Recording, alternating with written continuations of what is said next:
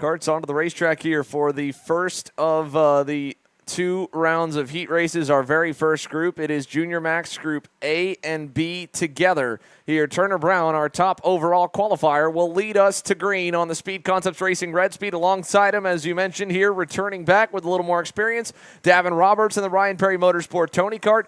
Antoine Lemieux will start to the inside of the second row alongside the SCR Red Speed of Jackson Wolney. Naomi Garcia, the young lady from Trinidad and Tobago. Great performance to start on the inside of row 3 alongside Victor de Alencar, Felipe Benito, and Walter the Formula Jenkins on row 4. Moving back to row number 5, it's Isaac Malka. Talk about dark horses. He really can't be called the dark horse anymore. Multi-time winner in the Stars Championship Series last year on the Zanella Racing. Gillard starts to the inside of row 5. Completing your top 10 will be the Energy Courses America entry of Edward Kennedy. Then back on the 6th row and 11th, Luke Fedowitz to the outside, the RPG Cosmic of Cole Medeiros. Row number 7 is Max Weiland and Maddie Grace. Remy Guzman and Alejandro Vasquez Gomez round out your top 8 rows. Moving to the end of the top 20, it's Damian Baez and Diego Gabriel Morales Perez. Then finally Carson Weinberg after nearly a year out of the seat. And the BJR MDR entry of Adam Santa on the 20th starting position. Moving back to the further few rows that we'll have onto the grid as the final few drivers work their way into the last chicane. Actually, that'll be it, sorry. All 20 here is my mistake at 39 total, divided in 2. We'll have 20 and then 19, so an easy grid sheet for us. And Turner Brown will get set to lead us to green. He's on the inside in the black and white Red Speed. To the outside, the red and white Ryan Perry Motorsport livery Tony Kart for the first heat race of the weekend. 8 laps on the board, set to go, and we are underway as they head down to turn number 1. An even start through. Chico's going to get to the early lead, but third place with a nice little jump. They'll go side by side over to turn number 4 and down to the hairpin for the first time. Everybody trying to cover off the inside lane. Good, clean start from all 20 drivers. The Turner Brown, he managed to squeeze Davin Roberts a little bit wide so that Roberts couldn't come back underneath him going through turn number 2. And now it be wild. Turner Brown just pulls away through that turn 7, 8 and 9 complex. Moves going back. That looked like Victor de Alencar in the middle of the pack. They're trying to pick up a position side by side for P2 as we head down to turn number 10. Davin Roberts getting it all crossed up in the braking, but he survives.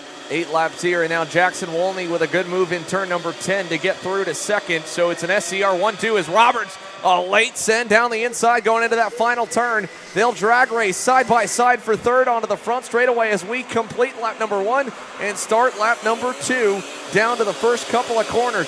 It is Brown over Wolney. De Alencar was able to get back around or at least hold off Davin Roberts for the moment. Side by side for fifth. That was a big send from Naomi Garcia, I believe, on the Sodi Racing USA machine. The young lady from Trinidad up into the 5th spot already.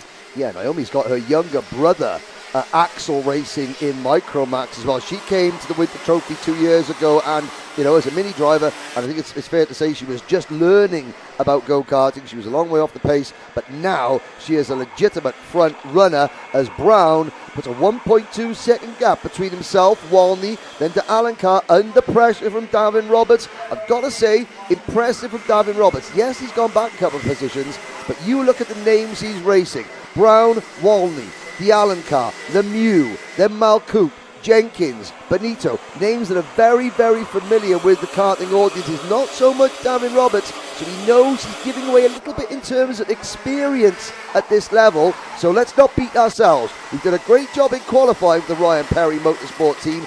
Now it's a long championship, 4 rounds, points make prizes. Roberts is still in that process of learning everything in that number 2-3-2 kart. But Turner Brown, meanwhile, Xander, his lead at the end of the last lap was 1.2 seconds. It's now just 0.8 of a second. Yeah, being tracked down pretty quickly by Jackson Wolney for a moment here with only 39 drivers and dividing the grid in half. You'd think maybe we would get a bit more separation in the heat races, but great point there, Henry. He is really being tracked down here as we come to put 3 laps complete and get closer to that halfway mark. A short heat race means everyone's got to go from the jump, and Jackson Wolney has done just that. Let's see what the gap is at the line. Was 0.8, it's now less than 6.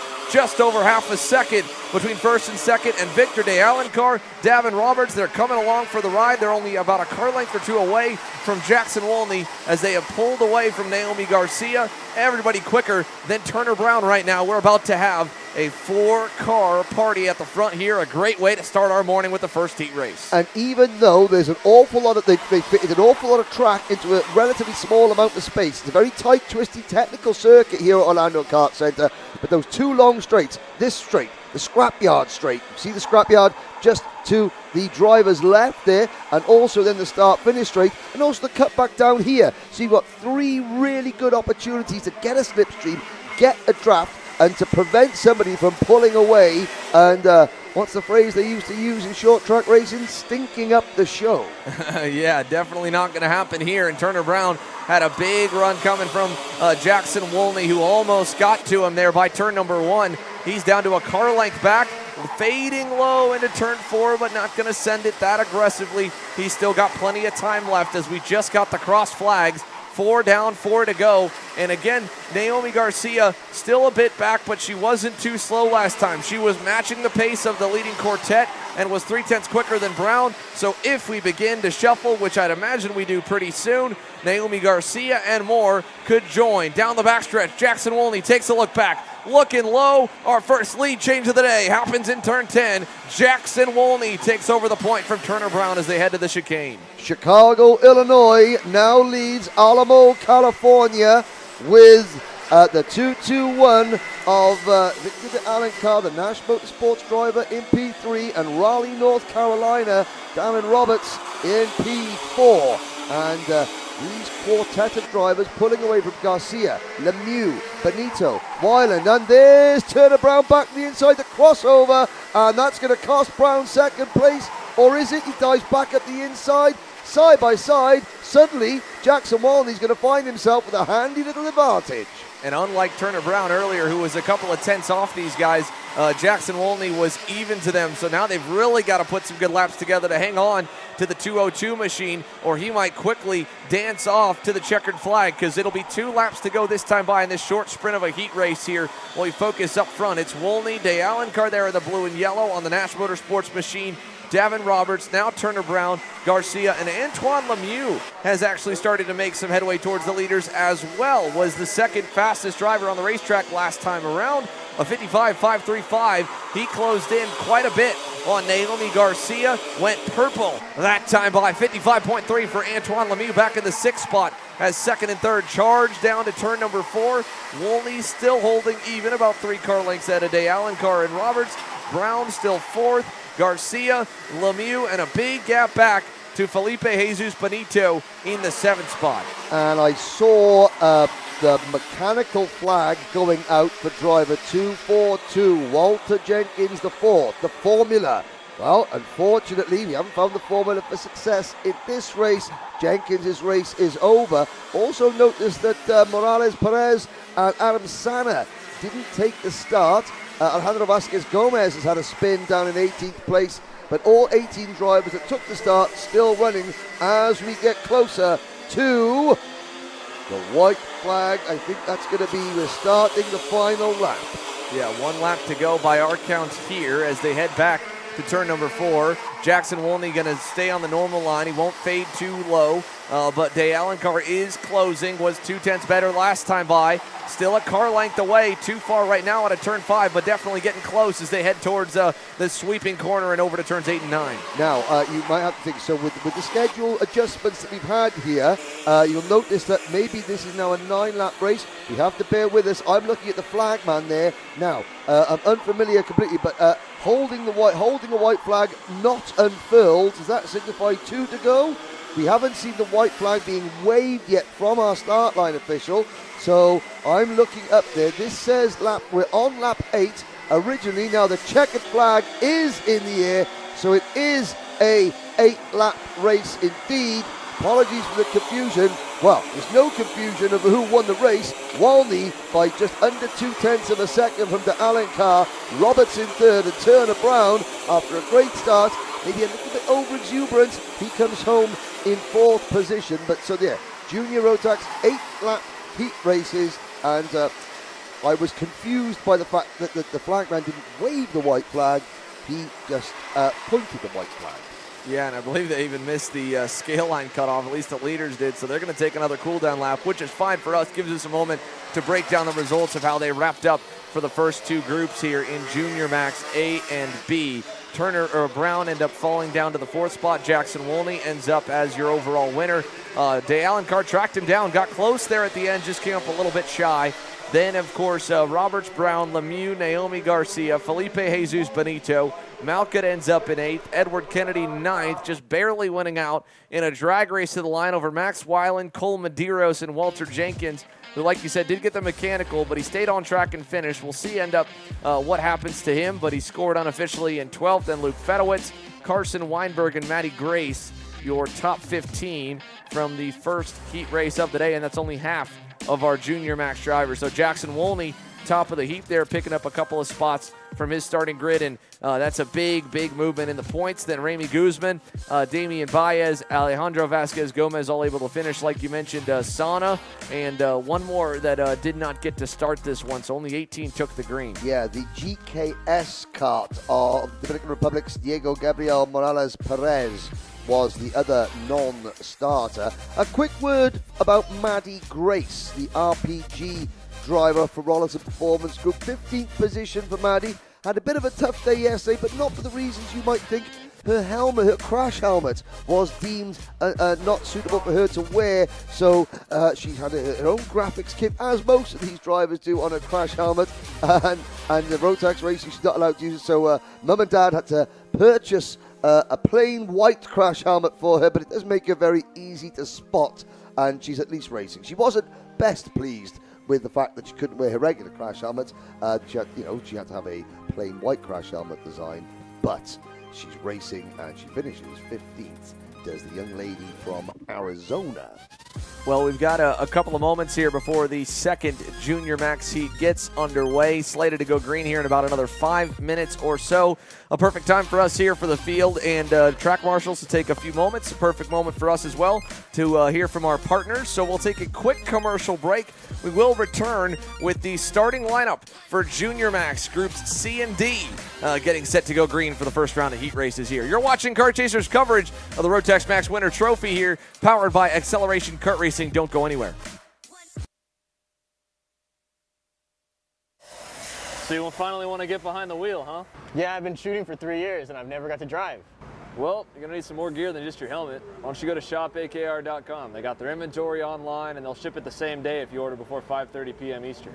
They got shoes? Yep. Gloves? Yep. Rip protectors? Got those too. Can they make me go fast? No. Here at Acceleration Kart Racing, we've got everything you need to get on track. What happens next, well, that's on you.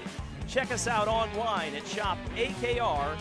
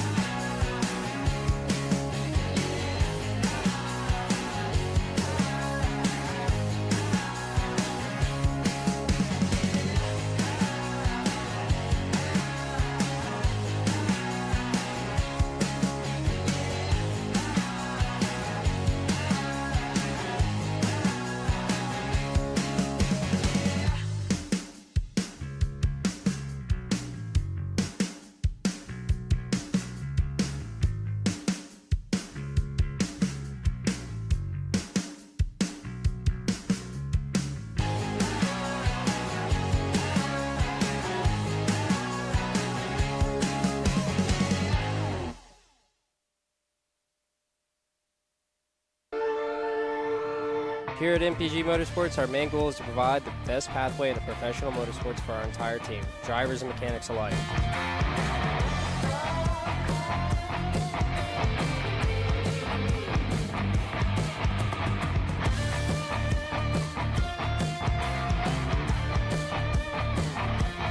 We're based out of Whiteland Raceway Park in Indiana. For more information, contact us at chase@mpg-motorsports.com.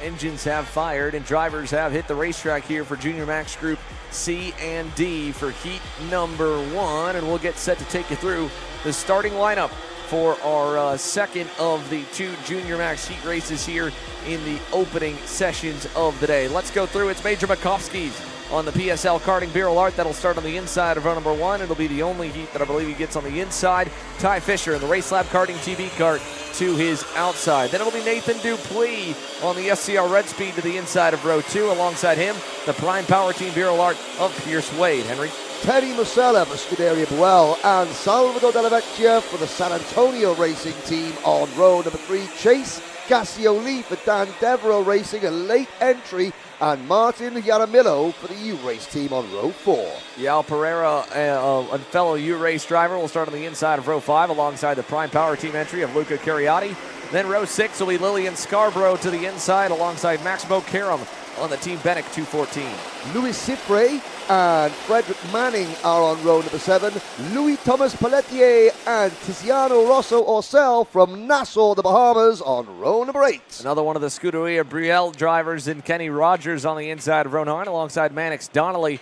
And starting shotgun on the field should be Fausto Arnado in the 19th position as we get set to go. Great. We missed 2 starters from Junior Max A and B. That's good news for the back half of Junior Max C and D points-wise, because you get last place points minus 1 more point, I believe, on the score charts to transfer through to the main, and that's what they'll have to do. The top 36 drivers will be the only ones that make the grid for the final later today. The bottom 3 will get cut off the leaderboard. So there's a look at it. You have the bright lime green machine of Ty Fisher on the Race Lab Karting TV. They're easy to point out on the racetrack. And, of course, on the outside here in the final turn, but it'll be the inside for turn number 1, will be that red and white PSL karting barrel art of Major Makovsky's with a nice qualifying effort. I believe the best one to date in America for Major with a 3rd overall. And, of course, getting to lead the field to green here for the opening heat race for Group C and D is always nice. Here we go then into the tram lines. 8 laps. Lights are out. We're off and racing, and it's a good start from our poles here. The Makovskys, who leads the field through turn number 1. They fan out 3 and 4 wide, and a spinner, 2 spinners in the middle of the pack. One of the Sony Kart USA drivers has gone around. That could have been Kenny Rogers, and I think there may have been a KR kart. Maximo Karam possibly was the other kart that's had a brief spin, but we'll catch up with them as they come around. But in the lead, it's the pole sitter, Major Makovsky's leading them down Scrapyard Straight. No, it's not, actually. That's a Speed Concepts kart. That is Nathan Dupuis.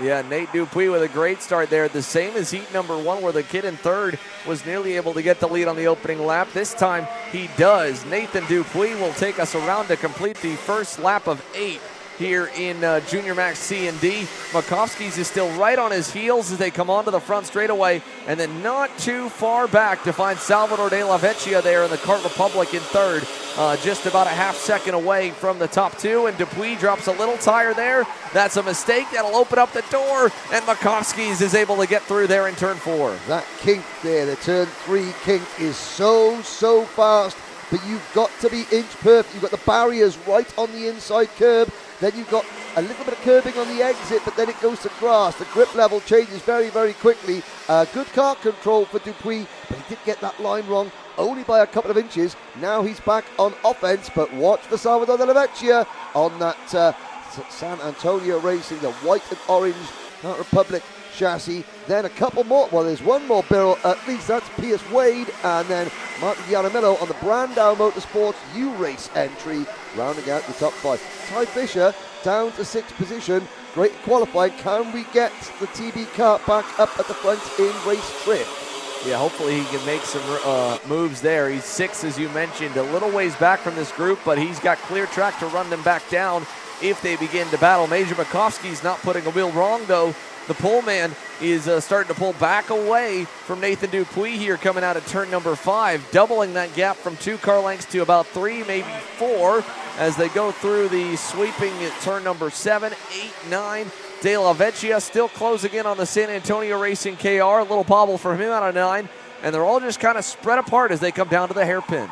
Yes, under braking here, running lap number 3 out of 8.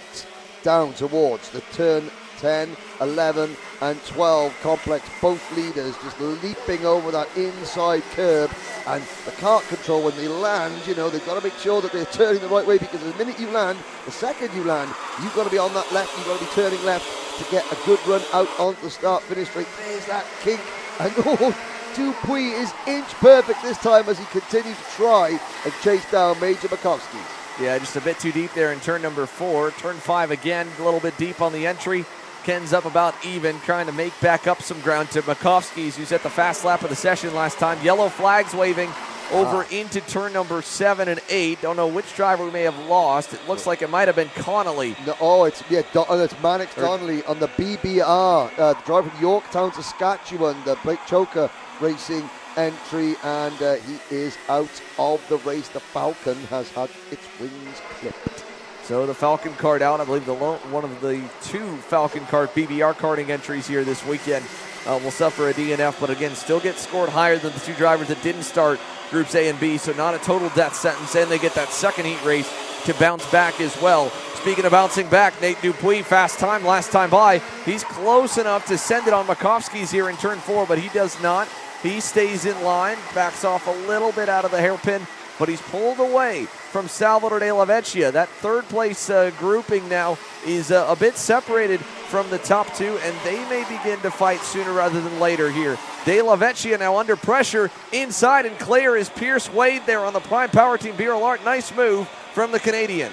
Yeah, De La Vecchia though coming back at him, looking to the inside, doesn't dive up the inside, doesn't want to run the risk of losing all that momentum and letting Martin Yaramillo through. Fisher there all on his own in 6th. There is Gassio Lee, Scarborough, Arnaldo from the back of the field up to 9th. Then Cariati, Pereira, Cifre, Manning, Rosso Orcel, Mukaram, Pelletier, Musella and Rogers.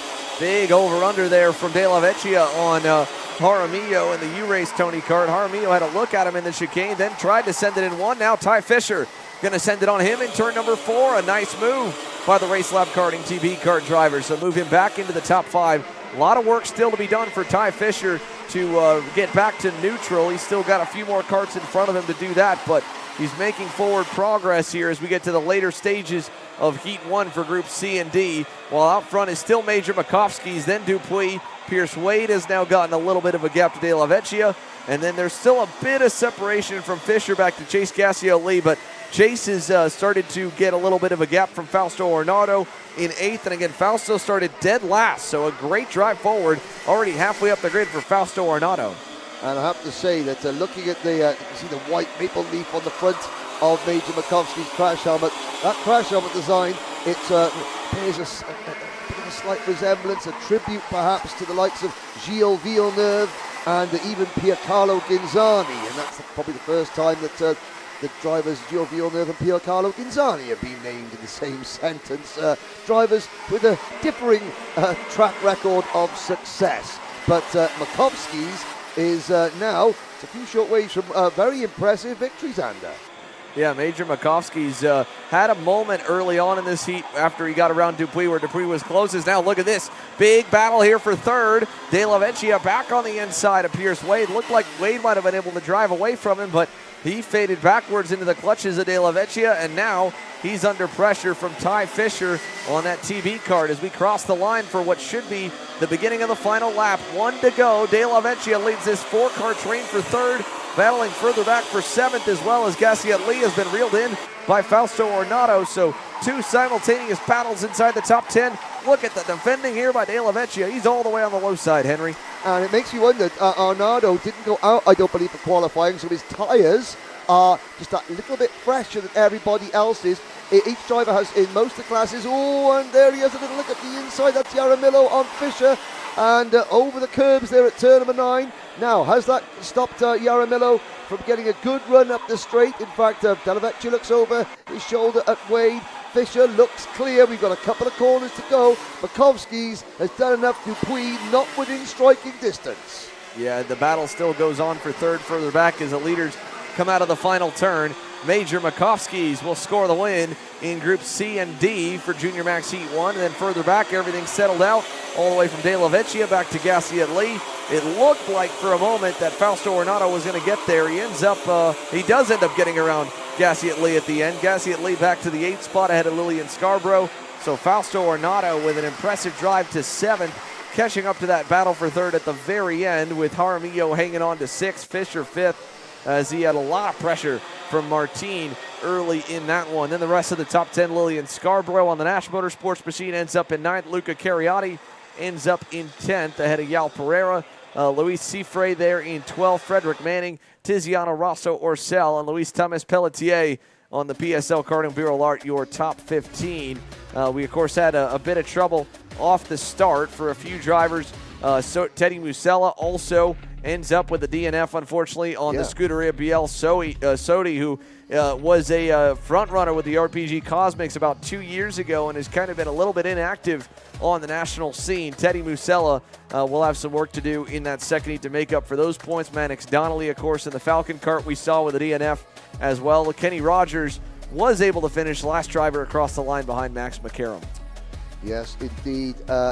Two very good, very competitive, and I have to say, very clean opening junior Rotax heat races.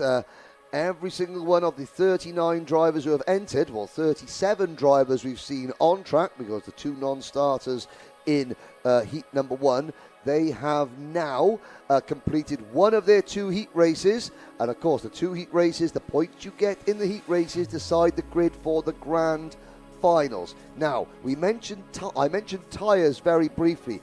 I can't quite recall if this is for every class. I'm probably not for micro, maybe not for mini, we'll have to see, but certainly junior, senior, DD2 and masters, they have 2 sets of tyres for the entire weekend. Brand new tyres that they can use from qualifying yesterday, the heat races, the finals today, the heat races and the finals tomorrow, and I believe there is complete free reign of when you put the new tyres on. You do not have to keep a brand new fresh set of Mojo tyres, and I think we're maybe losing Levantos in 1 or 2 classes separate, but we don't have to keep a set back for tomorrow. If a driver wants to use a brand new set of tyres in qualifying yesterday and another brand new set of tyres this morning, they are more than welcome to. So it is free reign on tyres choice. I like that, Xander. I like that little bit of element of tactics that comes in. You know, the teams are here. Let's make them work a little bit. And it mixes things up for us a little bit, throwing strategy into the mix. Strategy is not something that you often talk about in sprint kart racing, but this weekend we certainly will be talking about strategy, and we'll try and get you up to date, ladies and gentlemen, on who has kept maybe a fresh set of tyres back for the finals. You may see somebody going out, or many drivers going out, on brand new rubber for the final today. That, of course, will give them a huge advantage in the final later on, but it'll put them at a disadvantage tomorrow. Right, you would think the standard strategy most drivers would go with in teams would be to try and split the lineups where you put new tires on starting tomorrow with the second batch of heats. You might see a couple guys go for broke and try to make these Mojos last all the way up until that second main event tomorrow, because that'd be a huge advantage to go new tires for the final session of the weekend. But yeah, you could go new tires here today. You could do it in the heat. We may see some drivers in that Senior Max Last Chance qualifier bolt on a set of fresh Mojos if they think that it'll get them the extra grip they need to drive to the front in that LCQ, because only the top 3 will transfer out of what should be over 20 go-karts trying to vie for the final few spots in the big dance. Oh, yes, indeed. Now, of course, this is Kart Chasers live coverage brought to you by shopakr.com. Obviously, you've got some of the booths here, the suites at the Orlando Kart Center. The commentary position is just to the right of your screen there. You can see the U-Race logo on top of there. Our commentary position is just to the right of this camera point. You've got myself, you've got Mr. Kart Chaser Xander Clements, you've got who else have we got here? We've got Trevor Blue, we have Simon, and we have Mr. Simone as well. A new member of the Kart Chaser team this weekend, Nelson, on the decking out there. But, a big thanks to the whole Kart Chaser crew. The merry band of Kart Chasers are here in force.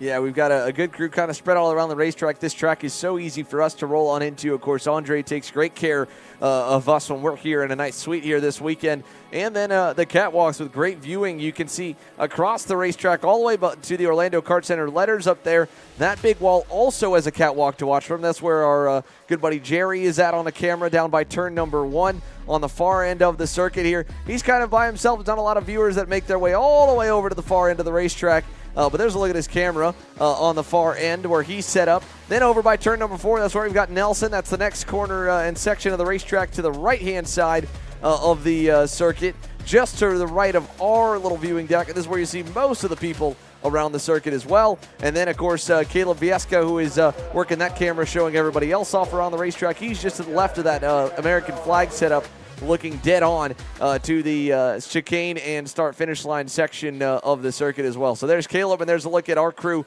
all around the circuit here. Everybody in good spirits, great weather here in sunny Orlando, Florida. A bit high temperatures we expect probably later in the afternoon, but it was a nice and cool morning here to kick things off. Tomorrow looks like it'll be even a little bit of a more drop in temperatures, which should make perfect racing weather. Lows to start the morning, 55, 60 degrees Fahrenheit, up to about 70, 75 degrees Fahrenheit here in the afternoon. It's a picturesque day. If tomorrow's cooler temperature could make perfect commentating conditions as well, seeing as the aircon unit up here in our commentary suite is somewhat lacking in terms of its function. You'll notice the scrapyard straight. If anybody wants a differential for a 1987 Buick LeSabre, give us a shout. There's about 4,000 of them just to the left of the circuit. But there's one thing missing that from the circuit last year, Xander. On top of the Orlando Kart Center, where Jerry, the cameraman, was, last year there was a Humvee there. Andre Martin's Army vehicle collection, which he uses to intimidate the arrive and drive customers who want to try and break his go-karts. He just points. This year he's moved it. Now instead of intimidating the drivers running the rental cars, it's intimidating anyone in the parking lot. They're over in the main car lot, just behind the turn 4 behind, actually, from this camera, actually. They're behind the main garages and grid areas where everyone's parking this weekend for the non-tow vehicles. And he's got the Humvees over there. He's got a couple race trailers, I imagine. They're all parked where nobody can get to them. I don't know if Andre's confiscated them, said you parked in the wrong place too many times, and now I'm taking over your equipment as well. But we have ways of making you pay. No, nonetheless, all in good fun. But yeah, the Humvees were a nice little touch there. He's also planted some bamboo on the back straightaway, the one part of the racetrack where you can't walk over and watch where that junkyard is. He's like, we're going to make that view a little bit better. So always doing a few new things here around Orlando Kart Center. Some of these suites, again, are just popping up. The last two to the left of that U-Race banner are new for 2024 as well. And there's a look at the bamboo there that'll slowly kind of give us maybe just a little bit of a better view of the junkyard behind it. So slated to grow to as high as, I believe, 20 feet in the air. So it'll be a nice shot down the backstretch. And that's already grown up pretty quick in just a month or two. So that bamboo could probably be up in about a month or so time when we come back here for more Orlando events. This track playing host to us 4 times this year for sure. We have, of course, these 2 weekends here for the Rotax Max Challenge Winter Trophy, the Ryan Norberg Invitational that was announced just a couple weeks ago. Absolutely. And then superb. the Superkarts USA Pro Tour the weekend after. Yeah, he'll be won't be in the Norberg Nation Suite. He'll be competing on track in the Norberg Invitational, but that'll be a really fun event. Another one of kind of the pro show style karting races that'll be happening. That'll be a night show, 6 to 10 p.m. Friday and Saturday night with all-stars from the American karting calendar. International talent for sure that we have here. Anyone that basically won a pro-level event or pro-level championship in 2022 or 2023 got the invite to go in. So you had a number of stars from the Pro Shifter category, from the X30 Pro, the Rock races, the Rotax races. Any of the major race winners or championship winners got an invite to the Invitational. I've got to say, it's a unique concept. It's the first time that I've ever heard of something like that happening. It's great to see that, obviously Ryan has made a career of this sport. He's got a huge following. He obviously has a works drive, as it were, where, the equipment is paid for, not by him. He's giving back, because there's a big prize fund in that event as well. Yeah, $20,000 in the overall prize fund, $10,000 to win the main event, $2,500 to win each of the segments in the main event. And it's open still. While it's an invitational, it's basically a page out of the NASCAR All-Star Race book. 15 drivers are locked in. 15 spots are up for grabs for the Friday night open show. Anyone 13 years of age and older in a K100 engine will be able to race their way into the main event through qualifying, a batch of heats, and then a final Friday night. The top 15 then transfer in to make a 30-driver show. And then again, it's a warm-up/qualifying session, a short pre-final, and then a 3-stage main event with a page out of Australian Pursuit. The bottom 5 drivers at the end of every stage get cut to end up down to 20 by the final stage. So you start with 30, knock 5 out after 10 laps, stop the race, knock 5 out again at the end of the second stage break, and then a 12-lap dash to the finish. And that's a reminiscent of the Tourist Trophy, which we'll get to later on. But here we go, then it's Micromax time. Biggest field of Micromax we've had, 19 drivers in total, led by Dominic Vera and Bernardo Guber, with Marina Brandao and Jaden Francisco on row number 2. Timo Mott on the Iron Rock Motorsports Tony Kart will start to the inside of row 3 alongside Matisse Lacroix. Then you'll have Alonso Gonzalez on the Speed Concepts Racing Red Speed in row 4 alongside the Sodi Racing USA entry of Zane Burgess. Nolan Goulart and Hudson Howard share row number 5. Joshua Bourbon, watch for Joshua, and Luca Menossi on row 6. Sebastian Baroa and Cristobal Riccio will start on row number 7, with row 8 finding Charles Teo and on the HRT or the Brandau Motorsport machine Praga, and then the Benek machine is Sebastian Wasmosi on the outside in 16th. Axel Garcia, Maddox Pelletier, and Grayson Kenfick round out the field. You mentioned the Praga, gives me a great opportunity to say happy birthday to Praga IPK Karting's Daniel Sleever.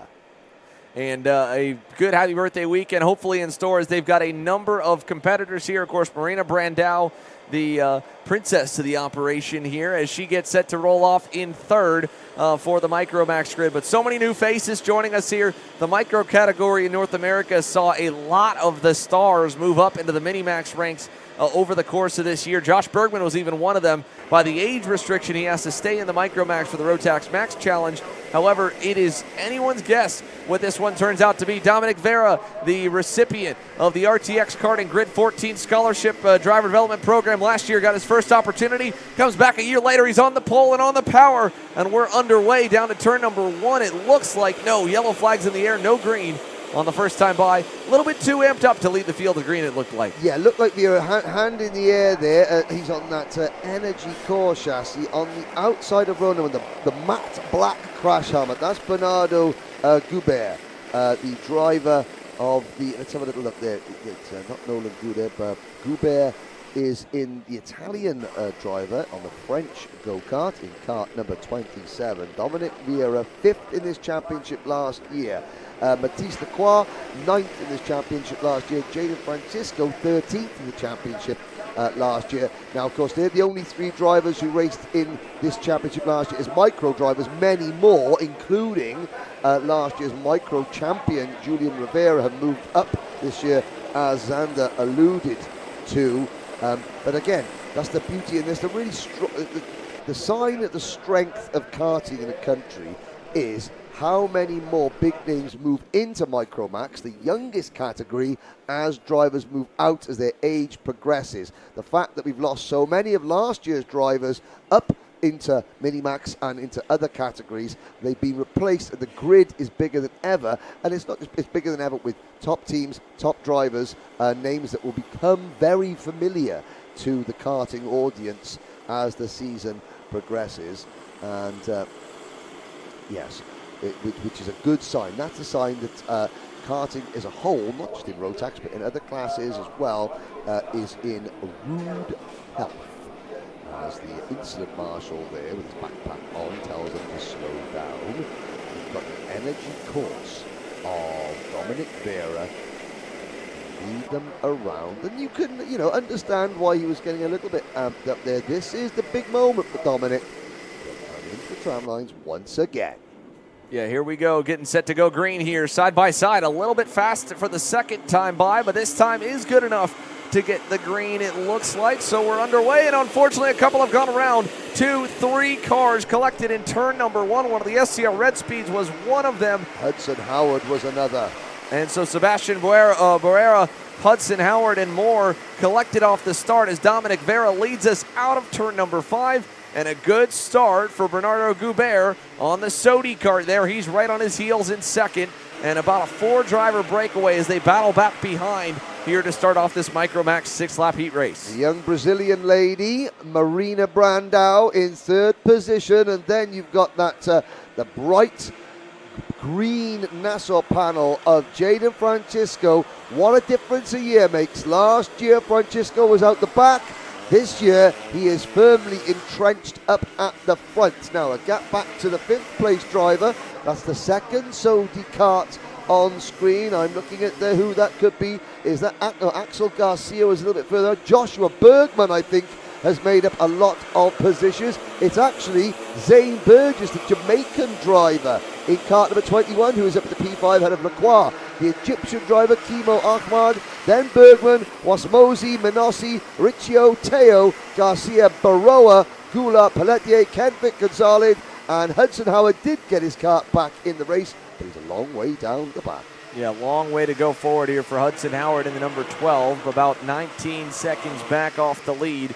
And about 13 from anyone else. Dominic Vera still has yet to see a challenge yet from Bernardo Goubert, who was close to him coming out of turn number 5 last lap, but Vera looks really good as, oh no, Goubert, big lockup in turn number 10. He'll give up second. It's Marina Brandão now into her P2, I believe, on the Brandão Motorsport Praga as she leads that group now, and it's a nice and healthy gap already for Dominic Vera thanks to that one mistake in turn 10. You just saw the kart getting unsettled in the braking and the telltale signs of some tyre smoke as Goubert just tried to get it slowed down for the apex. A good kart control eventually. He didn't loop it and he only lost one position, but now it is Marina Brandão, the young lady from Brazil.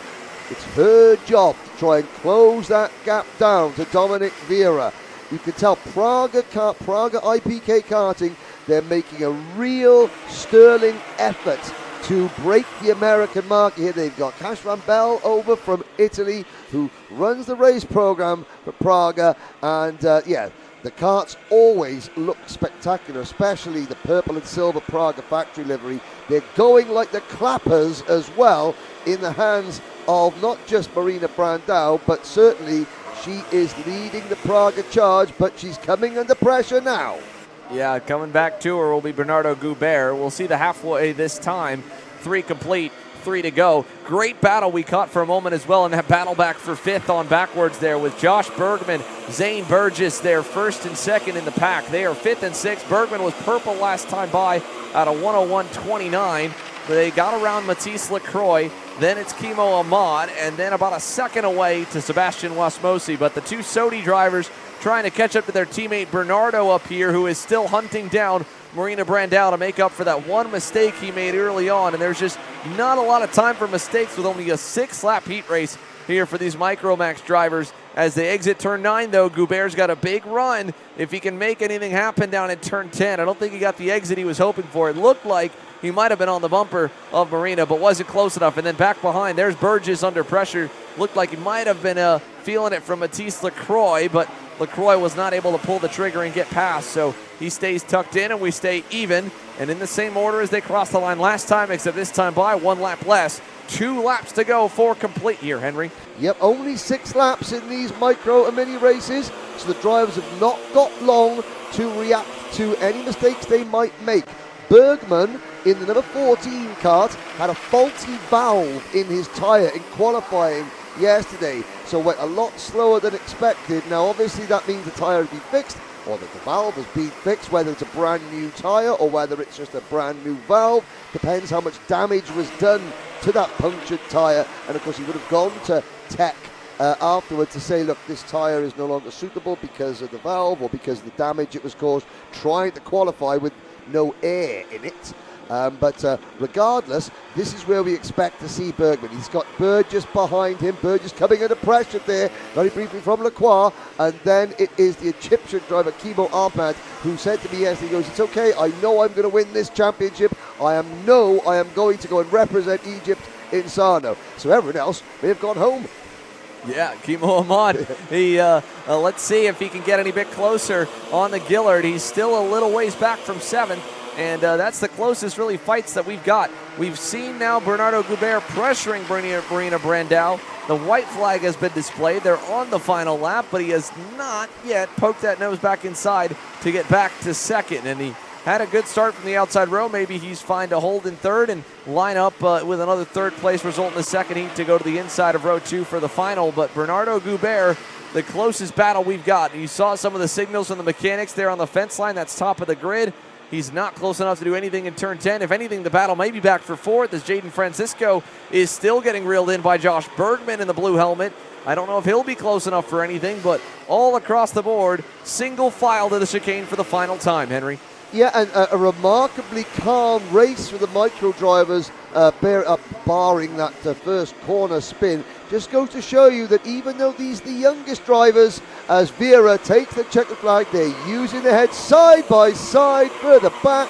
And that was, I think, Lacroix and Burgess. Lacroix in kart 11, just holding off Burgess for 6th position. But Xander, impressive in terms of the fact that every one of these micro drivers, they know they cannot win the championship in heat number 1, but they can seriously damage their championship chances by throwing it off unnecessarily. But here is a look at your full race results. And a very emphatic pump of the fist from Dominic Vera. He has pumped up there on the Energy Course of Racing America's machine as he takes the win flag to flag for the number 4. Marina Brandau put her hand in the air. She was happy as well to come away with a 2nd place. A great result for her on the Brandau Motorsport Praga. Then Goubert, Francisco, Bergman, as we saw Lacroix by just 1/1000th of a second, gets the 6th spot away from Zane Burgess at the line. He ends up 7th over Ahmad on the Iron Rock Motorsports Gillard. Then you go back to Cristobal Riccio and onwards here in the Micromax opening heat race. So that does it for the youngest superstars on the lineup. Next up on the leaderboard to go green will be none other than the Minimaxes, the next on the structure to move up the grouping, and they are set to race here in a few moments, going green it looks like at 9:56, so we still got about a 5-minute gap here before the Minimaxes will take to the racetrack, Henry. But like you said, a very tame opening heat race for the micros. Yeah, indeed, showing a lot of maturity. Vera is certainly not going to have everything his own way. And of course, the Brandau Motorsport team, they're a Brazilian-based team. Now, for those of you not familiar with Brandau Motorsport, they compete not just in karting, but in stock car racing, saloon car racing in Brazil. They run far and wide is their motorsport net. And but they're, again, joining up here, partnering with U-Race here, bringing some drivers over. Again, really good. The U-Race team here, you know, the team boss goes, I run a little kart team called U-Race. So they're not quite so little. They have taken drivers to the grand finals before. I'm thinking the likes of Sebastian Rist and drivers such as that. But again, they've got the big unit here. You can see the U-Race sticker doing very, very well there. The karts here, it's a collaboration between Brandau and U-Race this weekend, and it's going to be a collaboration that could be tough to beat. But again, you look at that, the Energy Core chassis you have Energy beating Praga, beating Birol ART, beating Sodi. You know, it's not just a preserve of the OTK family in Micromax, and that's really, really good. You've got lots of teams, lots of drivers. Quite often in Micromax racing, or cadet racing as we call it in the UK, one or two major teams dominate the scenery. And if you're not with one of those two teams or one of those two chassis, then you're nowhere. Not the case here, which I think is a tribute to the teams, the chassis, and obviously the and the engine package itself, the parity of the engine. Well, we'll see if the parity gives us a little bit closer racing. Had some great racing in those Junior Max heat races. A little more tame in micro. Mini Max again rolls here in a few more moments. We'll take a moment to step away. When we come back here again, it's the next in the heat race lineup. If you're watching along and waiting for your favorite class to run for your favorite driver, after the Mini Maxes, it'll go into the 2 Senior Max groups, then Master Max, and then our DD2 and DD2 Masters Max combination session before running back to the lineup once again for heat number 2. So again here, folks, stay with us. We're not going anywhere. We're just taking a moment to step away. And when we come back, Mini-Max drivers will be on the circuit. Brandon, why are there all these charges for just over $200 from Acceleration Kart Racing's website? That's because AKR gives you free shipping on orders of $200 or more within the continental U.S. Okay, but I thought you were just getting a pair of gloves. That's what, 70 bucks? But if I'm getting a new pair of gloves, I might as well get a new pair of shoes to match. And then on top of that, I'll get a neck brace because with the shipping, it's basically free. Yeah, I do not think the math checks out on that. Everything you need, all in one place and shipped to your door for free for orders of $200 or more. Exclusions apply. Spend responsibly. Shop akr.com.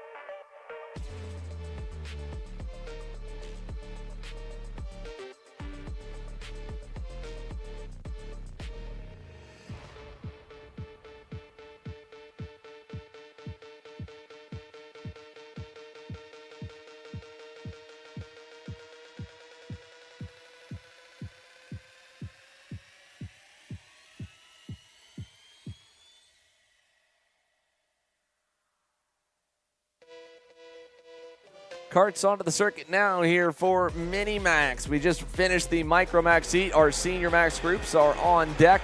A and B and C and D, and then of course the Masters Max and then DD2 and DD2 Masters before we go back to the top of the leaderboard once again for heat racing action here. Let's take a look at your starting lineup for Mini Max here. Albert Friend, he's got some company in the live stream chat. Phil Friend saying a good luck to Albie. He starts P1 here for Mini Max alongside Jeremy St. Cyr. Then it's Alexis Bayarjan and Oliver Chasse on row number 2 with Nicholas Orbezo and Massimo LaRusso on row 3. Row number 4, Martin Luis Bertolacini and Lorenzo Varela. Julian Rivera, last year's Micro Max Winter Trophy champion, and Maximo Karam, once again doing double duty by the looks of it, in row number 5. Row 6 has Luke Janapatak, who is one of the many drivers who has run multiple seasons of the Rotax Max Challenge Winter Trophy. Starts alongside Santiago Perez Granados in the U-Race number 101. Then it's Royce Vega on the Team Benek 103, and Iago Lempens RPG Cosmic to the outside in 14th. Enzo Di Janeiro and Leo Da Silva are on row number 8. Nicholas LaRusso and Alex Chandler row number 9. The top 20 rounded out by Sawyer Chambers and Maddox Ruiz. Further back here through the drivers in Minimax. Let's take a look at the back few rows. You have Gabriel Carrez on the U-Race entry of the inside of row 11 alongside Cristobal Bonnet in the HRT Motorsport number 9. Then you have Achilles Sapirko on the Brandau Motorsport machine and Evan Frey on row 12. The Lion from Zionsville, William Vita, and Blaise Deniz share row number 13. Samuel Viria rounds out the 27 car field. A great Minimax field. They're all chasing, though, the Englishman in green and white, Albie Friend, the reigning Rotax International Trophy champion in this class. So he's got the inside lane to start us off there on the green and white Tony Kart. To the outside, of course, on that Birol Art machine will be Jeremy St. Cyr. And nice and easy here, boys. We are really early on the power. It looks like they did get the green that time. No, they did not. Green lights did not come on. Yellow flags in the air in turn number 1. No green on the first time by for Albie. A little bit too early to get things underway here for his first time stateside. Yeah, and he's got to be careful because obviously the yellow flag they're using for false starts here. In the UK, they use a green flag with a yellow stripe halfway down. It's a yellow, I forget what the word is called. It's like a V shape on the yellow flag. But Albie has obviously listened to the driver safety briefing, which is good because that's not something that all drivers renowned for doing. But they will go around again. And looking at the back, do we have now? We saw Samuel Weria, the Premier karting driver, having issues in the warm-up. I believe he is there at the back. So 27 Minimax drivers, the biggest Rotax Winter Trophy Minimax field we've ever had, stacked full of potential winners. Watch for Alexis Baillargeon, the PSL driver from L'Epiphanie in Quebec, and watch for Quito, Ecuador's Julien Rivera in the Energy Course number 104. Energy Course USA, they just had one heat win. Can Rivera make it 2? And Rivera was absolutely phenomenal last year here in Micromax. So now moving over to the Minimax category. He's got a little work to do from just inside the top 10, but 6 laps to get it done here around Orlando Kart Center. Doesn't seem like a lot of time, but it is truly nearly a 7-minute session for these drivers. Hopefully this time by, Albie can keep us a little bit under control and the field can stack up behind him nice and tight. This start looks a lot better, but out of the lanes a little bit for St. Cyr, and we're green on this time through, but that might be a penalty. Now he's getting swallowed up by the field as he drops back to about 6th or 7th through turns 1 and 2. Albie takes us down to turn 4. If it could go wrong, it did go wrong for Jeremy St. Cyr on that start. He was out of the tram lines very early, got it all crossed up. Somehow, though, and a credit to St. Cyr's kart control, he didn't spin. He is still racing, and he's still in about 5th or 6th position. It's the second of the Birol ARTs. That is Alexis Baillargeon now up into P2. Friend checks over his shoulder, and now this is where we're going to see the slipstream effect really come into play as Baillargeon and the rest now at Chassé in kart 119 closing him down. Rivera is up to P5. And watch for Lourenco Varela, the Brazilian driver, in kart 130. Now, he was wondering all through practice yesterday, why am I so slow? Why am I so slow? And then one of the guys from AM Engine spotted something. He had a Micromax exhaust on and quickly scrambled to get him Minimax exhaust, get the exhaust sealed and get him out for qualifying. And Lourenco Varela's father was very, very grateful to AM Engines. He's not running with AM Engines, but they helped a fellow competitor get out racing and get him racing competitively. Another very cool story of the community here in the paddock this weekend for the Rotax Max Winter Trophy. Hopefully he can put it to good use. 6 at the end of the opening lap, still within shouting distance of the leaders who are gearing up to go to war. It looks like Alexis Baillargeon has really eaten into the lead from Albie Friend since last time around. He's on the bumper coming out of turn number 10, so maybe next time by we could see a change for the top spot. For now, the Englishman leads over and in through the chicane out of the final turn. It'll be 2 complete. 4 to go here in the 6-lap heat race. Albie Friend, your leader across the line. Look at the big run for Baillargeon. He'll give him a huge and healthy shove down to turn 1. Yep, that is Alexis Baillargeon just letting Albie Friend know that he's there, but also letting him know, look, I'm going to work with you for the time being. You know, he didn't try to look to the inside. He gave him that little nudge, and that tells Albie, okay, for the time being, at least, you are a friend and not a foe. Of course, as we get close to the end of the race, Baerjean will be looking to take the race lead. But for right now, the French-Canadian Baerjean is happy to try and push Albie Friend away from Baerjean's countryman Olivier Chassé, with Obrezo, Rivera, Viella, Sancia, Bertoluccini and Royce Vega, who was very disappointed after qualifying yesterday, in 9th position, and then the CIG of LaRusso. So now through turn 13, this time by halfway home, Albie Friends led them all. Baerjean pushed him last lap around. Does he do the same down by turn 1? I don't think he's even close enough to really do much. And there isn't much movement happening further down the pack either. Royce Vega put in a good lap that time. He goes purple overall, but they're all single file all the way down through Minimax here. So just like the micros, the young guns here, the youngest classes, are putting on a very good display of patience to start this weekend here, Henry. Even with the short races, you'd think 6 laps, they'd be all over each other and attacking, but they've all been very calm, very put together races to this point. And I could jinx it now, but at the moment, Alexis Baerjean, Albie Friend doing a great job out front. Xander Clements could possibly be about to learn the meaning of the term, the curse of the commentator. But no, the Minimax drivers into turn number 10, still single file. There's Sancia checking over his shoulder on that red and white PSL Birrell ART car. He's got Varela and Bertoluccini right behind him. Baerjean in that sort of Lewis Hamilton inspired sort of black and purple crash helmet, now looks to the inside, and Friend just lets him run a little bit wide. Good driving there, the two of them side by side. Oh, now Albie Friend wipes his nose and cuts him off going through the kink at turn 3, and that will stop Baerjean's progress a little bit. So smart driving there from Friend.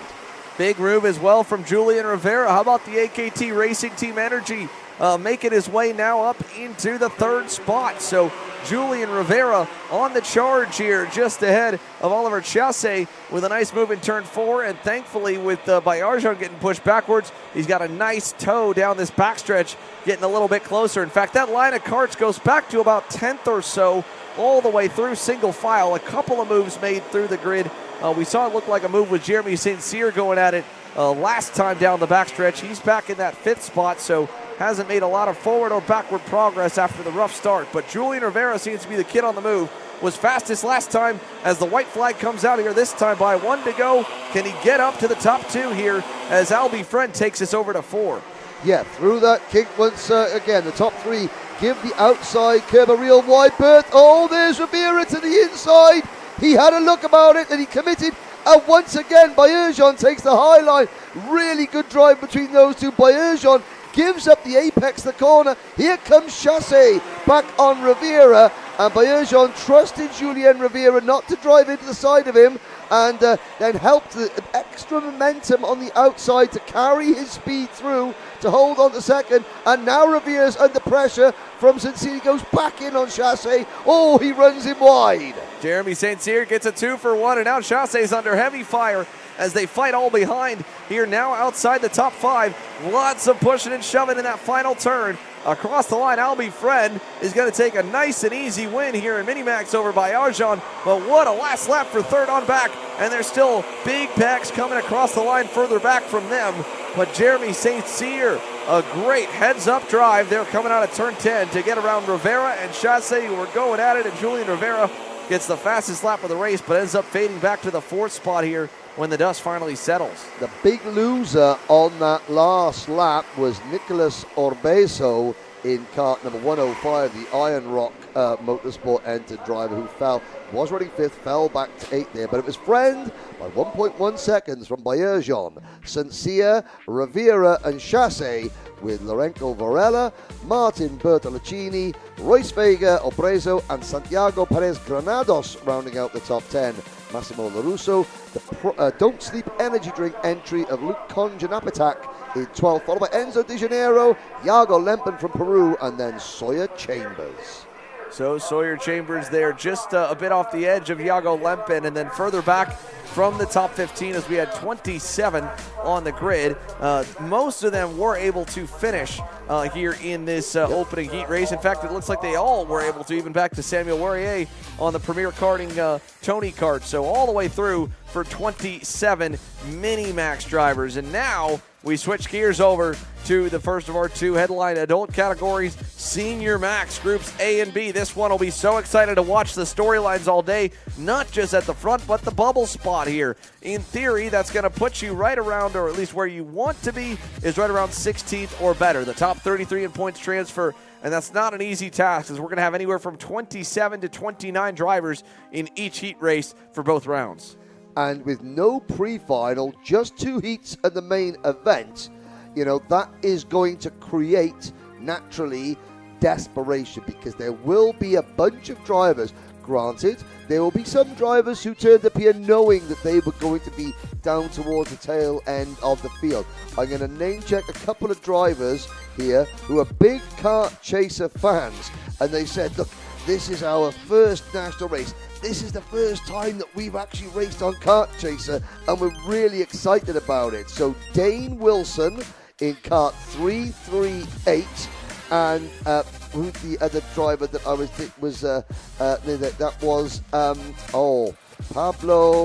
Pedro Carvalho. Pedro Carvalho. They were both saying, Pedro Carvalho in Kart 332. They are both saying, look, it's our first time anything other than a local race. We're so excited. We get to race on Kart Chaser. And so they will indeed. For drivers like that, though, they know coming here, look, to make the main event is probably a little bit beyond them in the first round. They're starting at the back, but there will be other drivers who enter this race thinking, okay, I got a shot here, and then it goes wrong in qualifying. They don't have the pace they thought they do, or rather, they do have the pace, but then they didn't get track position, or they weren't even in the right qualifying group of seniors. They're the drivers you're going to be looking for. They're going to be trying to make a lot of progress in not a lot of laps, as Manuel Branco, our race director here, the Portuguese race director, who has race directed at the Grand Finals, race directed the International Trophy, very, very experienced official, both him and Gonzalo Duarte, who have been brought over by RTX Karting and Grid 14 Motorsport. He is predicting this and is warning the drivers of what to do, because, I think 9 laps, 10 laps we've got in seniors. It will go by in a hurry, and you will have drivers trying to make up 10, 15 positions in those laps, and it ain't going to be easy for them. Yeah, so it looks like, by the looks of things here, that we will have an increase in their heats to 10 laps for both heats. No, you're right. I thought it would be just 8 for them, so they're running 10. So will Master Max and DD2 Max and DD2 Masters, and then it'll drop back down 8 laps for the juniors, 6 laps for the micros and the minis. So 10 laps, but like you said, it's going to go by in a hurry. They all know what's on the line here. They've all got to be careful to make sure that they don't have any issues on track that could knock them out of the top 16 or so points-wise for their group. At least in this one, it's 28. It looks to be for the starting lineup. So we're 2 minutes away from green. They're still chatting with them, but like you said, Henry, this will be the biggest group on circuit so far today. Junior Max was a bigger class than the others that have run to this point, but they're split in 2 groups of 19 and 20 for their heat races. Easily manageable. Micro only at 20. Mini-Max was up to 27. They all made it through turn 1 nicely for Mini-Max, so no reason the Senior Max drivers cannot do the same. But we expect definitely a lot of fireworks through the grid as everyone's trying to make up spots because they count double, basically. Well, you say there's no reason why Senior Rotax can't make it through turn number 1. I can see there's 28 reasons why Senior Rotax can't get to turn number 1, because there's 28 drivers, very hungry drivers, about to take to the start. Again, we've had a couple of shout-outs on the live chat. We missed Edward Kennedy's Nan Rita. She's my Nan Rita. Da, da, da, da. Always loves a comment on the live chat. She is supporting the Energy Course USA driver who is making his debut in junior this year. Then as well, a couple questions here for those looking at track live timing on their own.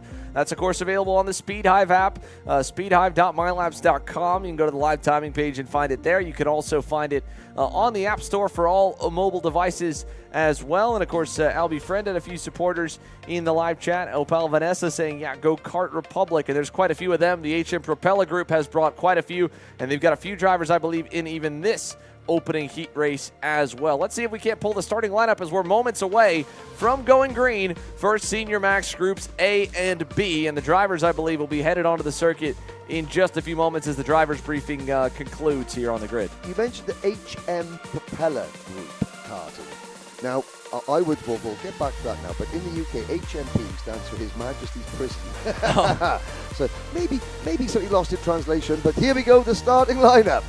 Yeah, we'll get back to the HM Propeller Group. It's for Hugo, and I can't remember his last name on the top of mind, but his first two initials, and then Propella, as he was a big proponent in Dino Chiesa's program over the last few years in Europe, and then relocated to set up his own program. And Dino said, you know what, call it Propella, call the team Propella. So he asked as well, do I go HMP? Is it HMP any kind of? I said HM Propella, your first two initials, Propella, that works. So that'll be the initials there that we'll see on the screen for those drivers. In the meantime, here as we get set to race, though, Diego Ramos and Aiden Ingrata will make up the front row. A couple of American household names over the last couple of years with the PSL Karting Group for Ramos and the Premier Karting Tony Kart of Aiden Ingrata on the front row. Then it's Ryan Maxwell on the inside of row number 2 with an impressive qualifying effort. Starts alongside Dudu Barrichello in the PSL Karting Bureau Art, the reigning series champion. Looking to defend 2 championships here in the Winter Trophy. Barrichello, the 2022 and 2023 champion. Timothy Pinot and Lucas Nanji are on row number 3. Frederic Lemieux, the young lady, and Aidan Lorenko from Fox & Son, sponsored by Auntie Linda's Kitchen, on row number 4. ZCD starts on the inside of row number 5 in the Dan Devereaux Racing Cosmic. Then he'll be joined on the outside by Austin Garrison in the SCR Red Speed, who had an abysmal qualifying effort for his standards here, qualifying back to the 20th spot. Keep your eyes peeled for the 364 to move forward. And Clayman DeMello, who always seems to find a little more pace when we get to race time. Then to the outside or of the top 10, you go back to the further few rows here. In fact, all the way, let's check back to the 14th row. These are the drivers on the outside of the transfer zone as it stands. The likes of William Bennett, Edward Bennett there, the Sodis on row 11, Kevin Ordeles and Autumn Fisher, Dane Wilson, Pedro Carvalho, Joseph Valentino, and Michael Boyadzis. Work to be done for those drivers outside your top 20. Yes, and even in the top 10, Austin Garrison, then you've got Matisse Constantini. You've got only driver here from Chinese Taipei and the island of Taiwan, Junho Chang on the Tony Kart. He's in with the Dan Devereaux team as well. But, you look at the top 10 names, Xander, and you think, oh, you know what? That's a good final starting top 10. That's only the top 10 of a heat race here at the Winter Trophy this year. It is Birrell ART, PSL Karting Diego Ramos, and the Premier Karting entry of Aiden Ingrata sharing row number 1. Eduardo Barrichello, you can see that bright yellow and black waistsuit. He looks like an angry Brazilian wasp on that number 325 kart, trying to become a 3-time Winter Trophy Series champion. And again, Ryan Maxwell, don't count him out either on that Racing Edge Motorsport Cosmic on the inside of row number 2. He could be someone to slip under the radar amongst a number of names who have made a name for themselves here in American karting. Diego Ramos, Aiden Ingrata, and of course Dudu Barrichello, known worldwide with the Barrichello name and making a name for himself, continuing in his sports car journey down in Brazil, his karting journey here in the States. Down at turn number 1, we're underway for the first heat. Ramos got caught sleeping a bit by Ingrata, but he'll get through to the lead, and looks like Maxwell's trying to hang tough on the outside. He'll pay for it. Back to 5th now he goes. Ingrata to 2nd. Barrichello is into 4th, as it looks like Timothy Pernod with a good start. He moves into 3rd, and everyone has survived the opening sector. Ryan Maxwell was about 3 inches away from the mother and father of all accidents coming out of the kink, getting wide. There was the red and white barriers there that were almost beckoning that Racing Edge Motorsport car into them, but he held on. He's dropped to 5th position. And I stand corrected, Xander Clements. I bow to your superior knowledge. They all got through turn number 1 cleanly. Now there's a look at a couple of the HM Propeller machines just outside the top 10. We saw Austin Garrison making a move that time in turn number 10. He's up at least one spot, it looks like, as the first lap comes complete now. 2 on the board. We're working out of 10. He's just ahead of Aiden Lorenko, it looks like, on the Fox & Son karting machine. Garrison 11th, Lorenko 12th. Great start for ZCD. DeMello up to 6th already on the Dan Devereaux Racing Cosmic. He's edge of the frame there behind Ryan Maxwell. 3rd and 4th on your screen here, or 1st and 2nd, sorry. That is indeed Diego Ramos and Aiden Ingrata. Then you go back to Pernod and Barrichello. Then Maxwell, ZCD. Then back to Frederic Lemieux and Matisse Constantini, who are close in the 8-driver lead pack as there's shuffling further back, but single file for the leaders. And Ramos starting to pull away a little bit in heat number 1. Frederic Lemieux has nearly 50 pounds of ballast on her kart. She is one of the youngest, but certainly the shortest driver in the field in that 307 kart. So 50 pounds of ballast, or as I like to call it, lunch, on that number 307 kart. She's in 7th place ahead of Constantini in Scarborough. A pair of Scarborough sisters here. This is the elder Scarborough in kart number 362. Running up in the top 10, Emma. Then it's Garrison, then it's Lorenko, Chang, Kesarato, Nanji has dropped right back. Great qualifying. Paul Starper, Luca Nanji, Dennis Jasso, Saboyan, Barboy, Dion, Ben Gaunt, and Edouard Binet just in front of his brother William. Then Carvalho, Urgeris, Wilson, Kuto, Fisher, and I think we've had a retirement there. Boyadzis and Valentino. I'm not sure we saw Valentino take the start. Little hiccup there for the PSL duo in 3rd and 4th. Barrichello got in a bit too deep down to turn 13, kind of got into the back of Timothy Pernod. He said, sorry about that, let him back in line, but they did some damage to the gap out front, and now they're under pressure. Barrichello going to go for 3rd. He had to go in turn 4, otherwise Ryan Maxwell was going to go. Now DeMello, 2 drivers, 2 corners, a slick move in turn 4 to follow through, and then goes in turn 5 on Maxwell, and Zach claiming DeMello up to 4th, Barrichello 3rd. While the top 2 remain nose to tail, and the battling rages on behind now. DeMello under fire, Maxwell back by him, and they're going to begin to start to really scrap it out now here just inside the top 5. Look at DeMello, a late move on Maxwell, and he gets a little bit of help there that time from Pernod to go through. Back behind one of the HM Propellers, just was looking for somewhere to go and ends up driving off the road. I've got to say, Zach Clement DeMello, he's the Allen Iverson of the karting world. Practice, we talking about practice. He don't need practice. Racing is where it counts, and even has time to turn around and tell the following driver there, Mr. Maxwell, exactly what he thought of him coming out of the corner. But again, comes alive when racing goes together. He's an ex-podium finisher in the Rotax Grand Finals all the way back in 2014. At the time he was under the tutelage of none other than Mike Wilson, a 6-time world karting champion. He's obviously gone on. He led the Indianapolis 500 at one point, did Zach Clement DeMello. He always praised us, it was under yellow, but you led it nonetheless, and now he is he's enjoying his karting. He's back in the saddle, and he's showing why he is a real talent. Back behind, that group has now opened up even more from DeMello backwards. You can see Austin Garrison has closed in, so has Matisse Constantini.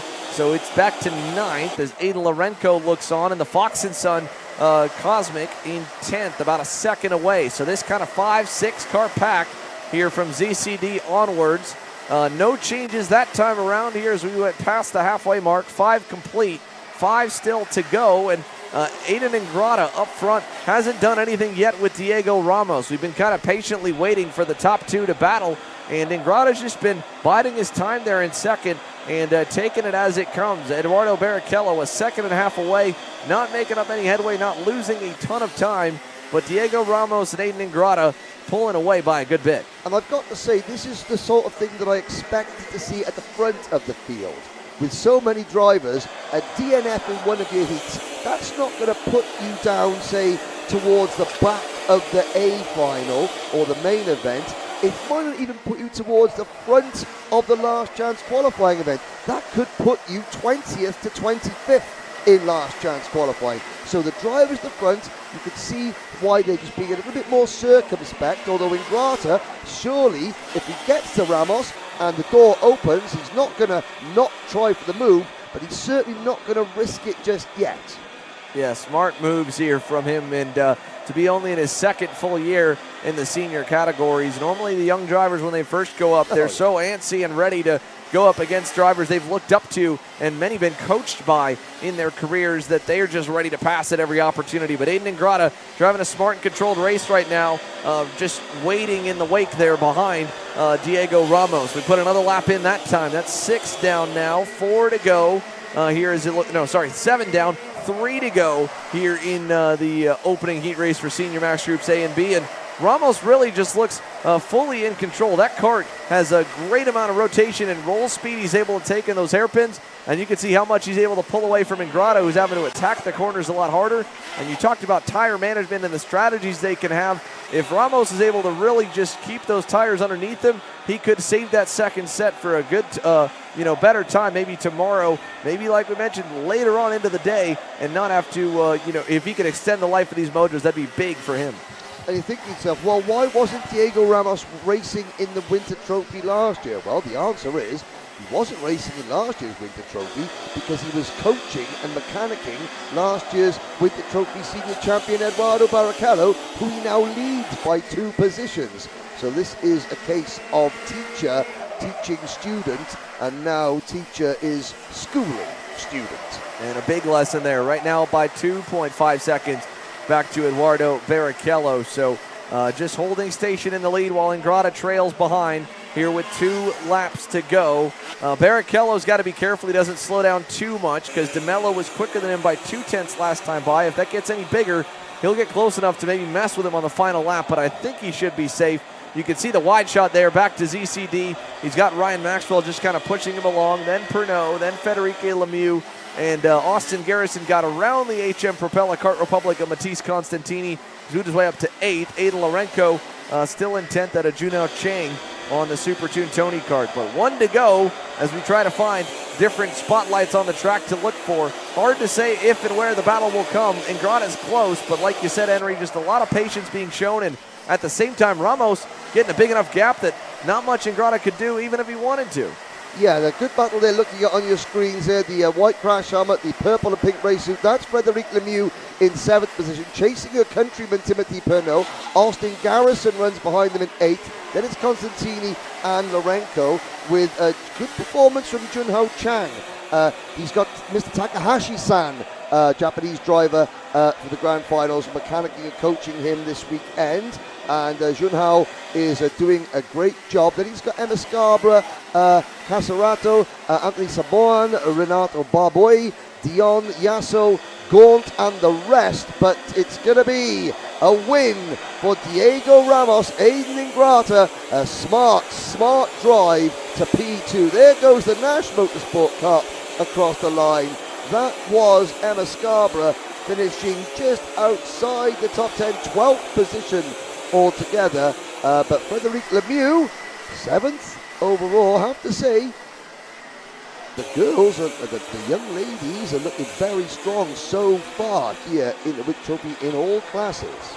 Let's look at the drivers here in the top 15 on the overall results. Every one of them right now, as things stand, would safely transfer into the main event and not have to go to the last chance qualifier later on today. Ramos over Ingrata, Barrichello, DeMello, and then all the way through the top 10, as you mentioned, back to Scarborough. Nazareno Lopez Cesarata was about 2 seconds away. It kind of spread out, then back to 14th and 15th. They were close.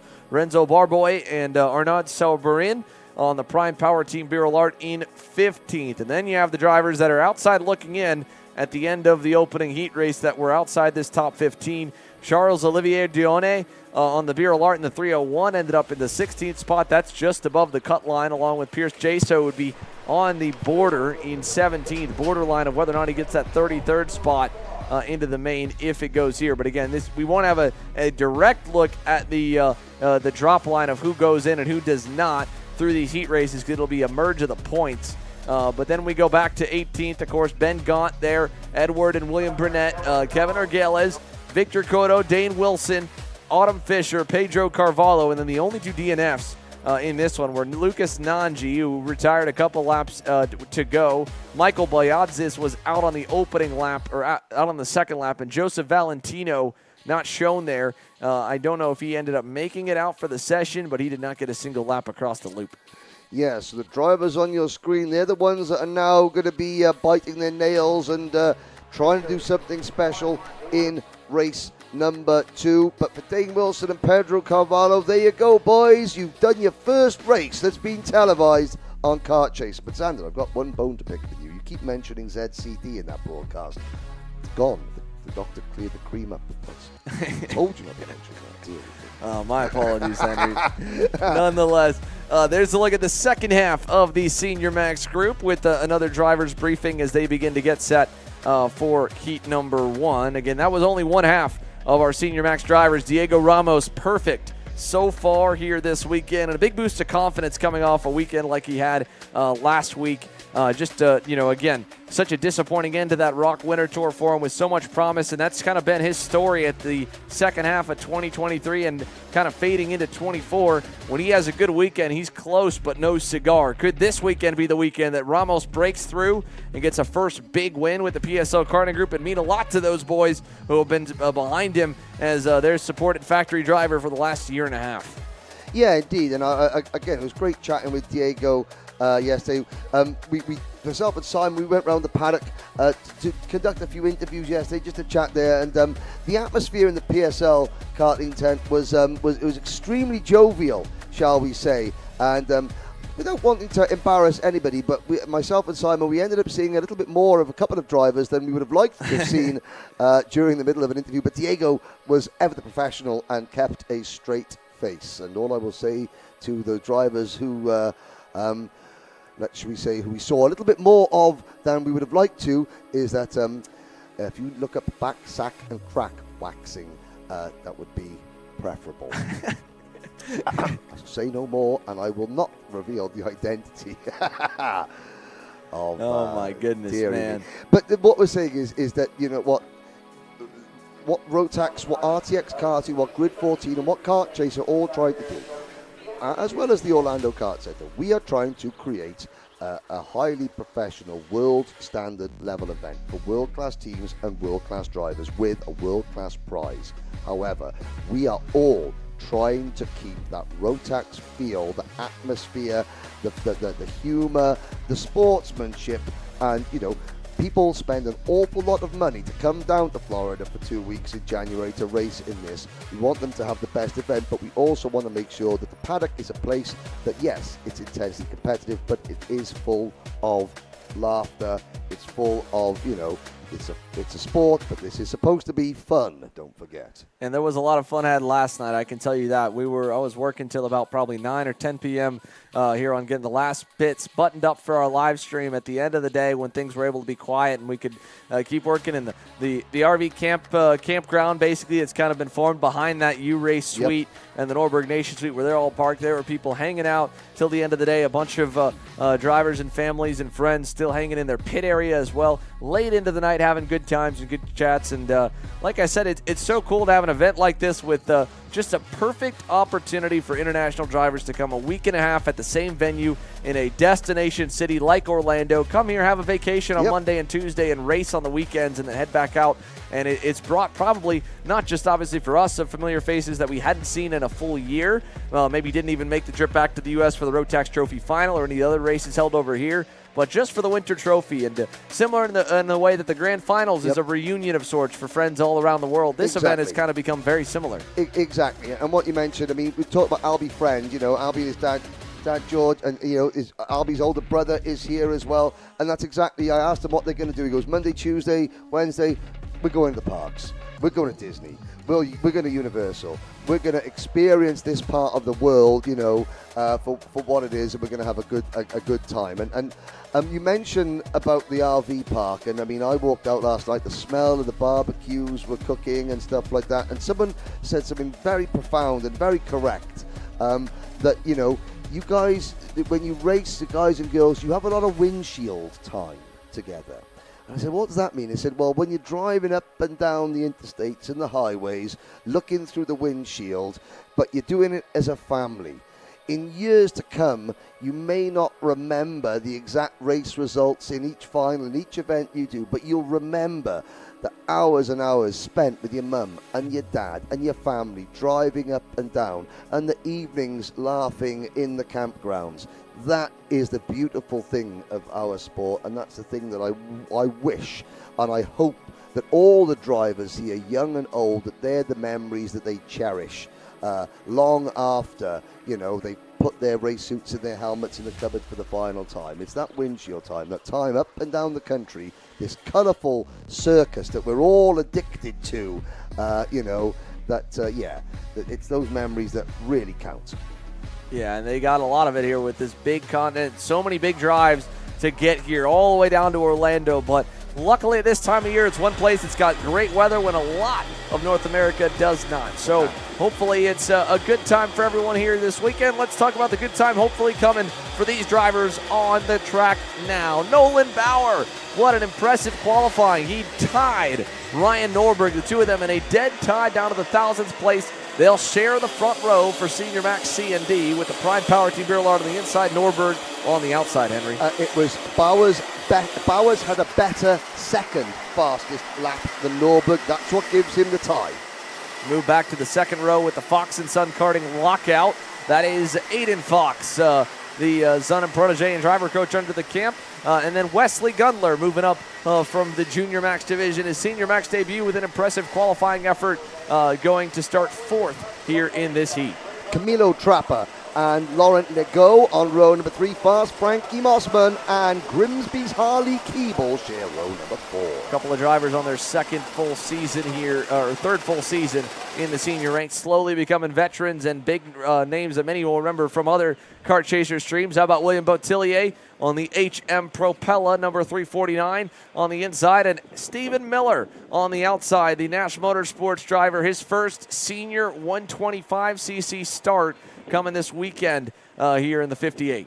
Macy Williams and Raheem Alibi are on row 6. Felipe Bartz and Maud Grenier, the lady from Canada, on row number 7. Now, Fernando Barrichello, I think, might be starting down at the back. They had engine issues, but watch for the FIFO to be moving forward. Kelso Nieto, Thomas Simard, John Wade, Darian Hiwa, and Jose Maria Figueroa. That's your top 20. Plenty more to come, though, Xander. Yeah, we go all the way back here once again to the final 14th and 15th rows, I believe, for Senior Max Groups C and D. So as they go through down to row 14, Branson Gaudet on the Brandau Motorsport machine alongside Josh Souza. Then it's Corbin Craig and Christopher Giram. Gennaro Trappa with a lot of work to do alongside Manuel Gonzalez. And then it's Valentino Toriate on the Scuderia BL Sodi kart, starting tail end Charlie there in 27th.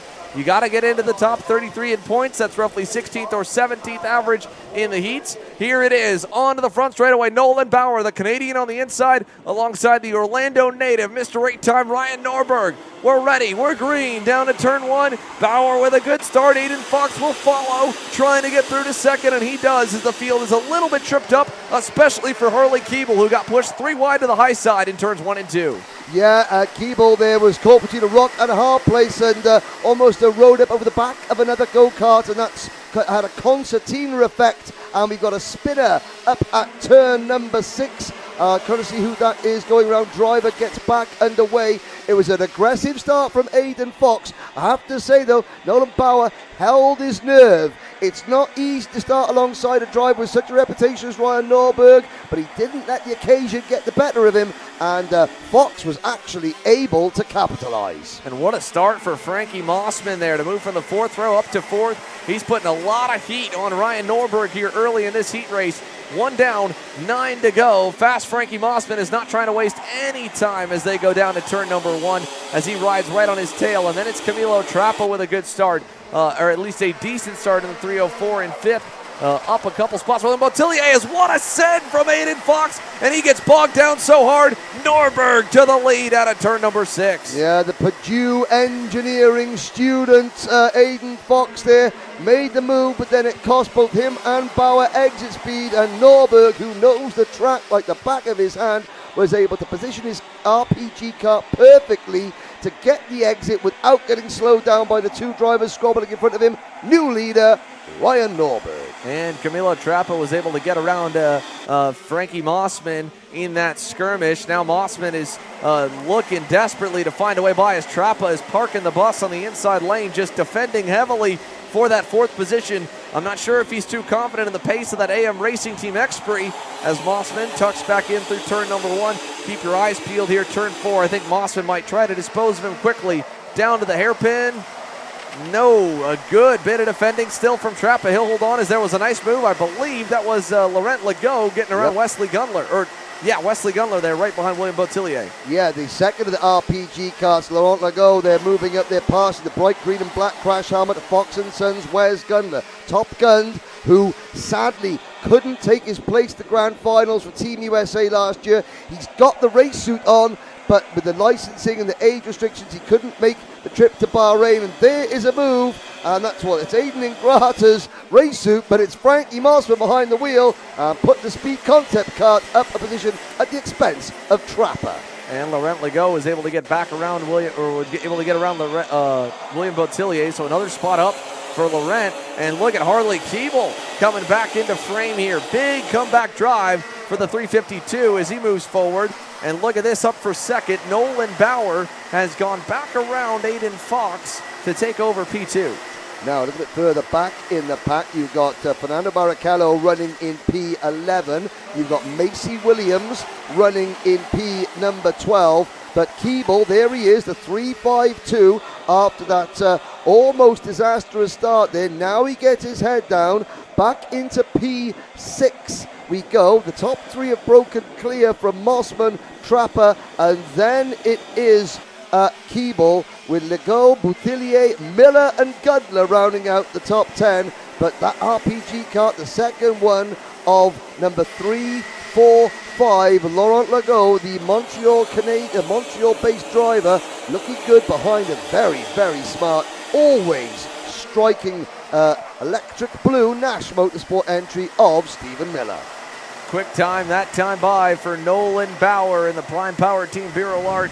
He now is going to close in a bit on Norberg, a 10th better than Ryan, 4/10 better than Aiden Fox. So he's closing up as Mossman leads this next group. Keeble, a lot of curb and a lot of speed, though, for that Sodi Racing USA machine. Back up to 6. Now, I think that's a net gain for Harley, and he should be able to get at least Camilo Trappa before this thing's said and done. He might have a shot at Mossman or further up the grid, as we're only 4 laps completed in this one. Coming to see the halfway this time by Harley Keeble. This is very impressive if it even just sticks at this point, but I think he's looking for more. Well, if I was Trappa and Mossman, I would be nervous. I'm not quite sure that Keeble's got enough time to get to the top 3, but certainly if Bauer and Fox start to battle, then there's a move. So yes, Camilo Trappa has been passed, but I mean, if Bauer and Fox start to battle, that'll cost them time. That could give Keeble a chance. Norberg, 8/10 of a second to the good in the race lead. He is in cruise control, managing the tyres, managing the engine, managing his race perfectly. Trappa looking over his shoulder at the approaching number 358 Nash Motorsport cart of Stephen Miller. Then it is Legault, Gundler and Botillier, the top 10. Williams, Barrichello, Bartz, Alibi, Simard, Gennaro Trappa, so impressive as a junior last year, terrible qualifying for the Kronos Racing driver. He has vaulted all the way up into about 14th, 15th position. Look at this back behind Keeble, more battling still as Trappa versus Stephen Miller. Miller getting by now, Legault going by in turn number 6. That's another spot backwards for Camilo as he continues to slide. He checks back, and the next one up will be Wesley Gundler to look for 8. So continuing to fall down the leaderboard as Stephen Miller and Laurent Legault move into 6th and 7th, following in the footsteps of Harley Keeble, who is about to go toe-to-toe with Frankie Mossman. And both of them last time by were a little bit quicker than Aiden Fox, not by much. They weren't faster necessarily than Ryan Norberg. He set the quick time of the session. We'll see what it looks like this time by. I think the lead's going to probably hold station back and forth around 8/10. Wow, Harley Keeble, though, 53.5. That's 3/10 better than anybody else. Yep, Keeble has got that Sodi USA cart wound up like a spring. into turn number 6. Now, the one thing that I have noticed, though, is that Keeble is using a lot of curb, which means he's being very aggressive. He's being aggressive on the chassis. He's being aggressive on the tyre as well. Look at that. Oh, there's 3 wheels on 2 wheels in the air there, and Keeble head down. And I think that he's not going to wait to see if Mossman leaves the door open. He is going to come knocking, whether he's got an invite or not. Mossman, to his credit, did go 2/10 better than Fox last time, and he's still picking up the pace. He can hear Harley closing in on him, so he knows that he's got pressure on the way, but he's also still chasing the Fox and Son Karting Cosmic as we now get down to 2 laps to go here for the top 5. Norberg starting to slow the pace up a little bit.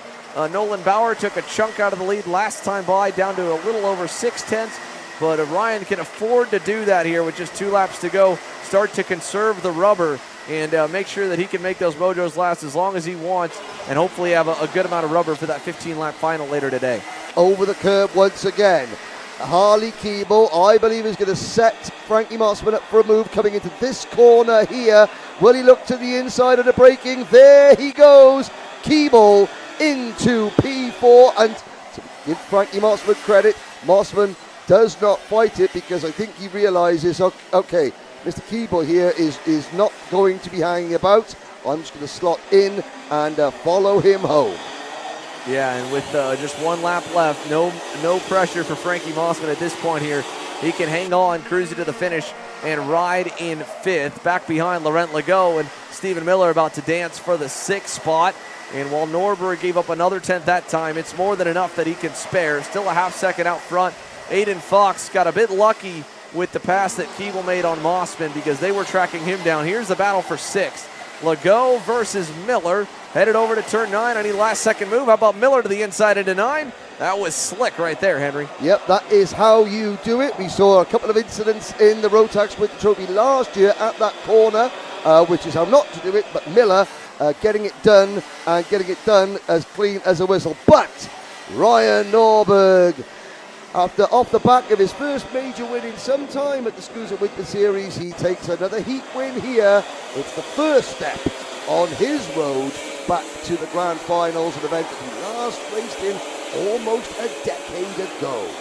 Yeah, a long time away for Ryan Norberg at the Rotax Grand Finals. Actually, quite a ways here, a couple of years for Norberg. He was close, the first driver without a ticket at the end of the way the dust settled at the Rotax Trophy Final. He starts off this one much better here on home turf. So Norberg Nation wins out in Senior Max C and D by half a second over Nolan Bauer. Then Aiden Fox and Harley Keeble. Mossman 5th. Miller's move ended up holding over Legault for the 6th spot. Wesley Gundler, still a good run there for the senior rookie. Drops back a couple spots safely into the final as things run, though, points-wise to start off with 8th. William Bottillier, Camilo Trappa, Macy Williams, Raheem Alibi. Felipe Bartz made up a couple spots to 13th. Gennaro Trappa dead last to 14th. Yep. A great drive forward. Indeed. And I've got to say, as we look back there's Fernando Barrichello down in 16th, Kelso Neto, John Wade, Jose Maria Figueroa, at the top 20, rounded up by Joshua Souza. A couple of failures to finish there. 27th, Valentino Togliatti, and I think that was where 27 drivers started, but only one driver failing to finish, and I can see the number 342 Sodi Kart now being put back onto the recovery vehicle on the inside of turn number 6. And, you know, talk about Wesley Gundler for a minute there. You say he lost a couple of positions, but this is first year as a senior driver. That's smart from Wesley Gundler, because Gundler, he spent the last 3 years as a junior driver, and you get to the top of the class in juniors, you know everyone, you're the experienced name, and then suddenly you start your senior career, and then these senior drivers, they don't know who you are. Well, they do, they know you because they look at the results, but they don't know you as a driver. So you'll find that the likes of Norberg and Fox and Mossman and Keeble, you know, they know each other's driving style. They learn to say, okay, I know this guy is going to defend early and he's going to be a nightmare to overtake, so, you know, I'm going to react accordingly. Or he goes, I know that I can work with this driver and we don't have to worry and we can be a good team, you know, up until the closing stages. They don't know that about Wesley Gundler. And so Gundler's, you know, instead of being overly aggressive at defending, which we see quite a few drivers do when they graduate from junior to senior. Kind of thinking, okay, do you know what? I'm going to prove to you guys, the big senior guys, that you could trust me, that I am not going to be a wild driver, that I got an older head on these young shoulders, and you know, so when they made moves on him, he wasn't trying to block them and cut them off. He was like, okay, you go, I'll follow, and at the end of 10 laps, they'll think, okay, you know what? I can work with you, and that element of trust is being slowly built once again. With all that wrapped for Senior Max, still have two more heats or two more classes to go in the opening round of heats before we run them back again. Master Max is set to go in about 7 minutes time at 10:55 local time here. It's 10:48 at the moment. We'll take a quick break from the action here. When we return, Master Max will be on deck. DD2 and DD2 Masters will follow here live on Kart Chaser. You're watching the Rotax Max Challenge Winter Trophy.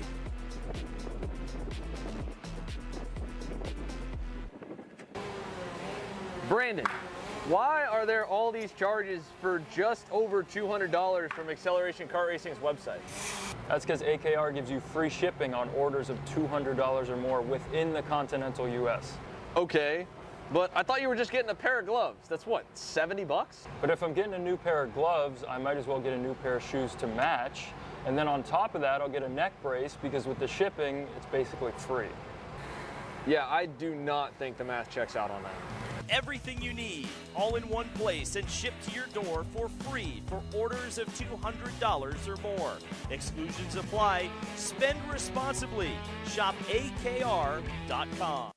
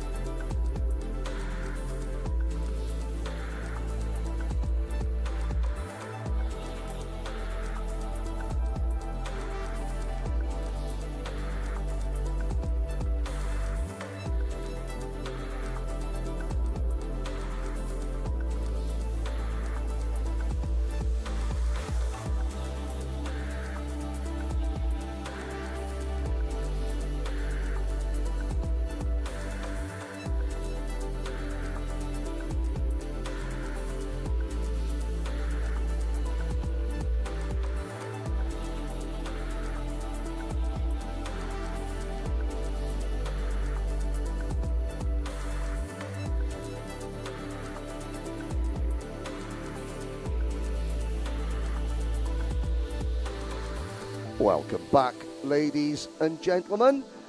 Max Masters on circuit now. 15 drivers led by Rubens Barrichello. PSL karting number 611, the Brazilian driver Peru's Mundi Loya in kart 600. On the outside of row number 1, France's Nicola Pico, and Romania-born, Chicago-based Laurent Madan on the Techno Kart USA entry on row number 2.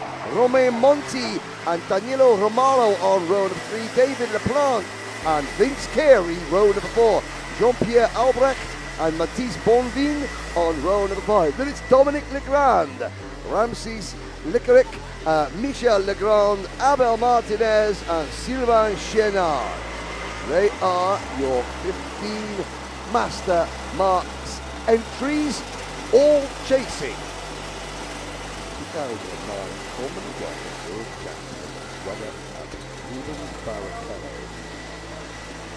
Who has won this title the last 2 years?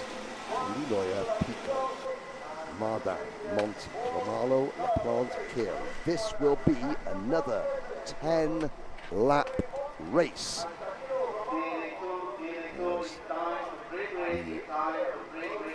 The very, very familiar bright red crash helmet of Mundi Loya on that Nash Motorsports kart. PSL kart in Birrell of Ruben Barrichello.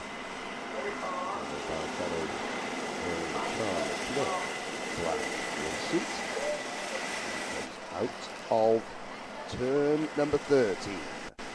Max Masters about to get underway. Into the tram lines we go. 10 laps of racing is underway. Lights are out. We are off and racing. Barrichello up the inside in turn number 1 to retain the lead. Nicola Pico in the green and white Tony Kart racing. Oh, a spin in the middle of the pack, and Vince Carey has been caught up in that in the Kartworks entry.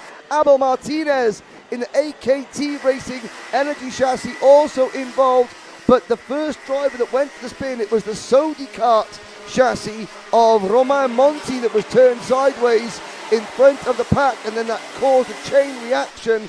But up at the front, Barrichello is clear. Pico second. Oh, the very, very swift NASA panel on the Premier Karting number 617 of Canada's David Laplante for the Ottawa native driver is next. Mundi Loya down to 4th, but that will become 3rd when Laplante, I think the NASA panel just popped back into place, so Laplante is going to get a mechanical flag. He's probably going to get a nose cone penalty if anything else, but Loya in 4th position. Now, behind Mundi Loya, it is the next of the red and white Birrell ART karts. Is that, see who that is next time around, but Rubens Barrichello, perfect start for Rubens Barrichello, pulling away in the lead. Bordeaux's Nicola Pico, the wine region of France. Well, he was trying to cook up a recipe here, and there goes Loya back into P3.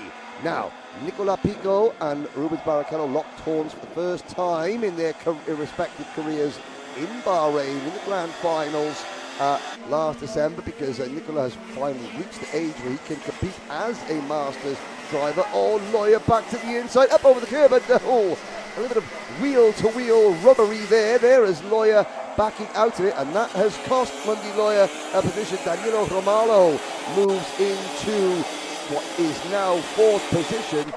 Impressed by the fact that David Laplante is able to keep that Premier Karting entry running as well as it is. It obviously has sustained, it sustained some cosmetic damage, but when a kart has sustained a visible amount of cosmetic damage, generally also means it's sustained a little bit of mechanical damage, and everything may not be as straight as it was. We just saw the 608 kart of Ramses Licoric out of the race, the Dominican driver on the GKS Spirit chassis, but under Clements, Rubens Barrichello, it has gone just how he planned it so far.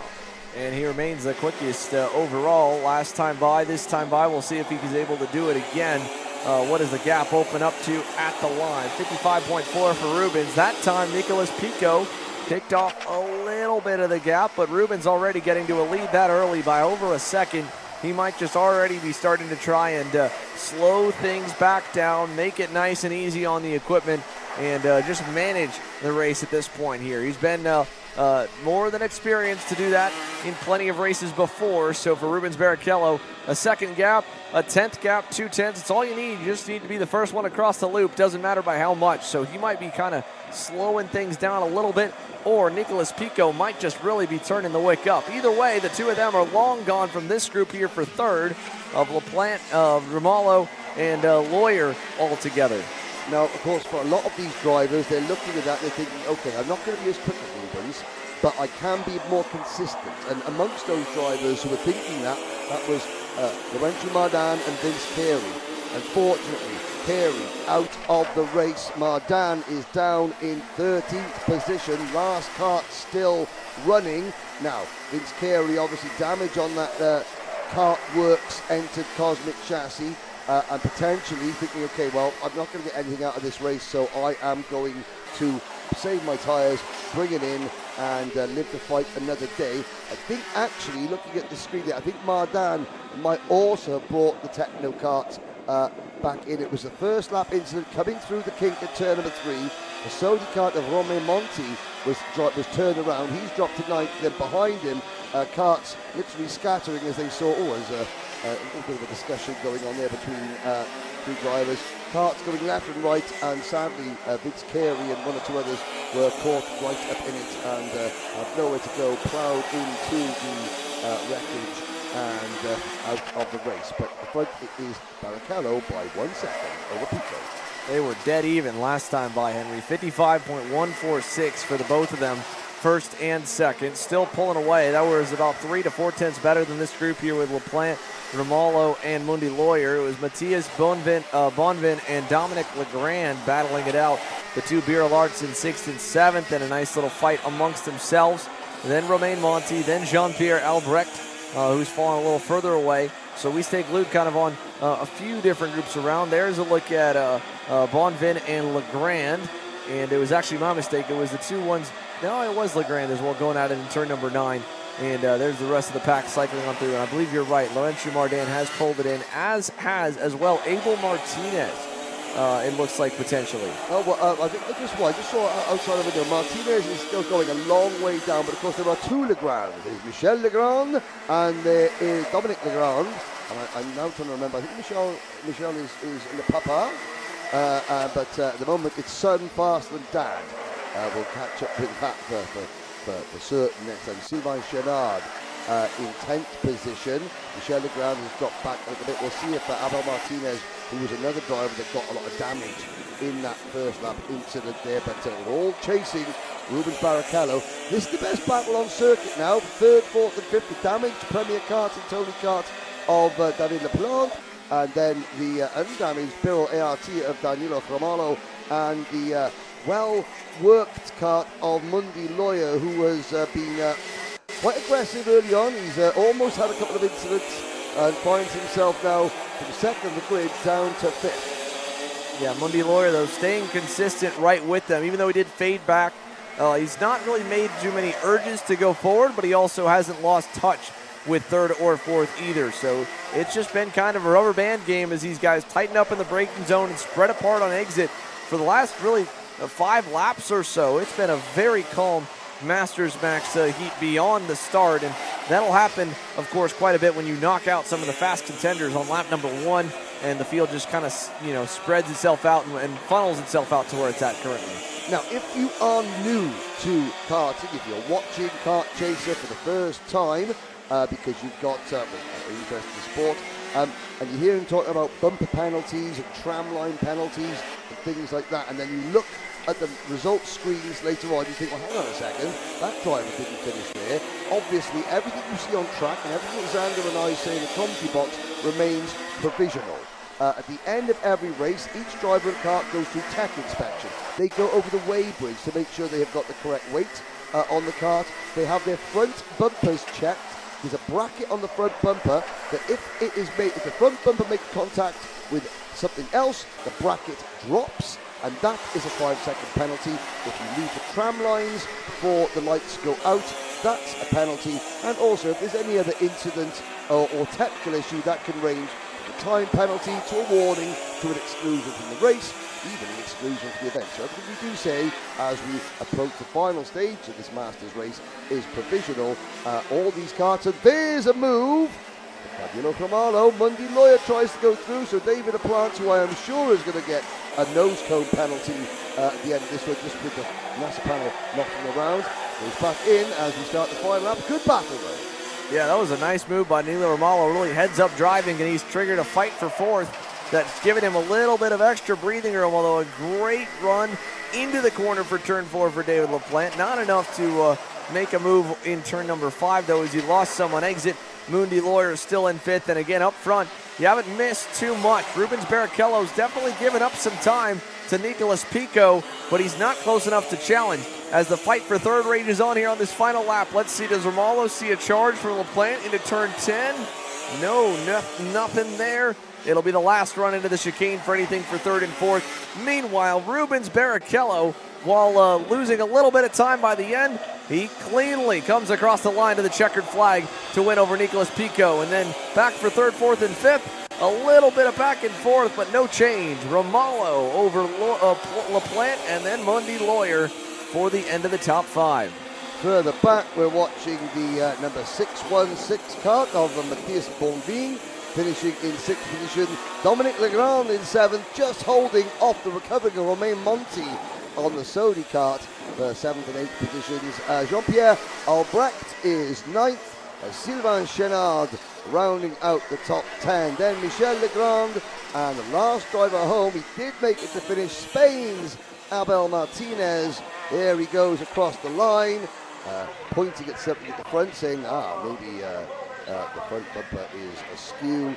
But Abel makes it to the end for the AKT Energy Course team. 12 finishers, Mardan, Nikairak, and Carey sadly failing to finish. And so that does it for the Masters Max drivers here. One more group still has yet to run their opening heat race, and that'll be our DD2 and DD2 Max Masters drivers. They are on deck now and getting set to go for their 10-lap first heat race of the morning. And then we go back straight in to the second round of heat races with Junior Max A and C and Junior Max B and D to follow.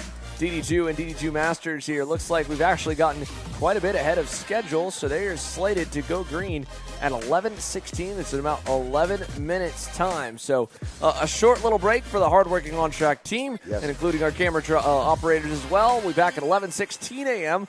Here in 11 minutes with the DD2 Max and DD2 Max Masters opening heat race.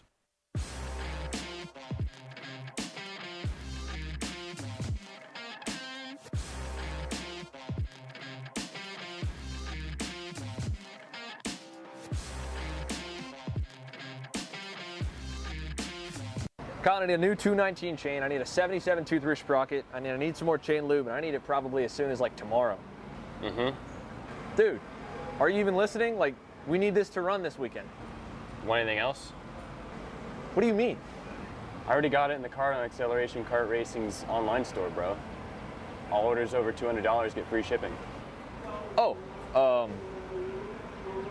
throw in a set of tires. Done. Everything you need, all in one place, and shipped to your door for free on orders of $200 or more. Exclusions apply. Shop AKR.com.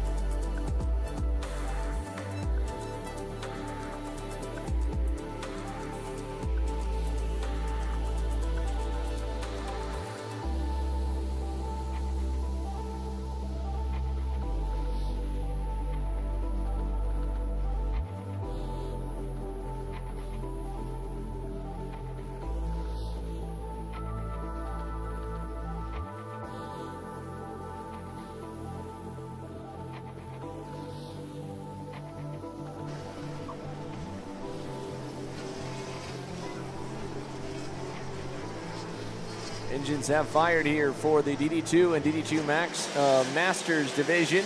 Onto the circuit now as we get set to go green for our final group for heat number 1. Matt Taskinen, the Canadian on the black and orange CRG, pulled it by just a mere 200ths over second over last year's RMC Winter Trophy champion Gianluca Savalio's Racing Edge Motorsports Cosmic.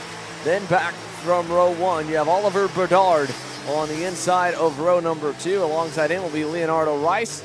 And then you have row 3, the man doing the double, Harley Keeble, Senior Max and DD2 Max for the Sodi Racing USA driver, rolling from the 5th spot. Nicholas Guillaume rolls off in 6th alongside Pablo Benitez. Then it's Alexis Valancourt and Ludovic Saborin and Preston LeBreton, your top 10.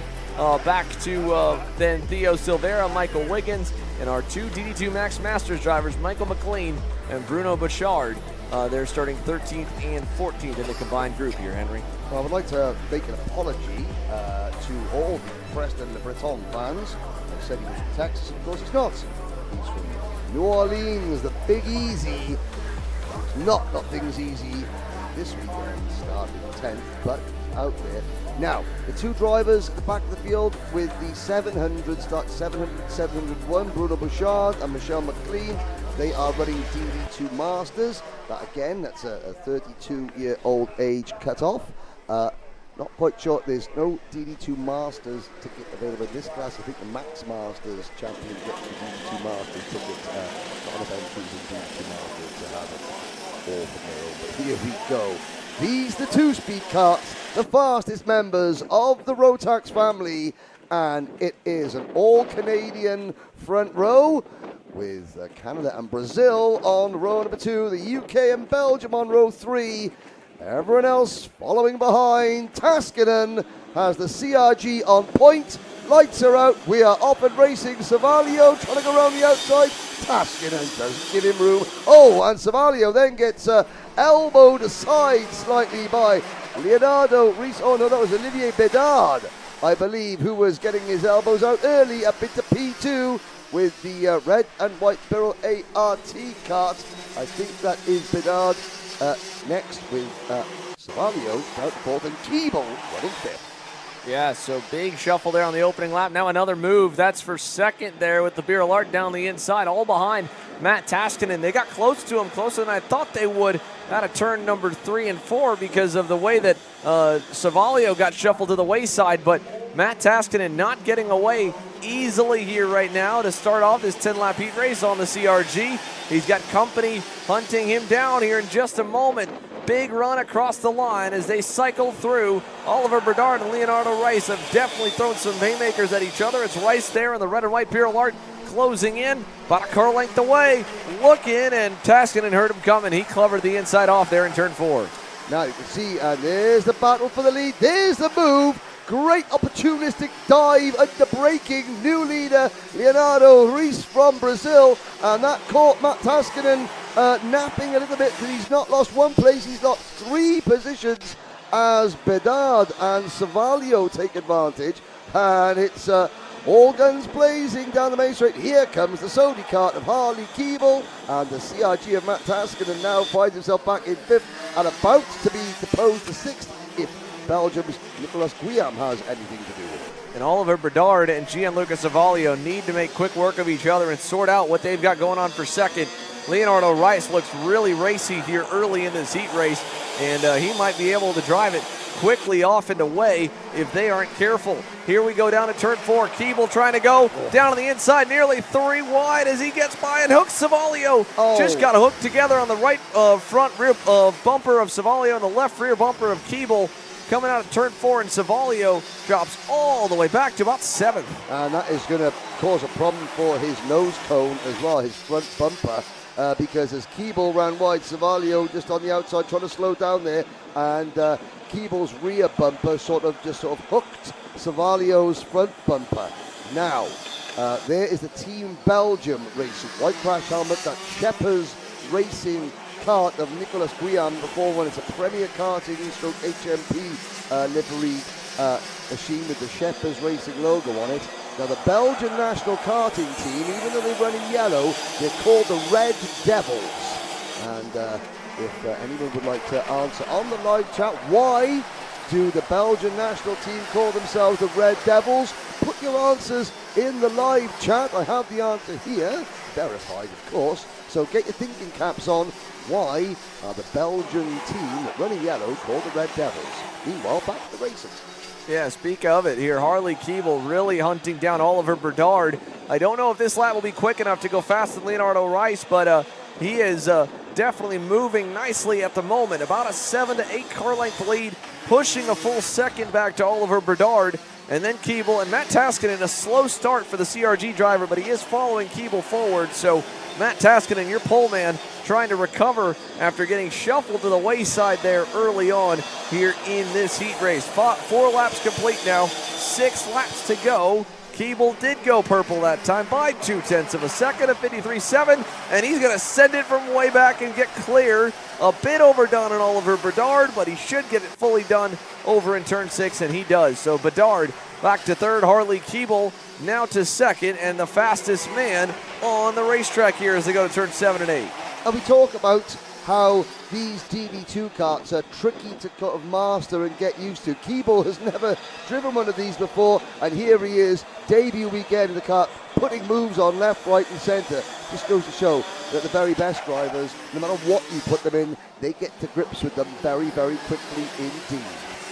Yeah, Harley Keeble, a superstar talent, already proven race winner here around the world, across the pond in Europe and over here in America. And he is trying to do what I don't believe has been done before, at least for sure done in the RMC Winter Trophy, but in at least a very long time at any American Rotax event, and that is to win the DD2 class and the Senior Mac class. It's the only double duty option really available besides DD2 Masters and Max Masters. But if Harley Keeble could pull that off this week, and you talk about a storyline coming out, that is an impressive feat. It's impressive alone that he's running as good as he is in both at the moment. Oh yeah, and what's more impressive is that Keeble has spent almost his entire career in other classes, not Rotax. So he's not just getting used to DD2, he's getting used to the Rotax engines as well. Obviously the combination of the engines, the tires, the chassis, the circuit, it's all, a lot of it is a new combination for Keeble this weekend. Okay, he knows the chassis, he knows Sony cars, and he knows the circuit,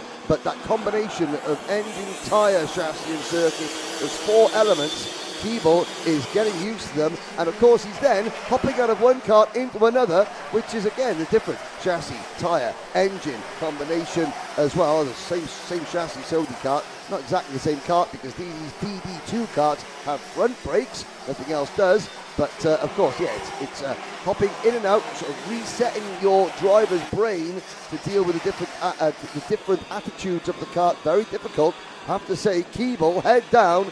I don't think he's going to catch Leonardo Rice for the race lead, but he's certainly marked himself out as one to watch. Meanwhile, Savalio down to 6, and we have lost Michael Wiggins, but Preston LeBreton fans, the man's still out there in 13th place. Yeah, Preston LeBreton just a little bit off, but closing the gap pace-wise, session by session, quite a bit. And he's already a lot better than where he ended the day yesterday.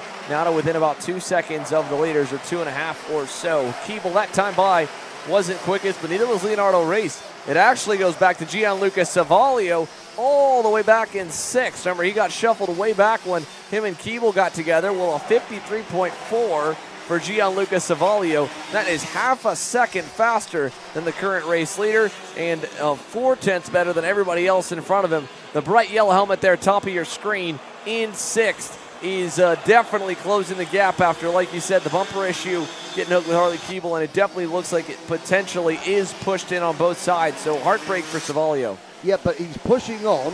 Why is he pushing on? Because a bumper penalty is 5 seconds. He is trying to put a gap of more than 5 seconds between himself in 6th position and Argentina's Pablo Benitez, who runs in 7th. Behind Benitez, Alexis Vaillancourt runs in 8th. Then it is the number 404 kart of Tio Silveira. Then Ludovic Saboyan. And the 2 Masters drivers, Bouchard and McLean, are next.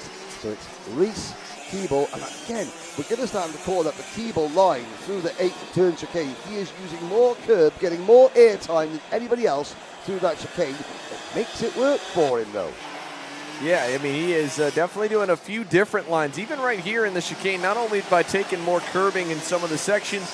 In this final chicane, he's taking a lot more of the right-hand side to really open the arc up and have more of a single-seater or single-speed line for the two-speed karts. You saw Matt Taskinen behind him earlier. Taskinen was much more narrow and much closer to the six-speed gearbox line that we're used to seeing here at Orlando and diving in very narrow. But that's, again, the beauty of the DD2 class. There's nothing like it in the karting world. There's hardly anything like it in the race car world either. You've got this kind of hybrid mix of momentum racing, but still gear changes as well. And that's what makes it such an interesting class to watch and to watch drivers adapt to.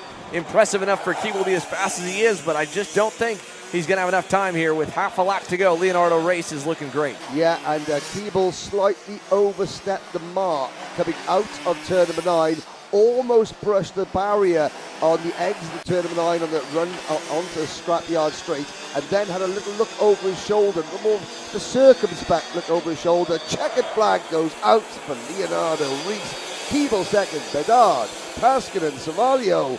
Well, Brazil and Great Britain keep the Canadian attack at bay. This time, Bedard, Taskinen, Savalio, third, fourth, and fifth. Guillaume sixth, Benitez, Vaillancourt, Silveira, Saboyan, Bouchard, McLean, and Le Breton round out your finishers. Now, obviously, we will not tell you the answer why the Belgians have called the Red Devils. We shall give you, Kart Chaser viewers, a little bit more time to probably go look at Wikipedia or have a good guess. But keep your comments coming in on the Kart Chaser live chat. Where are you watching from around the world? We've got 24 nations entered. Where are you watching from? Who are you supporting? What are you looking forward to seeing? Now, and I tell you what we'll do, now that we have seen every single one of the 170 drivers complete one race, we've got 2 rounds this weekend, 2 rounds next weekend. Who do you think has got the eye on? Not you, Xander, not myself. We don't make predictions. We just talk about it. But the viewers at home, who do you think is looking good for the tickets to Sarno? We've seen everybody race once, okay? One race does not the championship make, but it does give you an idea of who's strong. Who do you think are going to be the champions at the end of 2 weekends of Rotax Winter Trophy? Keep your comments coming in on the live chat. We do appreciate your support. And the rain was forecast for tomorrow. It's very warm outside. You can see a bit of a breeze blowing. The Rotax and the Mojo flags there. And if you have a look at the way the flags are blowing, and then you look at the right-hand side of your screen and up a little bit above the chimneys there of the sort of factory that is behind the track, you'll see some grey clouds, which is a bit upsetting to see. But there we go. Round 1, or heat number 1 in the books. Number 2 is going to come up next. Yeah, if you liked any of that, folks, again, we've got 2 more rotations through all the classes. Your full grouping of 8 total groups for the second round of heat races. The last chance qualifier for the Senior Max Division, and 6 full-length main events that'll all structure a bit in length. We go back down to the 8 laps for the Junior Max drivers. They are up next here on the grouping for heat number 2 to start the rotation once again. Junior Max groups A and C due up in about 10 minutes.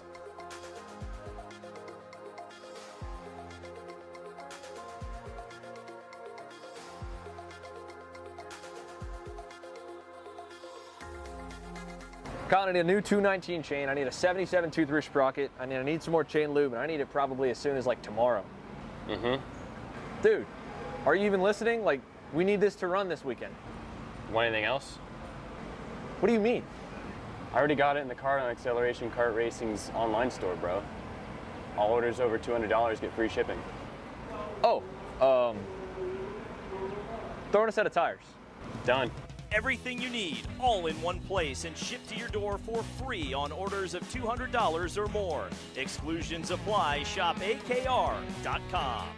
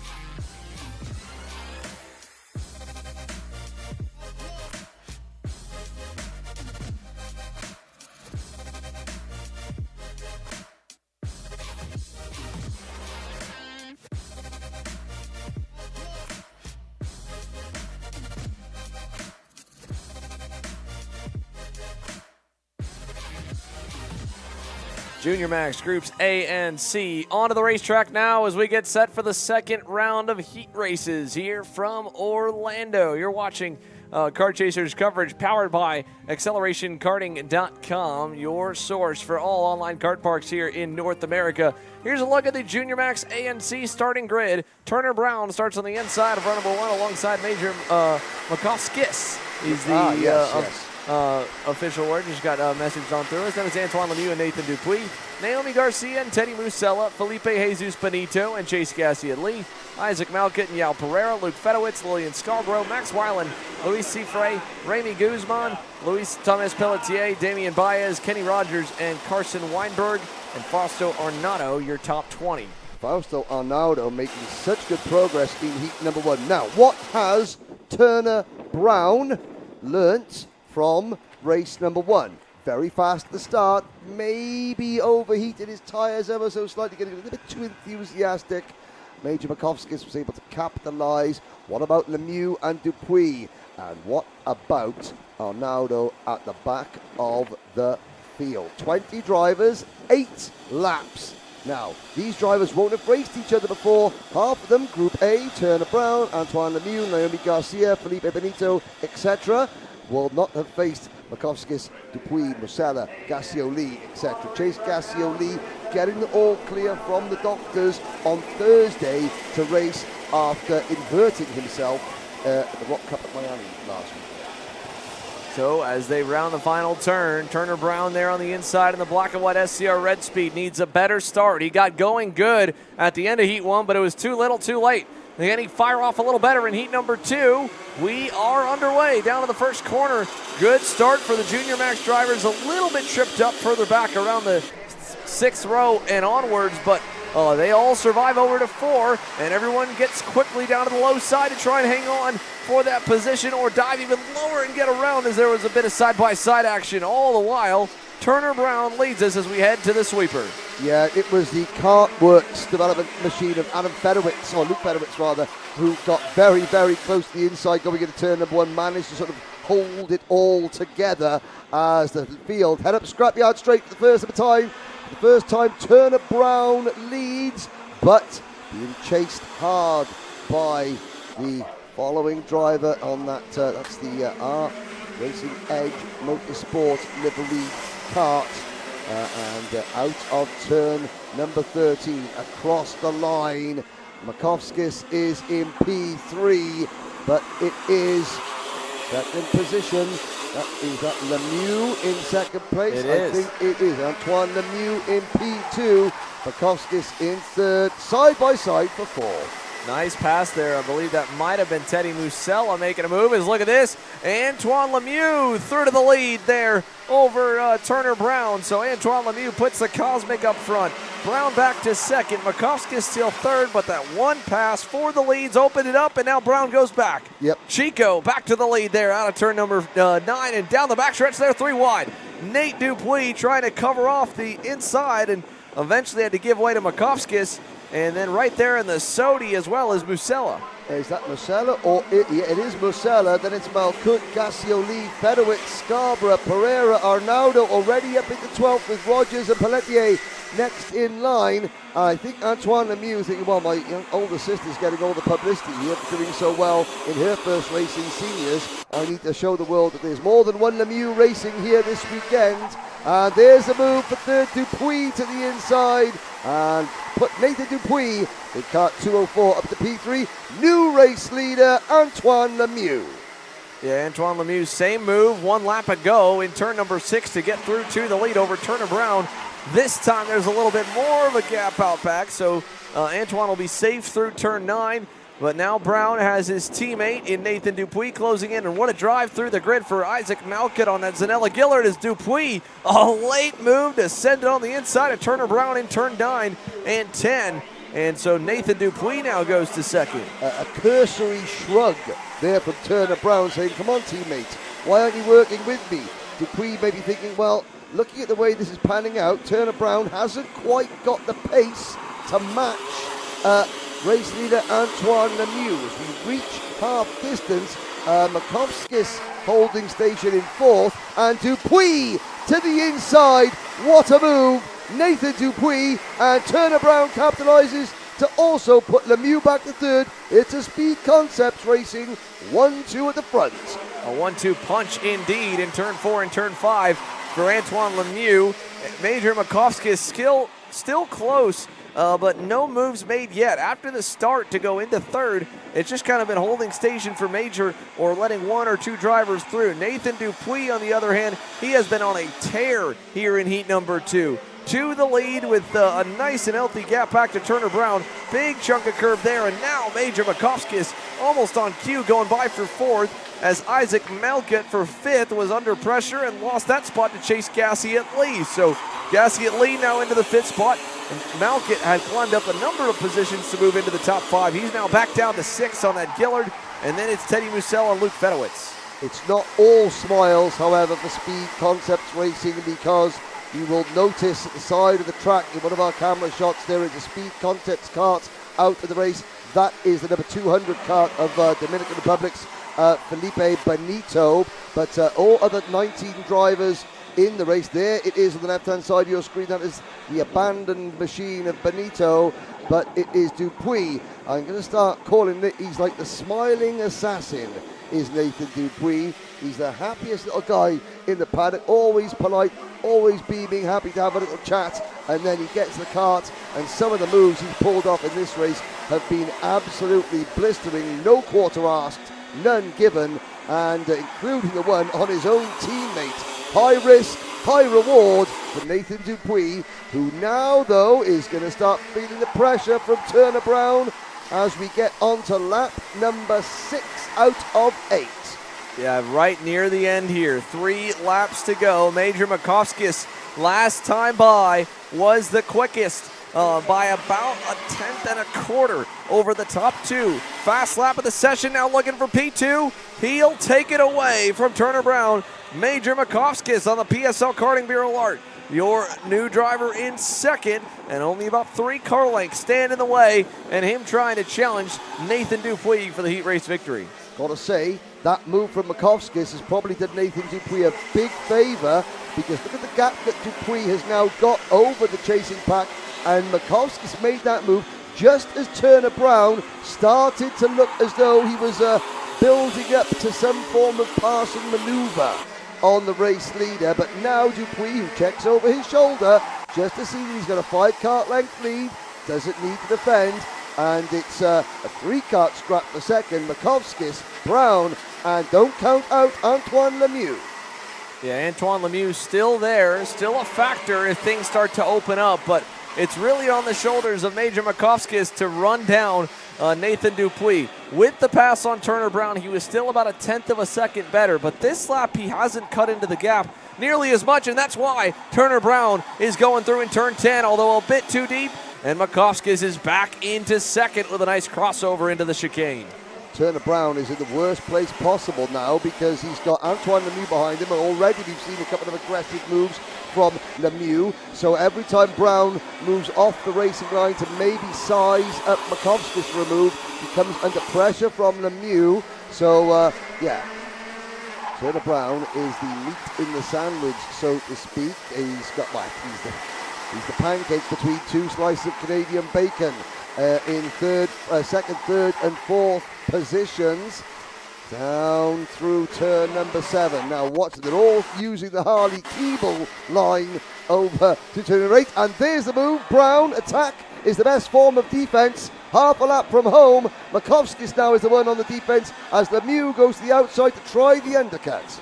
Yeah, Frederic Lemieux outside, inside, still almost there, but not quite enough. Chase Gassiet-Lee trying to hang on for 5th with a heavy-handed battle further back, but up front, a good race driven as they fight again there at the edge of the top 5. The win going to Nathan Dupuis. Turner Brown second.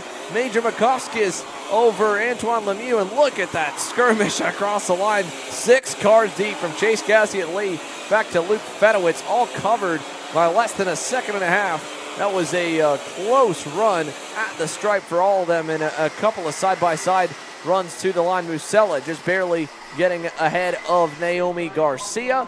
And then Malkut, Fausto Ornato, Luke Fedowitz, Lillian Scarborough, Yao Pereira. Carson Weinberg picks up a few spots here in this one. Max Weiland 14th. Luis Thomas Pelletier in 15th. Then the drivers in the danger zone. Now with the second heat done, we know we're going to lose, unfortunately, 3 of our Junior Max drivers. Kenny Rogers, Damian Baez, their 18th and 19th will be borderline, depending how the points get tallied here, Henry. Yes, indeed, but one of the driver going in the opposite direction, Fausto Arnado, 20th up to 12th. No, that was 20th up to 8th in that race. He has if there was a prize for overtaking the most drivers, which there isn't, by the way, but that would be belonging to Fausto Arnado as well. Another good drive from Naomi Garcia, has to be said. Strong performance, just losing out on the run. Drag race to the line with her fellow Sodi Kart driver there. But again, Garcia looking very strong indeed.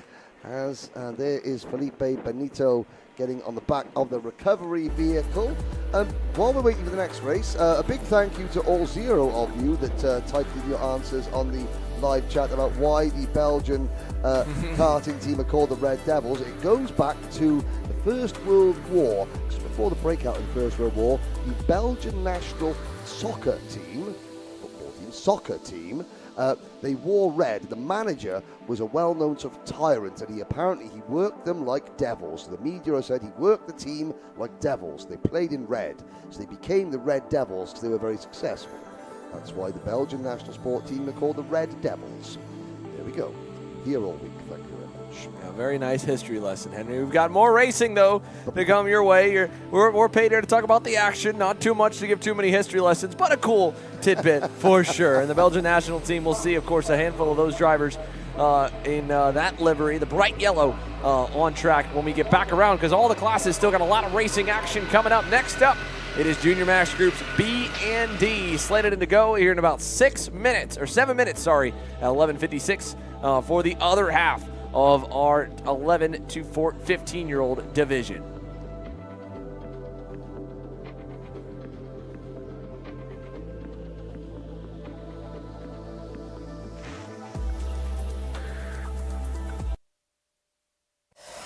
So you finally want to get behind the wheel, huh? Yeah, I've been shooting for 3 years and I've never got to drive. Well, you're gonna need some more gear than just your helmet. Why don't you go to shopakr.com? They got their inventory online and they'll ship it the same day if you order before 5:30 p.m. Eastern. They got shoes, Yep, gloves, yep, rib protectors. got those too. Can they make me go fast? No. Here at Acceleration Kart Racing, we've got everything you need to get on track. What happens next? Well, that's on you. Check us out online at shopakr.com.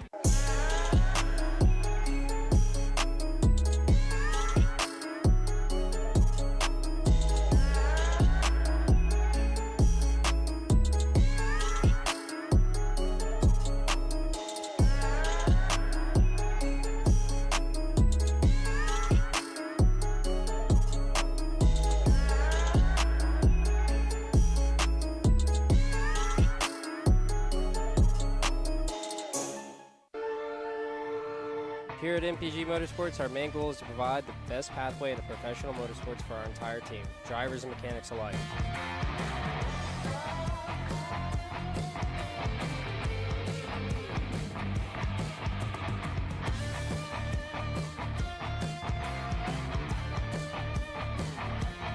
We're based out of Whiteland Raceway Park in Indiana. For more information, contact us at chase@mpg-motorsports.com. Welcome back, ladies and gentlemen, and it is time for heat number 2, Junior Rotax Group B and Group D. Here is how they line up. Pole position, Davin Roberts in kart number 232, Ty Fisher on the outside of row number 1, Jackson Walney and Pierce Wade go from row number 2. Victor de Alencar and Salvador de la Vecchia on row number 3, Walter Jenkins the 4th, and Martin Garamillo on row number 4. Edward Kennedy, hello to his nan Rita, and Luca Cariati on row 5. Cole Medeiros and Max Mokaram, the Virginia-based Lebanese-born driver on row number 6, Maddie Grace and Frederick Manning on row 7, Alejandro Vasquez Gomez and Tiziano Rosso Orcel. Big up to all the people in the Bahamas supporting Nassau's Tiziano Rosso Orcel. Then it is Diego Gabriel Morales Perez, Mannix Donnelly, and I'm not sure if we've got Adam Sana out. He didn't go out in heat number 1. I hope that Adam is okay. The Mike Doty Racing, Brandon Jars, a crack entered driver. Maybe he's had to withdraw, maybe an illness or an injury or a technical issue. We hope that he is okay. I will try my best to see if he is out there. You are watching Kart Chaser live coverage of the 2024 Rotax Winter Trophy. Here we go into turn number 10, the tightest corner on the North American karting scene. It's the TB kart, that bright, luminous green and white anchored race lab machine of the 235 Ty Fisher on the outside of the Ryan Perry Motorsport number 232 of Davin Roberts. This is the biggest moment of Davin's young career. He's one of the youngest drivers in this class, and yet he leads them to the line for 8 laps of racing. They're into the tram lines. Lights are out. We're off and racing. It's a good start from Fisher. It's an excellent start from Fisher. Roberts, not quick enough away, has slipped the third through the kink. It's Fisher leading, and the Biro ART of Pierce Wade up into P2. Roberts down to third. Everybody else battling over fourth. The Allen car runs in 5th position. Jackson Walney is up into P4. The Allen car 5th, but it's Fisher from Wade, from Roberts through turn number 9, up Scrapyard Straight. Roberts gets a good run off the corner. He looks to the inside. Wade defends. Roberts thinks better of it. Rather tuck in and chase at this point of the race. Here's number 210 Prime Power Team Charles Leclerc chassis of Luca Cariati. Battle further back in the pack. This is slowing down the front runners. That was Walter Jenkins on the Sony kart getting involved there. The Formula needs a good result in this race after getting a technical flag in race number 1. The other driver that really needs a good result, you saw briefly at the back of the field there, that is the BBR Falcon kart of Mannix Donnelly, the only BBR entered kart here this weekend. And they're all chasing Ty Fisher, British Columbia's Ty Fisher. Wade almost trips over Fisher, and that gets him sideways. Roberts tries to capitalise up the inside. That's going to cost Davin Roberts third position as Jackson Walney now moves into P3. Down towards turn number 10. Further back in the back there is Victor Allen Carr in kart number 221. 6th in last year's Junior Rotax Winter Trophy points standings. Trying to go several positions better this year. There's Fisher, checks over his shoulder. Now, Roberts trying to chase down Jackson Walney. Wade in P2. Walney to the inside. Well, Jackson Walney, he's just seen his Speed Concepts Racing teammate Nathan Dupuis win the opening heat there, but he makes the move, and Wade passes him right back at turn number 6. Roberts playing a watching brief behind him. Salvador Della Vecchia is in 5th. Then Walter Jenkins, followed by Cariati, Yaramillo, De Alencar, Medeiros, Kennedy, Grace, Mukaram, Manning, Rosso Orcel, Donnelly, Vasquez Gomez, Morales Perez, and sadly Adam Sana not out there. I fear he may have withdrawn from today's meeting, if not the whole weekend. We hope that Adam Sana is well. There's a move. Oh, Davin Roberts, beautiful move up the inside of turn number 13. He actually set that move up as he was bouncing through the air over the curb there, getting the front end of that Ryan Perry Motorsport kart, was pointing in the right direction, and as soon as he hit terra firma once again, he was able to stick it up the inside, and speaking of sticking it up the inside, Salvador Della Vecchia moves into P4, and it's Pierce Wade who is falling back now on the number 228 Prime Power Team entered RTC. I knew I would do it. I knew I would get PSL and Prime Power Team. Somebody buy Prime a new graphics kit, or PSL, or one of the two, or something slightly different to stop confusing stupid commentators like myself. Here we go then. Lap number 4 out of 8. This time around, we will start the second half of this race. Here's the Alan behind the move from the number 210 Kart, Luca Cariati. A great move there. The leaders are together. Fisher, Walney and Roberts. Then a gap back to Della Vecchia, and Ty Fisher begins to defend. That's going to bring the whole pack back together. Walney tries to go around the outside. Roberts with the undercut.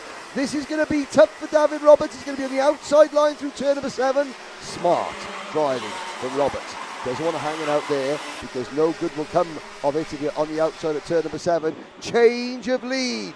Walney to the front. Roberts to the second. Here comes Davin Roberts. New leader. 232 Davin Roberts, and Salvador Della Vecchia for San Antonio Racing moves into second place. It's all changed, and the formula. Walter Jenkins, the 4th, is up into P4. Now, on that 242 Sony Kart chassis, race leader Ty Fisher down to 5th, 6 karts in a line. As we start lap number 6, it's Roberts, Della Vecchia, Walney, Jenkins, Fisher and Wade. New leader, Salvador Della Vecchia. And Roberts now having to defend second place. And here comes Walter Jenkins. Jenkins to P2. Fantastic racing here in the final junior Rotax heat of the day. Mukaram is back to 18th. Rosso Orcel 17th. I think Max Mukaram out of the race, so he's going to be borderline whether he makes the main event or not. Mannix Donnelly is up at the 15th. He needs this event, this race result, to avoid elimination. And Kennedy down in 12th, ahead of Manning. But it's all action up at the front with Salvador Della Vecchia leading as we start lap number 7. Della Vecchia, Jenkins, Roberts, Fisher, Wade and Walney. And it's been very topsy-turvy. I think just about all 6 of these drivers have had a turn leading the race, and we're only on lap number 7. Through turn number 6, the abandoned Kart of Max Mukaram on the inside of turn number 6 there. Goes past Tiziano Rosso Orcel is also facing a problem for the Bahamian driver for the Orlando Kart Center NF Sports team on that 237 Tony Kart chassis. And there's Walney to the inside of Wade, and that is for 5th position. But Salvador Della Vecchia, 4th in last year's Junior Rotax Championship. He was very successful in the inaugural running of this series in, I don't know if it was micro or mini, but the driver from Venezuela leads the way. Now, what can Walter Jenkins do? New team for Walter Jenkins. They've invited him, so to the USA team, so keeping him on his toes, and speaking to his dad, Walter Jenkins III, saying it's great that it keeps him uncomfortable. Don't let the he doesn't want Walter to get into sort of, a comfort zone. Because, of course, you move from team to team, or you've been invited from team to team, you have to learn a different culture, a different way of doing things, a different type of kart, a different type of chassis, a different type of engine, and that all those skills, the best racing drivers can adapt very, very quickly, and that is the idea behind Walter Jenkins appearing in a number of different liveries, shall we say, across the North American karting season. But this is the final lap. One finger in the air, and P1 for Salvador Della Vecchia. Jenkins second, Roberts is third, Fisher, Walney and Wade the top 6. The Alencar 7th, Yaramillo, Medeiros and Cariati finishes in 10th position. There's a full look at the rundown. Edward Kennedy in P11, Frederick Manning in P12. Number 226 Kart, that is the NF Sports team. If certain teams are wondering why their logos aren't on there, well, every team had the option to email Kart Chaser their team logos for the graphics. Maddie Grace finishing in 13th position. Alejandro Vasquez Gomez is 14th. Mannix Donnelly for the BBR team Rounds at the top 15. Is that enough for Donnelly to squeeze into the back of the main event? Here are the other drivers who will be now very, very nervous about what their rest of their day looks like. Does it include the final, or does it include an early bath? Gabriel Morales Perez, Rosso Orcel and Mokaram. Did their Heat 1 results manage to keep them in the main event? Now obviously we have 39 drivers, so 3 drivers will miss out. Adam Sana will be one of them because he's not started either race. Have a little look back there, so it could just be 1 or 2 drivers who have actually competed today that miss out on the main event. That is Junior Rotax finished in terms of the heat races. Up next will be the second and final Micro Max Heat. That will be coming up in a few minutes' time. Wondering why there are so many delays in the schedule. We are trialing a European style schedule where every driver has a team on the schedule. If you have a specific time that you must be on the dummy grid and you have a specific race time with gaps built in, just so that if there are any red flags or any other undue delays, you don't end up running behind and scrambling. But what it also does, it does give the teams time to plan. They know that, for example, we are at 12:03 now. I don't have the schedule directly in front of me, but for example, the Micromax teams know that at 11:57 they must be on the dummy grid. And if the dummy grid closes at 11:57 and you're not on it, then you don't race. It's quite simple. It does give the teams a chance to look at the schedule, so you're not scrambling.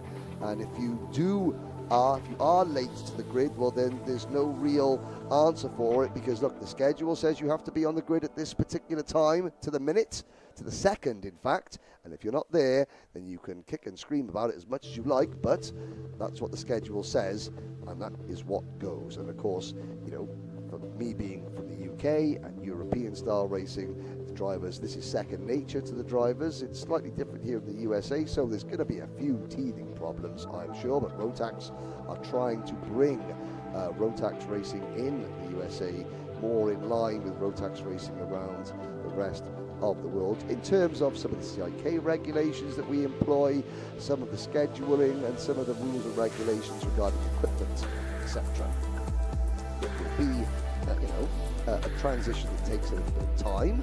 There will be a few bumps in the road, but I think overall the drivers will appreciate it. And certainly drivers from Team USA, when they get to the Grand Finals and represent Team USA and the Rotax Grand Finals, that's 10 days, and the timetable is rigidly structured minute by minute, because we have 300, nearly 400 drivers competing, and so it's therefore not as much of a culture shock to members of Team USA when they get to the Grand Finals.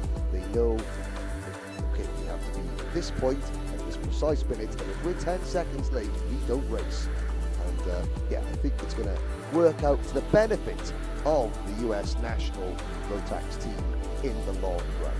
A big thank you to RTX Karting, to Kart Chaser, to Grid 14 Motorsports, to all the members of the media here that are producing the social media content and the live stream that you're watching. It is appreciated, but like as I keep saying, a huge thanks more than anything to the drivers and their families who are supporting this event. We started this 2 years ago to the day with 53 drivers, and here we are 2 years later with 170.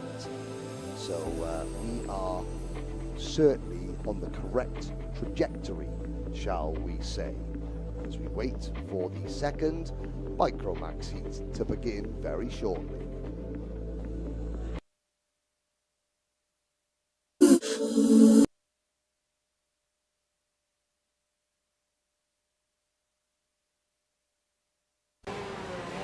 Brandon, Why are there all these charges for just over $200 from Acceleration Kart Racing's website? That's because AKR gives you free shipping on orders of $200 or more within the continental US. Okay, but I thought you were just getting a pair of gloves. That's what, 70 bucks? But if I'm getting a new pair of gloves, I might as well get a new pair of shoes to match. And then on top of that, I'll get a neck brace because with the shipping, it's basically free. Yeah, I do not think the math checks out on that. Everything you need, all in one place and shipped to your door for free for orders of $200 or more. Exclusions apply. Spend responsibly. Shop AKR.com.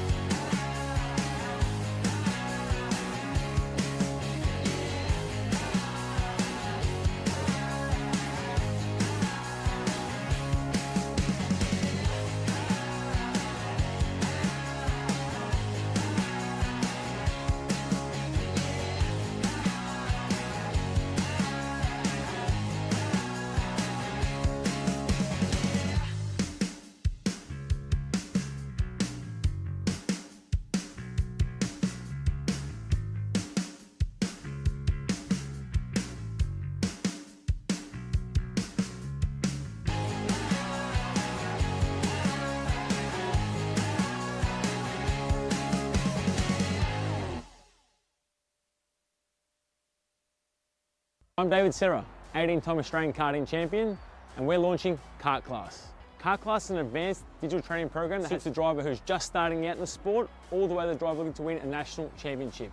In this program, you're going to be learning about how to find the ideal racing line and what an apex is, braking and throttle markers, wet weather racing lines, and how to overtake other competitors. We target how to brake in the wet weather, and we look on the mental side of kart racing as well with our mental skills coach. At the completion of this program, you'll be lighting up purple sectors in qualifying, know when to defend on the opening laps, and how to pressure your opposition into mistakes. We teach you the tools to be resilient and how to get in the right frame of mind before a race.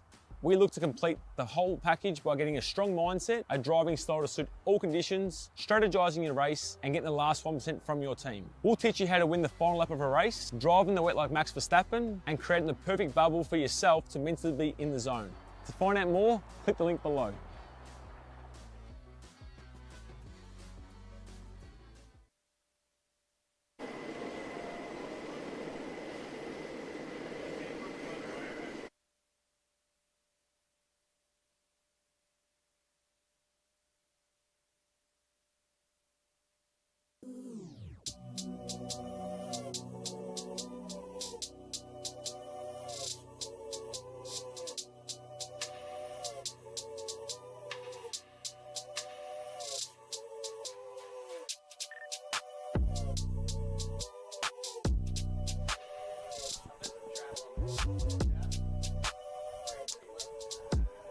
Go-karts on circuit.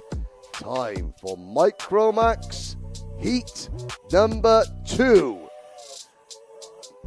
Now, can Dominic Vieira make it 2 wins out of 2? We will see. Here is your lineup. It is Jaden Francisco and Cristobal Ricci on row number 1. Vieira and Sebastian Baroa on row number 2. Charles Tail and Max Pelletier on row number 3. Then Nolan Goulart and Matisse Lacroix, followed by Hudson Howard and Kimo Ahmad, Josh Bergman and Sebastian Vamosi, Marina Brandau and Luca Manossi, Axel Garcia and Zane Burge the next, Grayson Kendrick, Alfonso Gonzalez. Then we have Bernardo Goubert. Now, this is heat number 2. Qualifying times for yesterday set the good for both races, but obviously the qualifying times maybe is their second fastest lap times. I do not know. Anyway, we will talk about it. But yeah, I don't need. That's on the screen. That is the drivers in number order, not in position order. I do apologise. It is going to be the number 4 kart and the number 27 kart. So please ignore my withering, idiotic comments. There's blatantly the number 4 kart of Royce Vega? No, that's the next race, Henry. Dominic Vieira. Right, Henry, you're talking about a go-karting race. Talk about the correct go-to-karting race with the correct drivers, the correct order. It's Dominic Vieira and the number 27 kart of Bernardo Goubert on the front row of the grid. Then we have second race. It's Marina Brandao. I thought it was the number 18 kart. It should have been. There she is on the inside of row number 2. Then the number 1 plate kart of Jaden Francisco, the Norberg Academy driver, alongside Marina on the second row of the grid.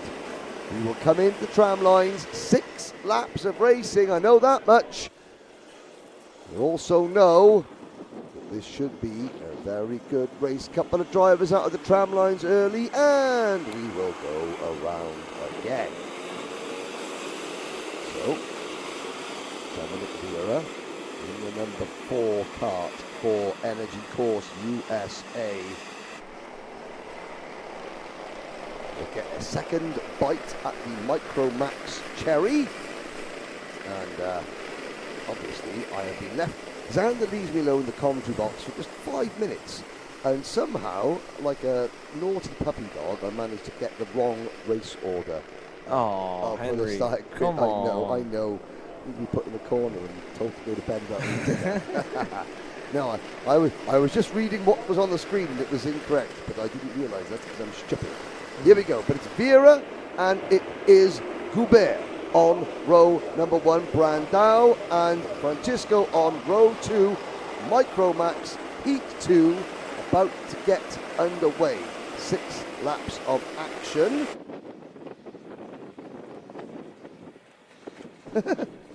Here we go. Into the tram lines.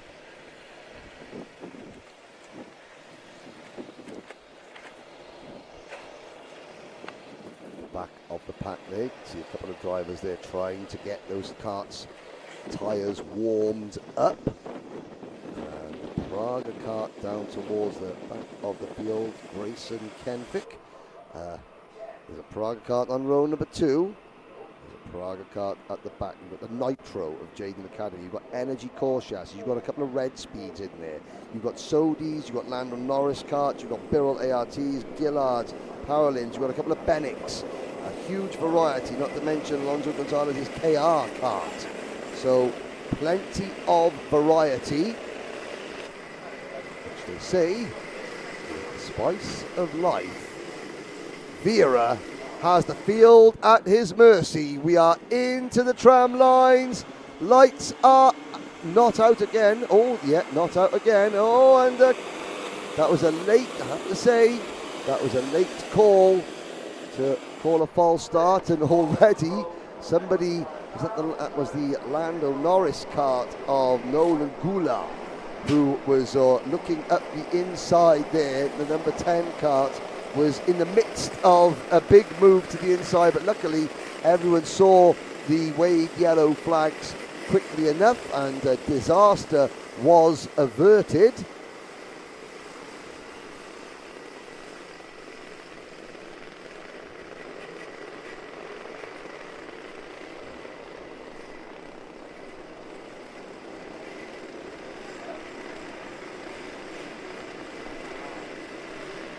Again, through turn number 7, very, very fast right-hander directly in front of the mechanics viewing area, the rental carts you can see in the background. Race control is in that building, but you've got to take a wide entrance in, cut the apex late, then got that left-hand curb, double back to the right-hand curb, and the there's a red flashing light there. That's not a red flag, but a couple of people being signalled to there saying, right, you've got to keep the pace slowed down. And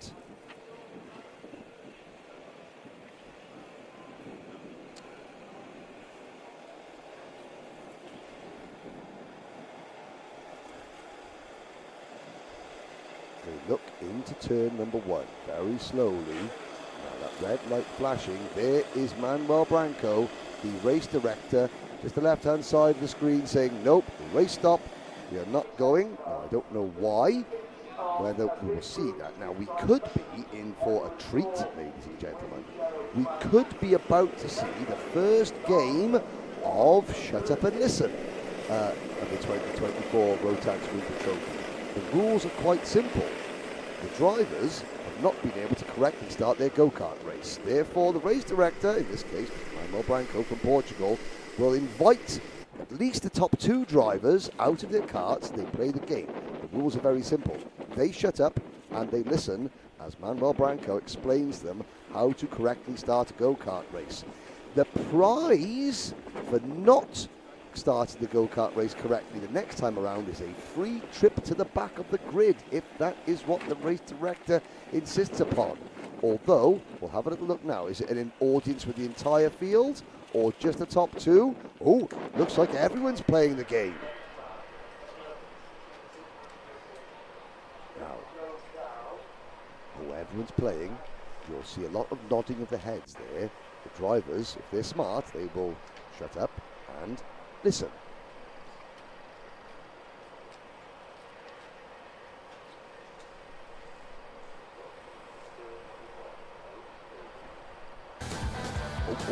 Yes, someone all fell over there. Go-kart 1, Rotax driver there.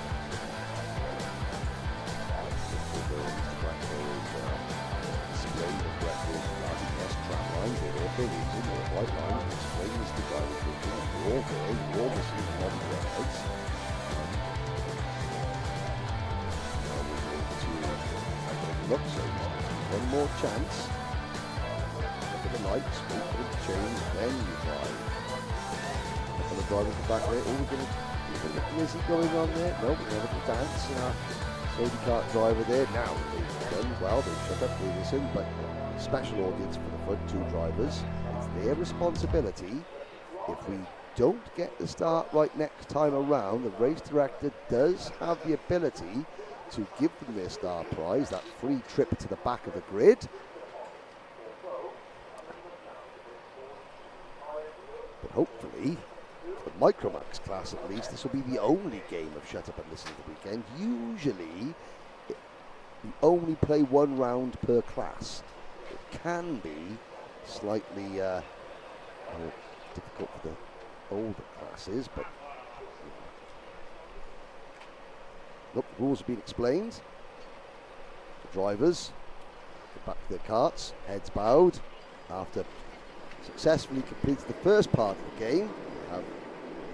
Shut up, have listened. Well, have they listened? We'll find out very shortly. Formation lap number 3 gets underway.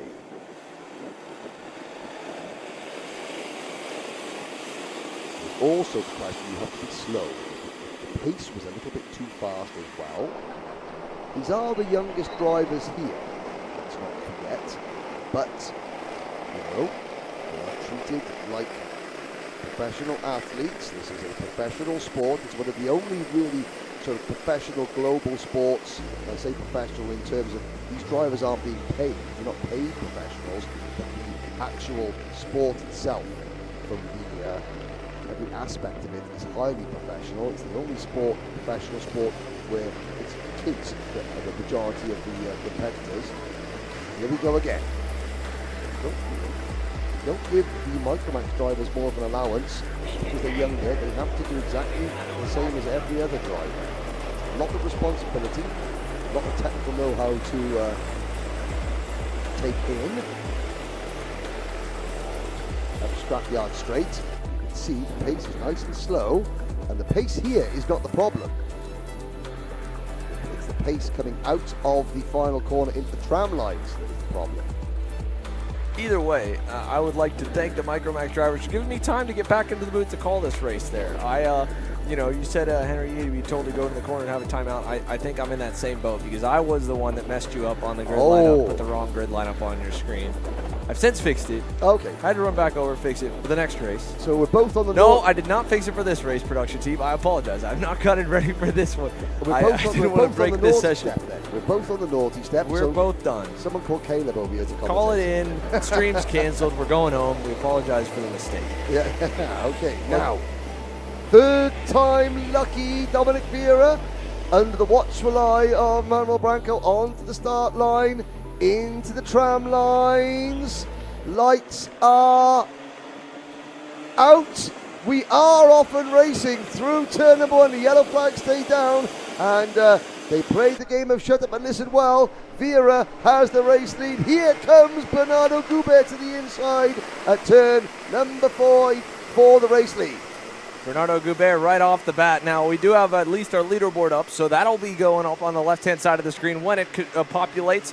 Bernardo Goubert with a great start up and through turn number 4. Now, remember, heat number 1, this class is the first one on the lineup that we will see where everyone has already raced each other at least one time and knows what to expect. The junior drivers, half of them had not seen each other yet all day. The same will be the case for senior max, but here in micro, Bernardo was just riding in the tire tracks the entire way of that opening micro max heat, and he said, nope, we're going straight to the front here, turn 4, first lap, and he'll lead us into the chicane. Well, he spent 6 laps learning about Dominic Vera's kart, where that Energy Force USA chassis is quick, where it may be a little bit susceptible. Now he's going to learn about his own kart, how much can he pull away, and can he break the slipstream through turn 2 at the start of lap 2 of 6. Look at Marina Brandao in 3rd, and Jaden Francisco in that bright green liveried Norberg Racing Academy kart up into P4.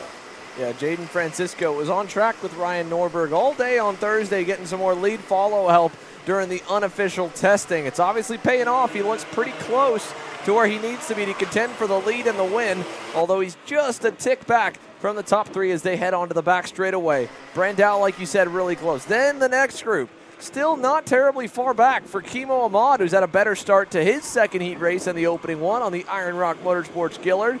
Then, of course, you have Nolan Goulart, Zane Burgess, who was quick, Matisse Lacroix, Alonso Gonzalez, and Josh Bergman is rebounding after a rough qualifying. He climbed right up into the 5th, 6th era in the opening heat. We'll see if he can do it again. At the end of last time, he crossed the line back in 10th. So we'll see where he goes here at the end of lap number 2. Goubert a little bit wider up turn number 2, over to 3, and down to 4. Let's see, is this the time for Dominic Vera to go back to the lead? He does not want to go yet, but they're all a little bit wide. And this is a really important moment for Dominic Vera. Okay, he's won a race, but he won it from the front. Can he win a race where he has to pass somebody? He's got to be a little bit more attacking than he was in race number 1. And there's Marina Brandao to the inside, not quite. She bailed out of it. I think she realized that she had overcooked it slightly. It's going to cost her a whole heap of momentum. And now Vera on that AKT Energy Course USA entered chassis into the race lead. Brandao trying to regain that momentum. And look at Kimo Ahmad, the Egyptian driver, up into, he's got the, on his race suit, it's the half Egyptian flag and the half a flag from good old Texas. As they go through turn number 1 here, 3 down, 3 to go. Dominic Vera has the biggest lead we've seen yet this session at just 2 or 3 car lengths. Back behind, Zane Burgess has gotten away as there's a nice move. Kimo up to 4th. Right back at him, though, coming Jaden Francisco, and he'll take it back, and they'll drag race out of turn number 6. Great, clean racing here at the front of the Micromax field, and for the most part, it's pretty clean down the entire grid right now, Henry. Yeah, and now this is where a bit of inexperience comes into play, because Francisco and Ahmad, look at that, great battle, but there's suddenly 15 kart lengths behind the top 3. Vera head down, trying to break away. Goubert trying to work with Brandao maybe and push back up the lead group behind Francisco and Ahmed. An even bigger gap back to Burgess, Goulart, Bergman, Lacroix, Menossi, Riccio, Howard, Baroa, Teo, Garcia, Pelletier, Gonzalez, Wasmosi, and Kenfick. As they head down at turn 1 now, 2 laps to go. Marina Brandao, fast lap of the session, but only barely over the leader. Then gets pipped by Matisse Lacroix back in the 7th spot, who's leading Josh Bergman away from the rest of the pack. But they're not making any headway on Dominic Vera. This kid is matching them by himself while they're trying to work together on the straightaways. Jaden Francisco, Kimo Ahmad back into the 4th position. Getting back around Francisco this lap. A little bit wide there to turns 8 and 9, but that battling for 4th, it's cost them dearly, as now they're outside the drafting window to the rear bumper of Marina Brandau. And Brandau is doing pretty much what Goubert did to Vera in race number 1. Just push and follow. You can see the little hand signal there. You can see Goubert tapping the side of that matte black crash helmet as if to say, no, come on, let's work together. And Marina Brandau, well, we'll see at the end of the main straight now whether she's listening. Will she go for the move or will she just continue to push? She doesn't go for the move, but we're on the final lap. Brandau is going to have to make the move at some point soon. Yeah, Marina Brandau trying to hop in the seat there. She knows it's crunch time as they go to turn 4. Little bit narrow compared to Bernardo Goubert. Goubert getting the nicer exit out of that hairpin. About the same out of turn number 6. All spread apart here, and Dominic Vera trying to go for a clean sweep on everything through the day. Qualifying on the pole, winning Heat 1, looking to win Heat 2. This might make it easier. Brandau door to door with Goubert down the back straightaway. They're banging tires as they drag race to turn 10. It'll go back the way of Goubert just on the momentum from the outside.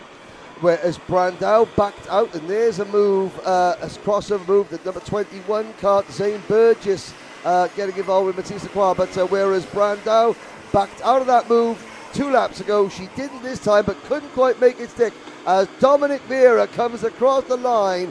2 out of 2 for the Energy Course USA driver. Colombia's Dominic Vera is a double heat winner in Micromax. And what a run to the line there it was. Dominic Vera, 2 for 2, 2 checkered flags, 2 fist pumps across the line. He'll try to make it 3 for 3 with that main event later today with a lot of confidence going into it on that Energy Courses Racing America's machine over Bernardo Goubert and Marina Brandau. Kimo Ahmad, then again Francisco Lacroix by just a mere couple of thousandths was able to beat Zane Burgess to the start-finish line. Then Josh Bergman ends up in the 8th spot, picks up a, oh no, last lap, something happened to Josh Bergman as he drops down the boards.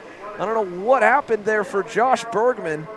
He crosses the line down and looks to be 13th. It might have been a penalty added on. I was just about to say, it looks as though he's just been docked 5 seconds from his race time, does Josh Bergman. Now, is that going to be a bump penalty or a contact penalty or a tram lines penalty? It was something that was obviously administered during the race, and we saw the impact there. He goes from, well, he's still 4.7 seconds behind the winner, but he moved from what was 8th place and actually finishes 0.04 of a second in front of Baroa. Well, now for your Micromaxes complete, their grid is unofficially set for the main event. More to be done still in terms of scrutineering in the tech area and, of course, on any potential penalties for the Micro Max drivers. Mini Max, green in 3 minutes for their second and final heat race on the day. Another 6-lapper, and we'll roll through again for those watching along or just tuning in now as more of you have joined us here into the afternoon. We are midway through the second round of heat races here for the Rotax Max Challenge Winter Trophy. Then the main events follow, and then we do it all again tomorrow. Don't forget to send in your shout-outs to your favorite driver. We've got plenty coming in here. This is Joma Attaboy Theo. Amarillo Kart Complex, they're getting set to host, and they are excited to host the Rotax Max Trophy West Championship 3rd round later this year. They're tuning in. That's racetrack owner Kyle Uchinsky and plenty more tuning in here into the live chat as the day goes on. Make sure to continue to comment. Let us know where you're watching from, who you're rooting for, and share it around and get more and more eyes on the RMC Winter Trophy at over 170, over nearly 180 drivers confirmed here on property. I mean, you know, when you mention the Amarillo Kart Complex, show me the way to Amarillo. Rotax is on their way with the trophy. La la la la la la. Sorry. I'll go and stand on the naughty step for 5 minutes. Take it away. I'm impressed, Henry. I mean, we've got commentary knocked down. We have history lesson knocked down. Now we've got our American Idol audition here, or Britain's Got Talent. I just want to know what, this is like, a Christmas. There's just a new trick you've got for me every single session. I know, cheap entertainment, certainly cheap. I don't know about the entertainment, but there we go. The sun continues to beat down in the sky. The track temperature is going to be going up and up and up, which is going to be, The Kart Chaser crew are out there, no breaks. You know, they've really got they've manned up, and it's great to see. It's a tough day for everybody here. It's a lot of racing to get through. It's not a bad problem to have. You know, we got more drivers than time. But yeah, it's certainly going to take its toll on every part of things. So a big shout out to the track staff here, the Orange Army, the marshals, the most important part of any race meeting. If the marshals don't give up their time to look after the drivers of the circuit, then nobody goes racing. But we've got Mini-Max coming up next. Yeah, Mini-Max on deck here, folks. 1 minute away from when they're supposed to fire engines, and we'll take it to the starting lineup, this time with the correct graphic.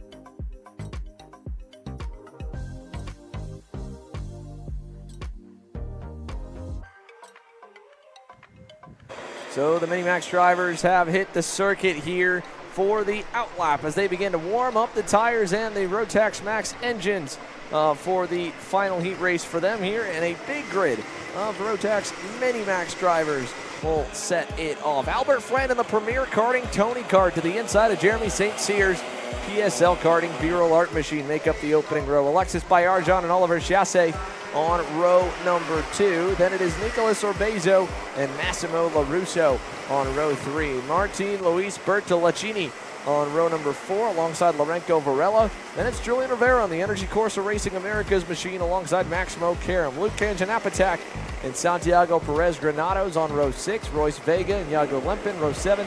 Enzo De Janeiro and Leo De Silva on row number 8. It's Nicolas LaRusso and Alex Chandler back on row 9 and the end of the top 20. Sawyer Chambers on the inside in 19th.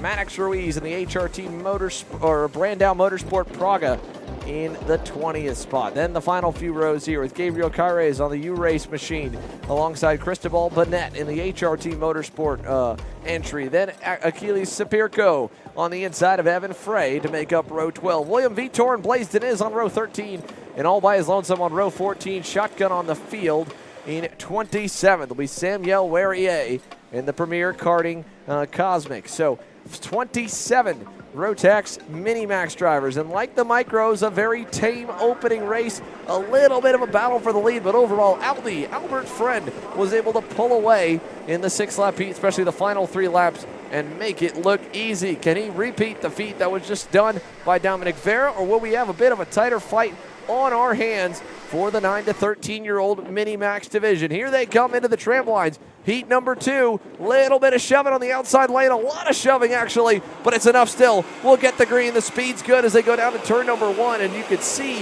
the frustration for Jeremy St. Cyr. A better start for him this time, but he was not happy as 2 drivers kind of together over in turn 3 in front of the field.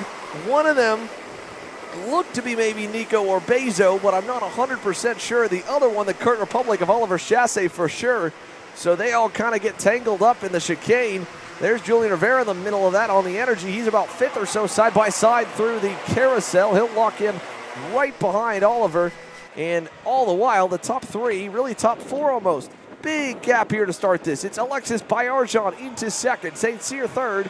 And look at this side-by-side fight for 4th and 5th. Chasse versus Rivera in turn 10. More drivers shuffle to the wayside. That was one of the RPG Cosmics there. Rivera loses a spot to one of the Brandau Motorsport Pragas, it looked like. And all the while, again, the top 3 get further and further up the road. So 1 lap down, 5 laps to go. We've got a fight on our hands here in Mini-Max. Big send from Rivera that time. That was to the inside of on Lorenzo Varela on the Parolin machine. So he gets through. Next up on the hit list will be Oliver Chasse, I believe, or Massimo LaRusso. Either way, Rivera making a couple quick moves. So is Royce Vega. He's up already about 2 or 3 spots on the Team Bennett colored machine. He's back there in the white suit, blue and orange 103, starting to roll through, the reigning SCUSA Supernats champion with a not-so-ideal starting spot in this one. He's working his way up the grid as he did in heat number 1 as well. So through turn 10, now that it's finally spread apart, now that it's single file, we can take a look at what the gaps were last time and compare the lap times to this time around. Albie Friend started off with just a couple of tenths over Alexis Baillargeon. This time it holds even, 3 tenths, but Jeremy St. Cyr, quickest on the circuit so far. He knocked off a little bit from the lead, 3 tenths to be exact, to close up in the top 3. And then it's this long line of go-karts from 4th on back. Massimo LaRusso, Oliver Chasse, Julian Rivera, the front of the group. Then you have Lorenco Varela on that purple and yellow Parolin. And then you have Royce Vega in the white and blue and orange Team Bennett colored machine. Martin Luis Bertolacini there in the Cosmic in 9th. And Santiago Perez Granados on the Energy Corsa Americas machine. Here's the top 3 slowly starting to come together because Alexis Baillargeon at about 3 tenths back has closed in a little.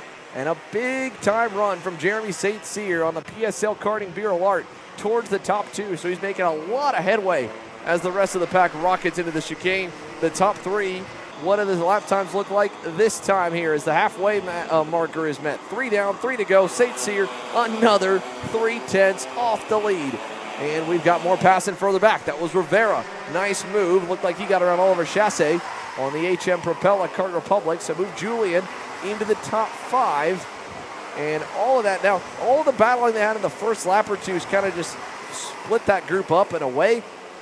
It's only lost a tenth or 2 on lap 2 and lap 3, but it's 3 seconds from the lead back to the midfield here where all of this fighting is going on. That is the RPG Cosmic of, I believe, Martin Luis Bertolacini there, just inside the top 10 as the rest of the pack comes out of turn number 10. So over to the S's. This time, 2 laps to go. Albert Friend pulled back away from Alexis Baillargeon and the like of Jeremy St. Cyr. St. Cyr last time by was quickest again. This time I don't think so. He's going to probably stabilize behind him, and he does. They cycle through the line. So Albert Friend picking up the pace a little bit on the Tony Kart, keeping Alexis Baillargeon just out of striking distance. A kart length, maybe 2. Back to Alexis. 2 or 3 more with a little bobble from Jeremy St. Cyr. He did not get a good run, even a little bobble coming out of turn 6 that time. So Jeremy St. Cyr losing some ground towards Alexis Baillargeon and Albert Friend after gaining so much early on in this heat race. This time by, it'll be the white flag. Albert Friend is feeling the pressure. He was starting to fade low. Quickly got back up to the outside. Doesn't want to take a defending penalty. The one right there, that CRG would have had Oliver Chasse not sent it down the inside. That was the CRG of Massimo LaRusso.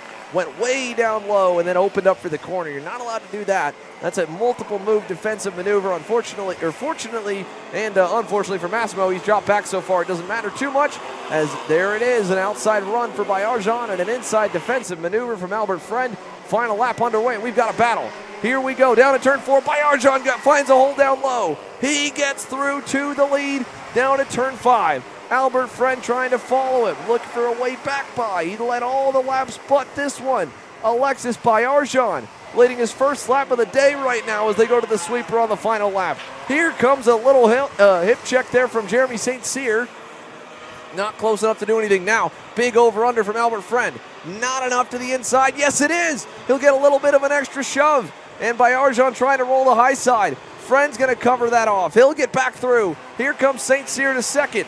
Albert Friend still got to defend here into the chicane for the final time. A little bit of a bump and run there as the accordion goes through. They're going to drag race across the line. Who's it going to be for the Minimax second heat race? It's Jeremy St. Cyr in the barrel art. What a finish at the line.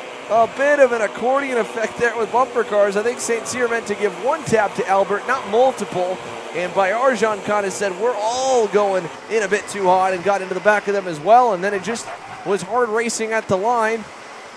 So Albert Friend, by 42 thousandths, just comes up shy of sweeping the sessions in Minimax. A great battle there as the 2 PSL Bureau Art drivers split him ending up with Jeremy St. Cyr as the Heat 2 winner, Alexis Bayorjan third, Julian Rivera fourth, Oliver Chasse fifth, Royce Vega, Massimo LaRusso, Lorenzo Varela, Enzo De Janeiro, Iago Lempin, your top 10. And you can see how the field just kind of stayed strung together through the mid-pack, especially from 10th on back to 14th. One tight group with Alex Chandler just outside looking in at 11th. And the penalty starting to come. It looks like one just went there for Lorenzo. Or, no, not Lorenzo, sorry. They just dropped back. That was LaRusso. So Massimo LaRusso. And that one, or no, not Massimo LaRusso. It might have been Granados. But I'm not certain on that. So either way, oh no, it might have been Nicholas LaRusso. That could have been it either as well. Either way, most of the drivers were able to finish. Here's a look at the rest of them. No, there it is. Iago Lempin was the driver. Big penalty there. That was a 10-second blow to Iago Lempin, and that took him from the edge of the top 10 to 22nd here on the results for Minimax. Gabriel Carrez there. Martin Luis Bertolacini was up in the top 10. He ends up down in 21st as well, so I think that might have put Lempin behind his teammate. There was definitely a lot more elbows out action in this second Minimax Heat race, but what a drag race to the line. First photo finish of the day here, Henry. It was a good one in Minimax to cap that one off. Yeah, indeed. You know, that last corner, you know, Sincere, Baerjon, friends, you know, all going together. That might have been a little bit of, you know, last corner. Well, one driver in the lead tries to brake a bit early. The other driver trying to send it and it breaks a bit late. But, you know, a clean drag race to the line. And, yeah, it bodes well for a competitive final later on this afternoon. Speaking of competitive, it's time for the next senior race. This will be Senior Rotax Group A and D, possibly, or A and C. A and C. And again, if the first couple of races were anything to go by, we are going to see a lot of, you know, maybe cooler heads prevailing at the front of the grid, and yet desperation setting in at the back of the field.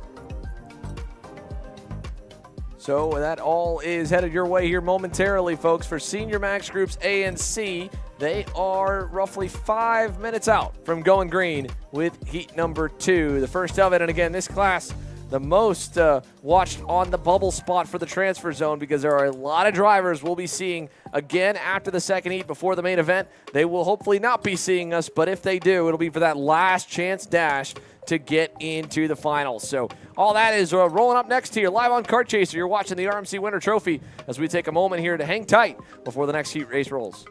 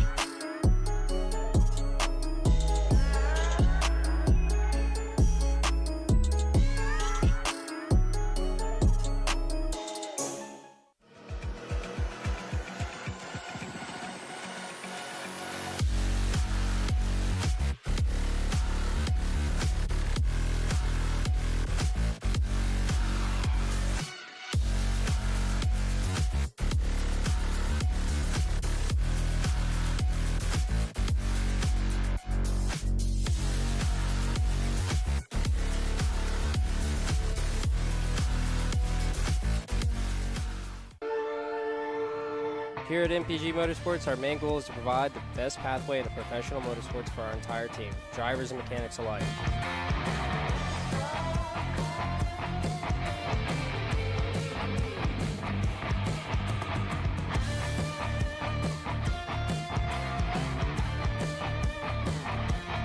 We're based out of Whiteland Raceway Park in Indiana. For more information, contact us at chase@mpg-motorsports.com.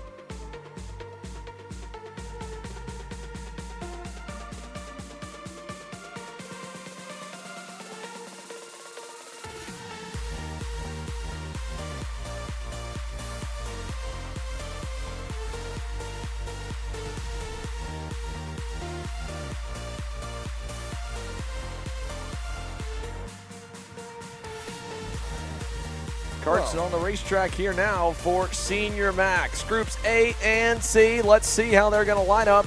And it'll be a Biro Art front row for the first time, I believe, in Senior Max today. It's the PSL Karting Factory Biro Art and Diego Ramos on the inside, the Prime Power Team Biro Art of Nolan Bauer on the outside. Ryan Maxwell on the REM Cosmic makes up the inside of row 2 for another Cosmic on the Fox & Son karting machine, or karting team. Aiden Fox in 4th. Timothy Pernod and Camilo Trappa are on row number 3. Then Frederic Lemieux and fast Frankie Mossman. Zach Comandamello, who was a man on a mission in heat number 1, he goes to the inside of row number 5 alongside William Boutillier. Matisse Constantini and Macy Williams are up next, and then there's Emma Scarborough and Felipe Bartz on row number 7. Nazareno Casarato, Fernando Barrichello on row number 6, Charles Olivier Dion and Thomas Simar on row number 9, Victor Couto and Darian Hliwa on row number 10. And that's the fun rows here. The rows that got some work to do are the next ones coming up. Row number 11, William Bennett and Branson Godet. Then row 12, Kevin Arguelles and Corbin Craig. Dane Wilson and Gennaro Trappa. And Gennaro had a great run in the first heat. He'll need to replicate it in heat 2 to stay above the danger zone to go to that last chance qualifier. The same set for Joseph Valentino and Valentino Toriate. 14 rows, 28 drivers. Roughly, the math says you need to get to 16th or better. Diego Ramos was perfect in that opening heat race. Led every lap from the drop of the green. He's trying to keep that streak alive, but he's got a fellow member of the Red Army on the outside lane as they come to the tram lines, Henry.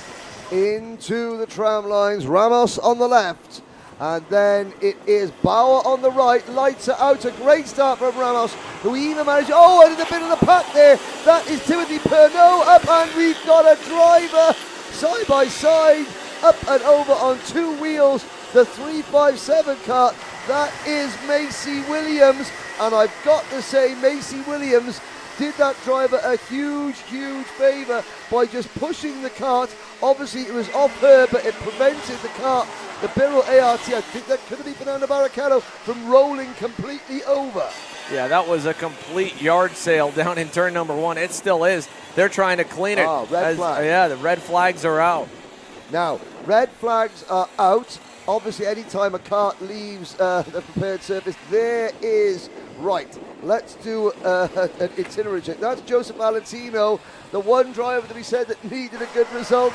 Not going to get it. Dane Wilson in the blue and yellow race suit. He is speaking to Manuel Branco there. He's from the Saudi kart team now. The other driver, the 301, is that Charles Olivier Dion.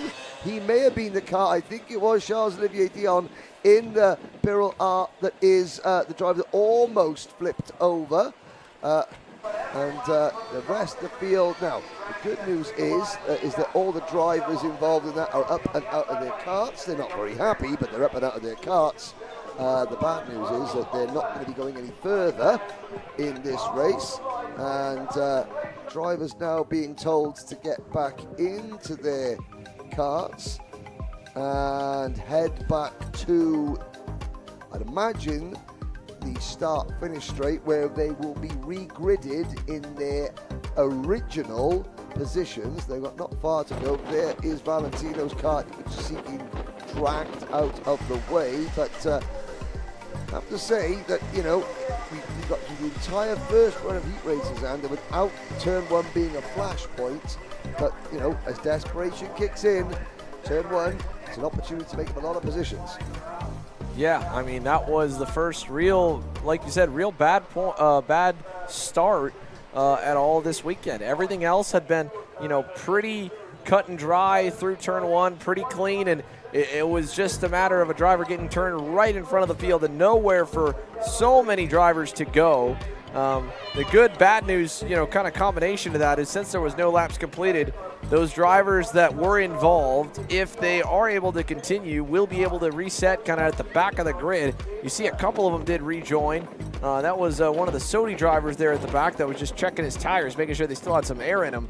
Not a lot of work on the karts here during the red flag period, but if you can continue, at least you get to reset at the back of the grid. So the race director there in the center of the pile going to be having a word with the drivers after that start, because that one He had been batting 1,000 up until that point, Henry, on pretty clean starts, and we finally got one that was a little bit messy. Yeah, now there's Macy Williams on the right-hand side. She is just now walking up there, shaking her head a little bit.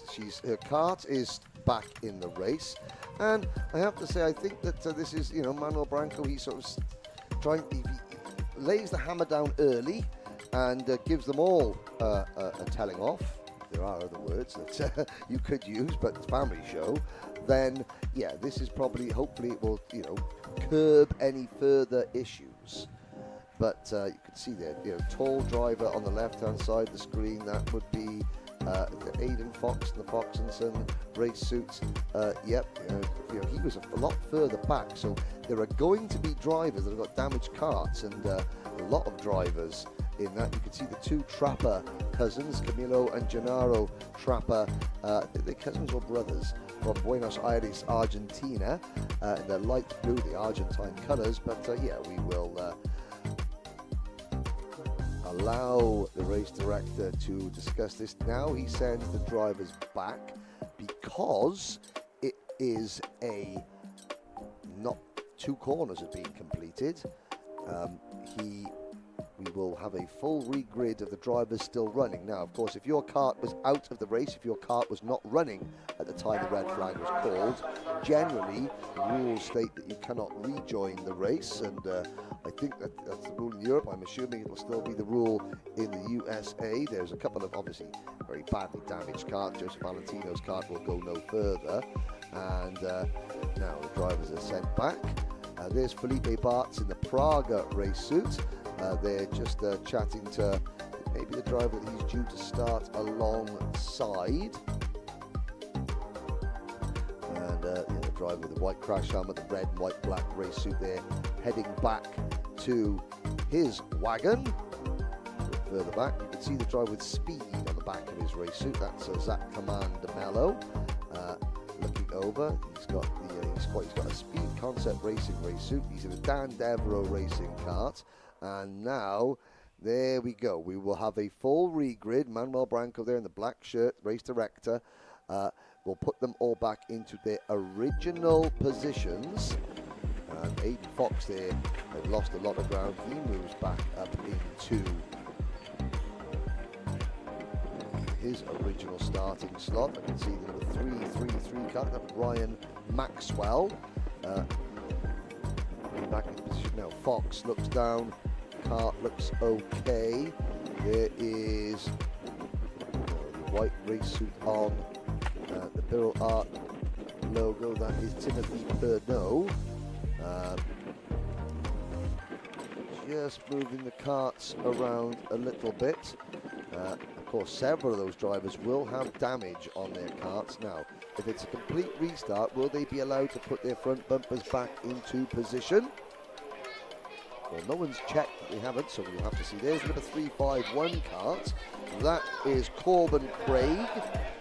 There with the black race suit, black helmet with the luminous green stripes on the legs of his race suit. Corbin driving for the NF Sports team run by Daniel Caligaris, who is based here at the Orlando Kart Center. A very, very sort of smart purple, pink and hot pink and black race suit. That would be Mr. Lopez, I believe. Judging by the fact that Lopez race suit, I would profess to know anything else about that. Or is that Denis Cuesta? We'll have to see. The rest of the drivers now sort of getting themselves back into position. Obviously, we'll be minus at least 3 drivers. Charles-Olivier Dion for the PSL karting team, Dane Wilson for the Sodi USA team, and Joseph Valentino, independent driver on the KR chassis, so maybe one of the HMP drivers, out of the race. Full 10-lap restart.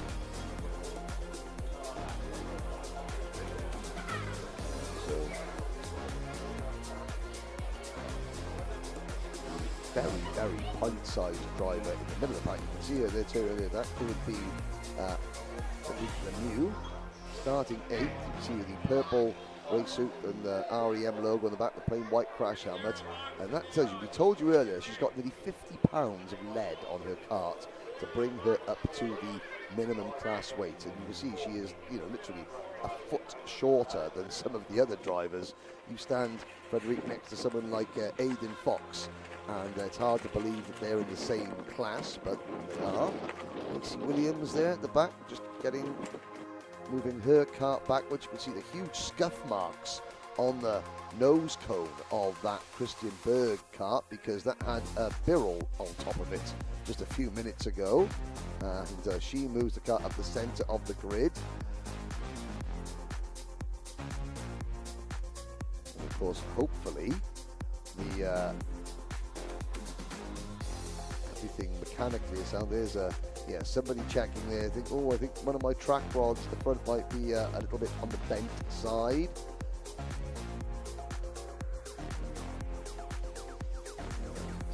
One of the Scarborough sister in that right there, possibly.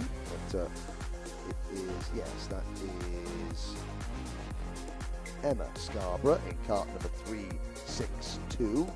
See the white and blue, the light blue and white race suits. Emma just getting ready to sit into her Nash Motorsports entry.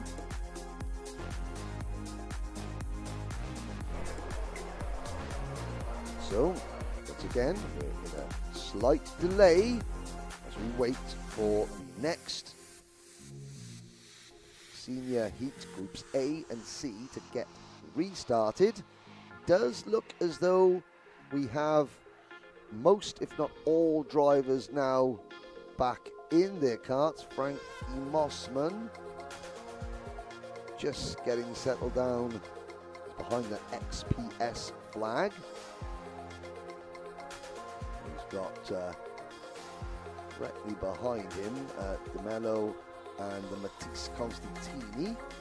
Matisse Constantini in the KR Kart Republic race suit, just sitting down there. Wait, Mossman going to be the last driver of all. That might be a superstition thing. These kart drivers, a lot of them have superstitions. Some of them like to be sat in their kart left alone for minutes and minutes on end, and others don't like to get into their kart till the very last second. They all have their little pre-race rituals and superstitions, and now it looks like we are set to go again. Of the 26 drivers that originally were due to start this race, or 28 drivers that were originally due to start, we've lost at least 3. Quick head count: 2, 4, 6, 8, 12,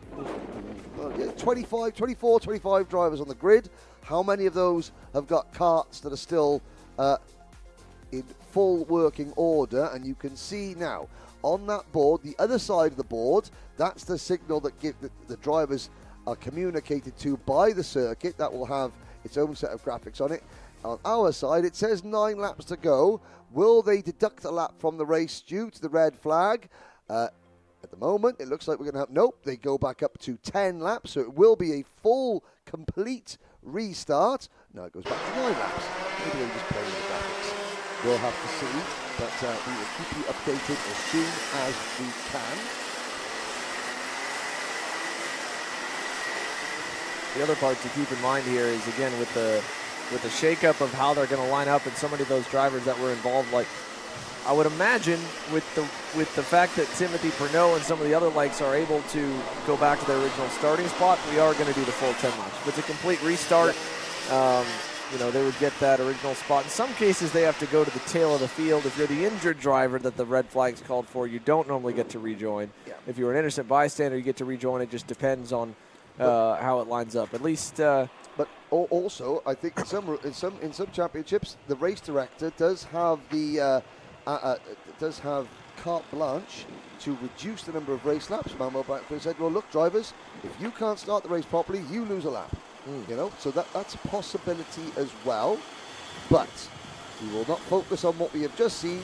We will focus on what we are about to see. And a couple of somewhat tattered go-karts. Yeah, battle scars already. Battle scar. That's tattered is not the right word. Battle scar. far better. Here we go then. For the second time, the red and white army sit on the front row of the grid. Ramos and Bauer. Into the lines here this time. Attempt number 2. Can we get them all through turn number 1 this time with a couple less? So far, so good. One driver up and over the concrete on the inside. He ends up losing a little ground. Now through turn 3, there's a couple 2x2. Everyone's good so far. Nolan Power was way low there, and it looked like he might have been ended up T-boning Ramos, but that was good brake control by the Canadian. So he hangs on easily to second. Good start into third, it looks like, for one of the Cosmic drivers. I'm not sure which one we've got there. And then as they come out of turn number 9, looks like Maxwell, I believe, into the third spot. Down the backstretch, Timothy Pernod was Up at P4 by the looks of it, in the yeah, white race suit. great start for him. Then it's ZCD, then Aiden Fox, and then a big gap back to Mossman. And the drivers that start, now we're starting to get further back in the field where drivers got a piece of that turn 1 carnage. So we'll see if anyone really moves forward or backward. Yeah, this is where we'll start to see how many of those drivers sustain sort of untenable damage.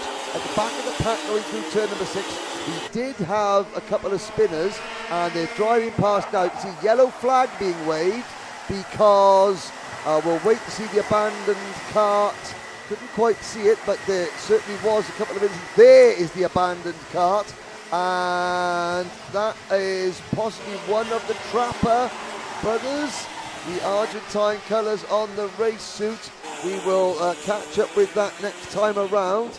So, lap 3 out of 10. So it's in this lap. We did take a lap off the race. It's still a 10-lap race, but we're on lap 3 now. It is Ramos leading. Please ignore, it's not Corbin, Craig, and Gennaro Trapper first and second.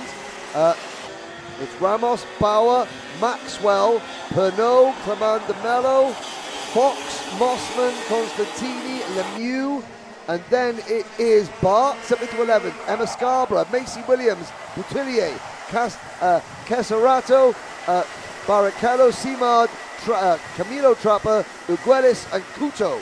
Your top 20 with Binet, and sadly it looks like we've lost Gennaro Trapper, Brandon Gaude, Shorta Dion, Liwa, Dane Wilson, Valentino, and I don't think we had Correlate at the start at all. Well, here we go again. Same story, different heat here for Diego Ramos leading with the driver about a car length or 2 back so far. And a similar story as well for ZCD. He's already picked up another spot. He's into 4th, challenging for 3rd down the inside and clear. Zachary Clayman and Mello gets around Ryan Maxwell. Move him up to 3rd. Maxwell back to 4th. Timothy Pernod still looking on. Then Aiden Fox and Frankie Mossman. But the Dan Devereaux Racing Cosmic is inching closer and closer to the top of the leaderboards, Henry. Yes, indeed. And of course, there behind them, that's Pernod going back in on Maxwell as well. Fox going around the outside, side by side between Maxwell and Fox. And here comes Aiden Fox. We look to the inside of the turn number 7. That's a risky move. He just backs out of it. Mossman, Constantini, and Frederic Lemieux watch with interest from behind. But now we have a potential battle for the lead. Ramos and Bauer.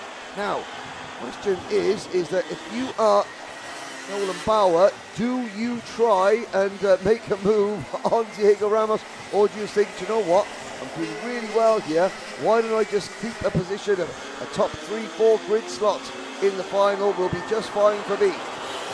Yeah, and again for Diego Ramos, he wins this one. It's bad news and for anyone else in the next heat, because he'll pretty much lock himself into the pole for the main event. I can tell you right now that put Ryan Norberg as Nolan Bauer's biggest fan this second, because if Diego Ramos doesn't win this heat and Norberg wins the next one, that put Norberg on the pole for the main event later this afternoon. So we'll see what Nolan Bauer does, but he may not have much of a choice here, Henry. Diego started to pull him a little bit here in the first half of this lap. And also, Bauer's hand might be sort of forced by how quickly Zach Comandamello can close in. At the moment, it does look as though Comandamello has got enough of a sort of a gap behind him. In front of it, Bauer has got enough of a gap behind him. He doesn't need to worry about Comandamello. Then it's Pernod, Maxwell, Fox, and Mossman. Yeah, all right there in that 4-car train behind ZCD. And then back from Mossman is Matisse Constantini, about another second away to Federico Lemieux. And then Felipe Bartz has picked up a number of spots. He's having a good run kind of up into what will be the top 10 when timing is adjusted.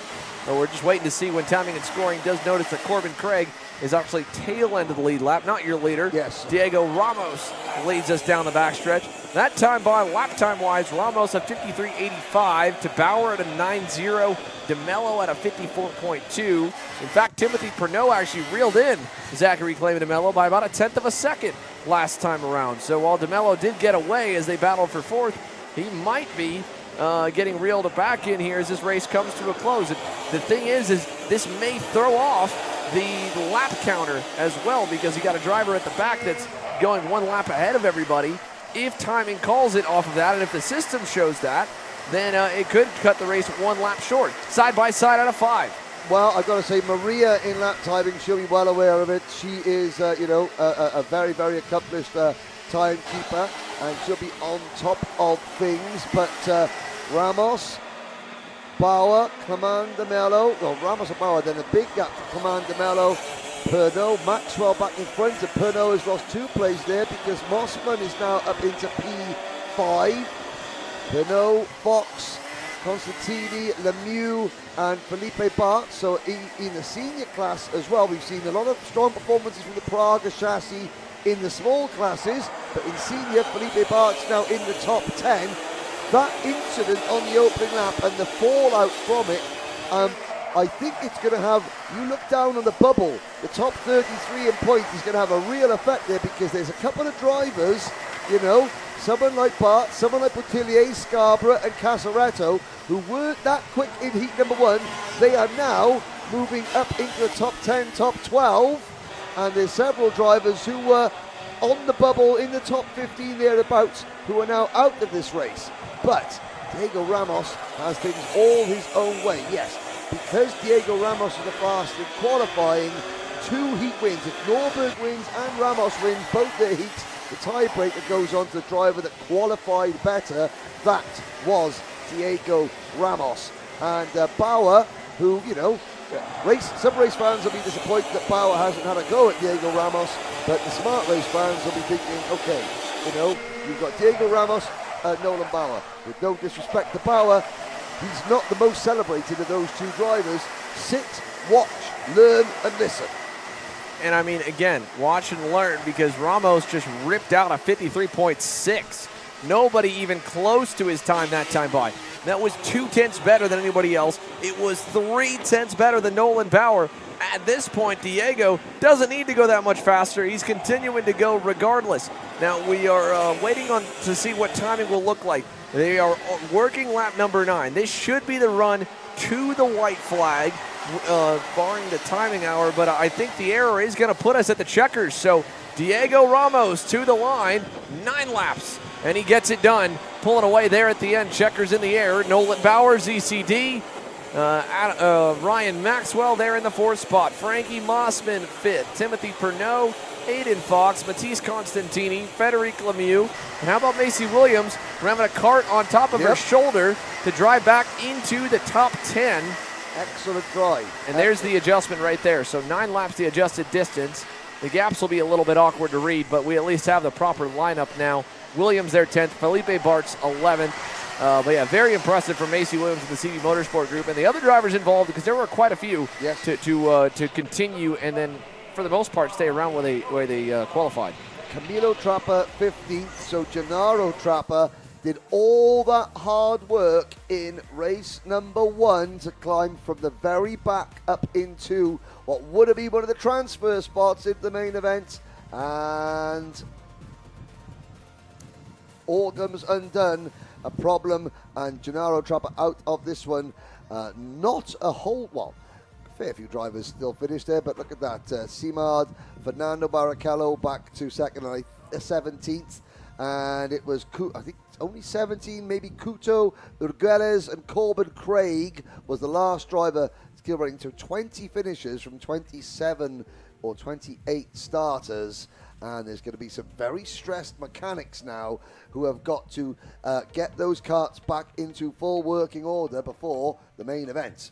And before the last chance qualifier, because if they crashed in this heat race, and where that crash happened was the midfield and back, so you're talking guys that needed a good result or needed at least a decent result or needed a really good result, and instead they got a terrible one. So a lot of those torn up race cars or karts there, Dane Wilson, Joseph Valentino Toriate, Gennaro Trappa. Oh, man, he had a great drive from the back of the grid through in Heat 1. Heat 2 doesn't get a single lap in. DQ. DQ'd for Gennaro Trappa. Trappa's name. I'm not quite sure what that means, so maybe something that happened. Hopefully not something as silly as missing the scales. Yeah. Well, I mean, he didn't finish the race. Right. He was out at the side of the circuit, so he retired anyway, but maybe...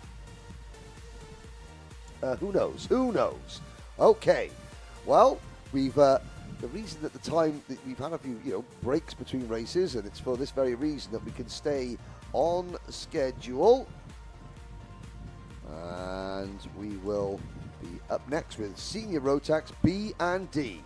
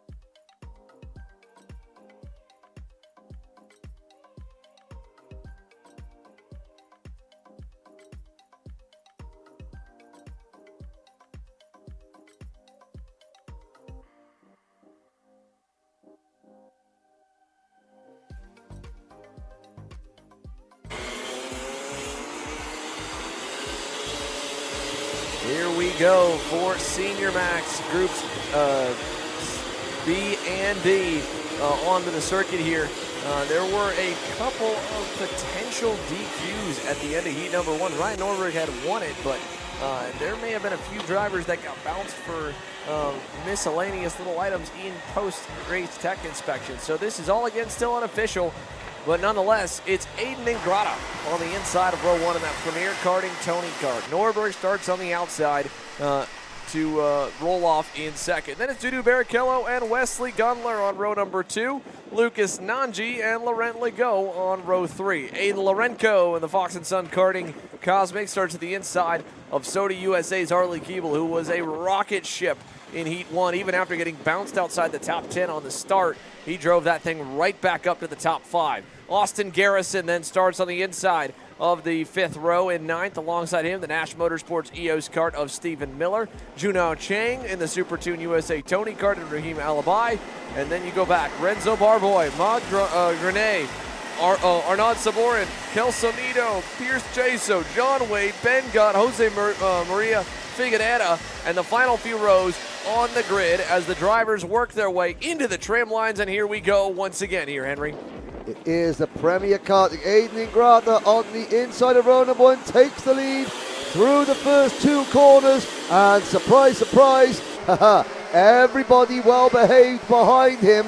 There was a slight delay before this one. The lap, you can see the laps have come down to 9 laps, and I think race director Manuel Branco had read the seniors, the riot act. Actually, you know, the lap counter might be 1 off. I think we still have 10 laps, but a slight delay. And look at Eduardo Barrichello taking the lead, and up the scrapyard straight we go with Barrichello checking over his shoulder. Ingrata and the rest following line astern through turn number 10.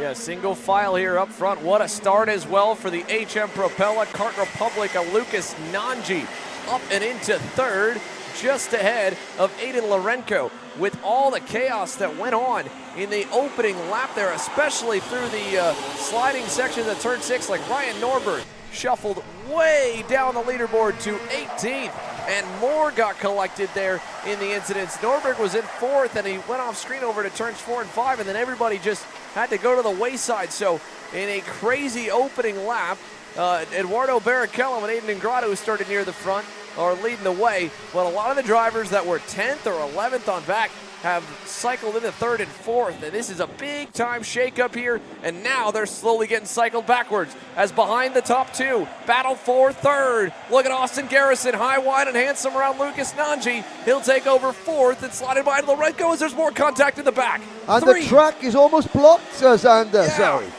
Lots of drivers together back at turn number 10. We'll get an idea on it here. There were 4 or 5 cars turned sideways, like you said, Henry, the tightest part of the racetrack with nowhere to go. And yet there's a couple of Rollerson Performance Group karts in that mix-up. Now, Lucas Nanji qualified very well yesterday, then retired from his opening heat race. This is great news. He's 5th at the moment. He's battling, in fact, I think he's been pushed back to 6th or 7th, but this is a really, really significant race for Nanji. He might not, with 1 retirement, you're going to be going into the last chance qualifying, but 1 retirement and 1 good result, that could mean that at least you start halfway in a halfway competitive position in last chance queue. Now, yellow flags, the marshals are at the side of the circuit, trying to get a whole host of retired go-karts out of the way. Norberg is out. So is Junho Chang, and Boyadzis is also out. Alibi Jaso at the back of the pack. Maud Grenier is down there. Renzo Barboy, who was in the top 10, also out of contention. And that means we got some new names to talk about up near the front.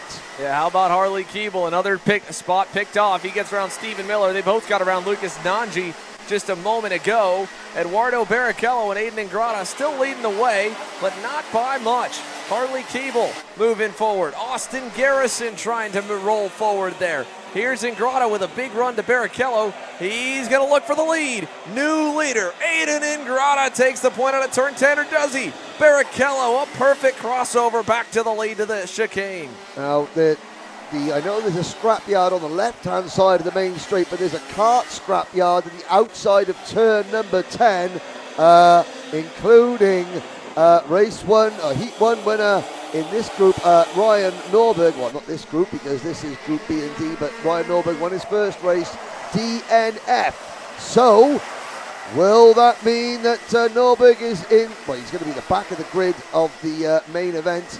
If in the main event at all, will we see the president of Norberg Nation in last chance qualification race? We might. Again, while you had stepped out for a moment, as there's a nice move by Laurent Legault down the inside on turn number 9. Lucas Nanji as well, losing a spot to Miller, it looked like. Here's Legault defending. This is Lorenco versus Wesley Gunler. Teammates going at it there at the end of the top 10.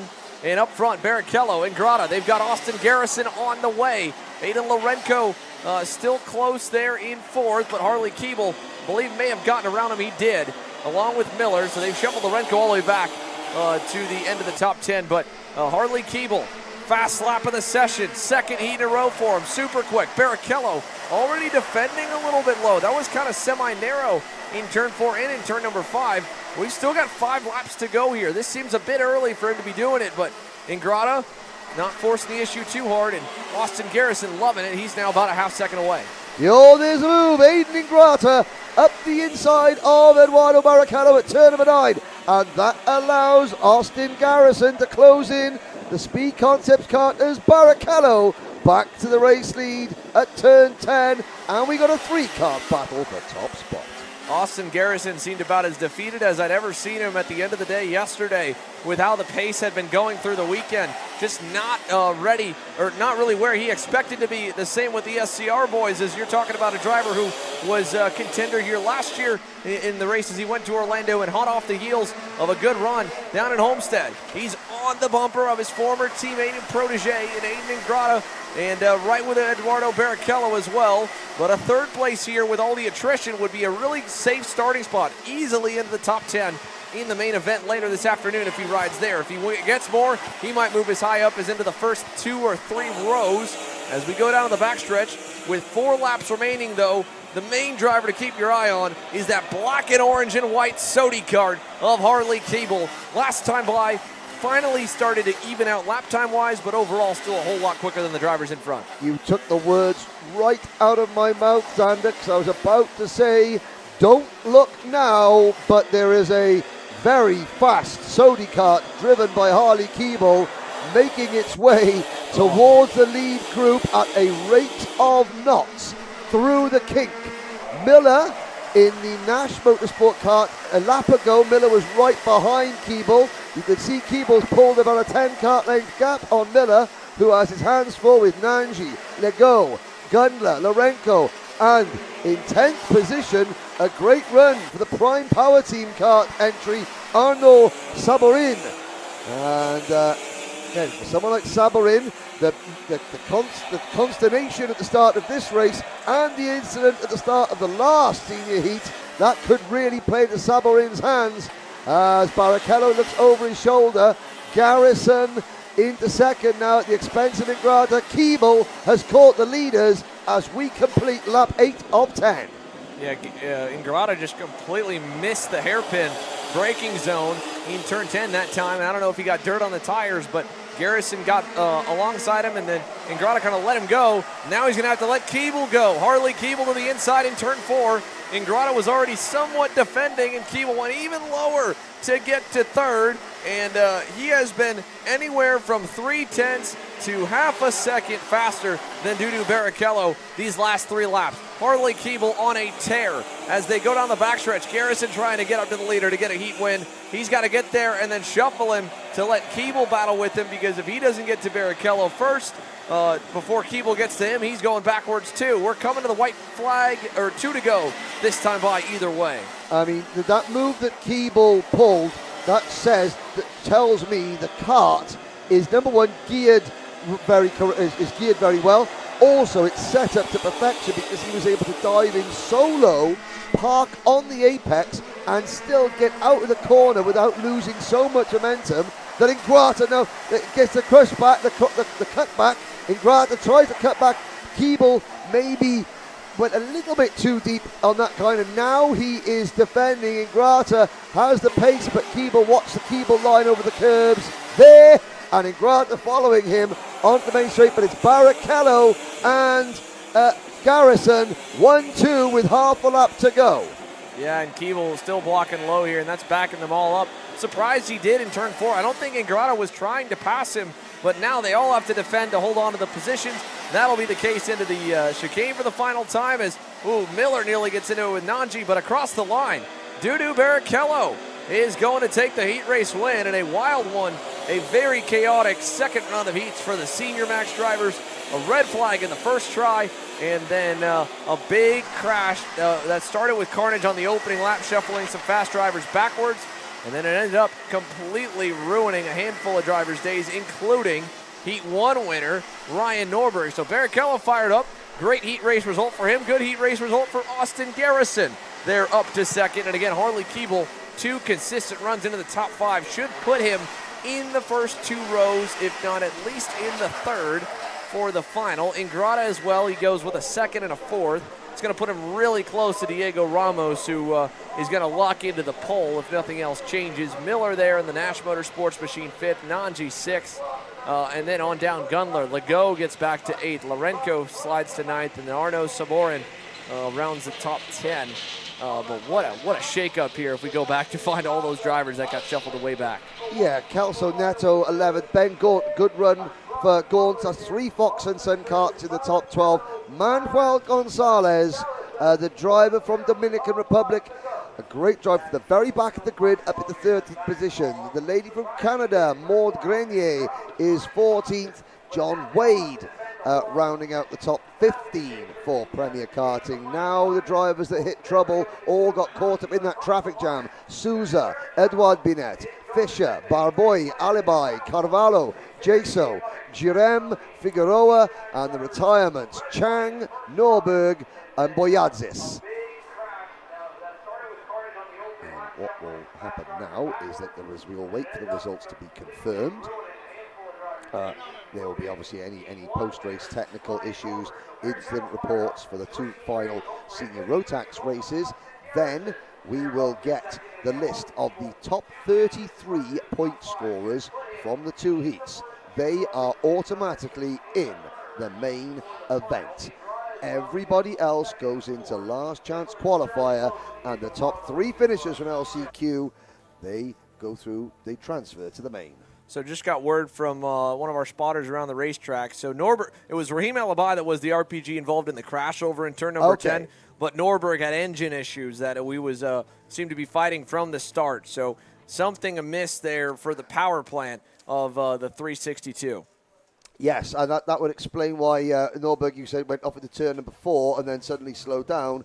It caused a bit of a chain reaction effect. You thought that it was other people bumping into it, but it was Norberg slowing down with a mechanical issue, causing a domino effect behind. But still, well, Mike Rollison and the Rollinson Performance Group, they're one of the best teams in the United States, and they're going to have to prove their worth now because they have a lot of work to do to get some of their fleet of karts ready for the finals or LCQs, and they do not have a huge amount of time to get it done.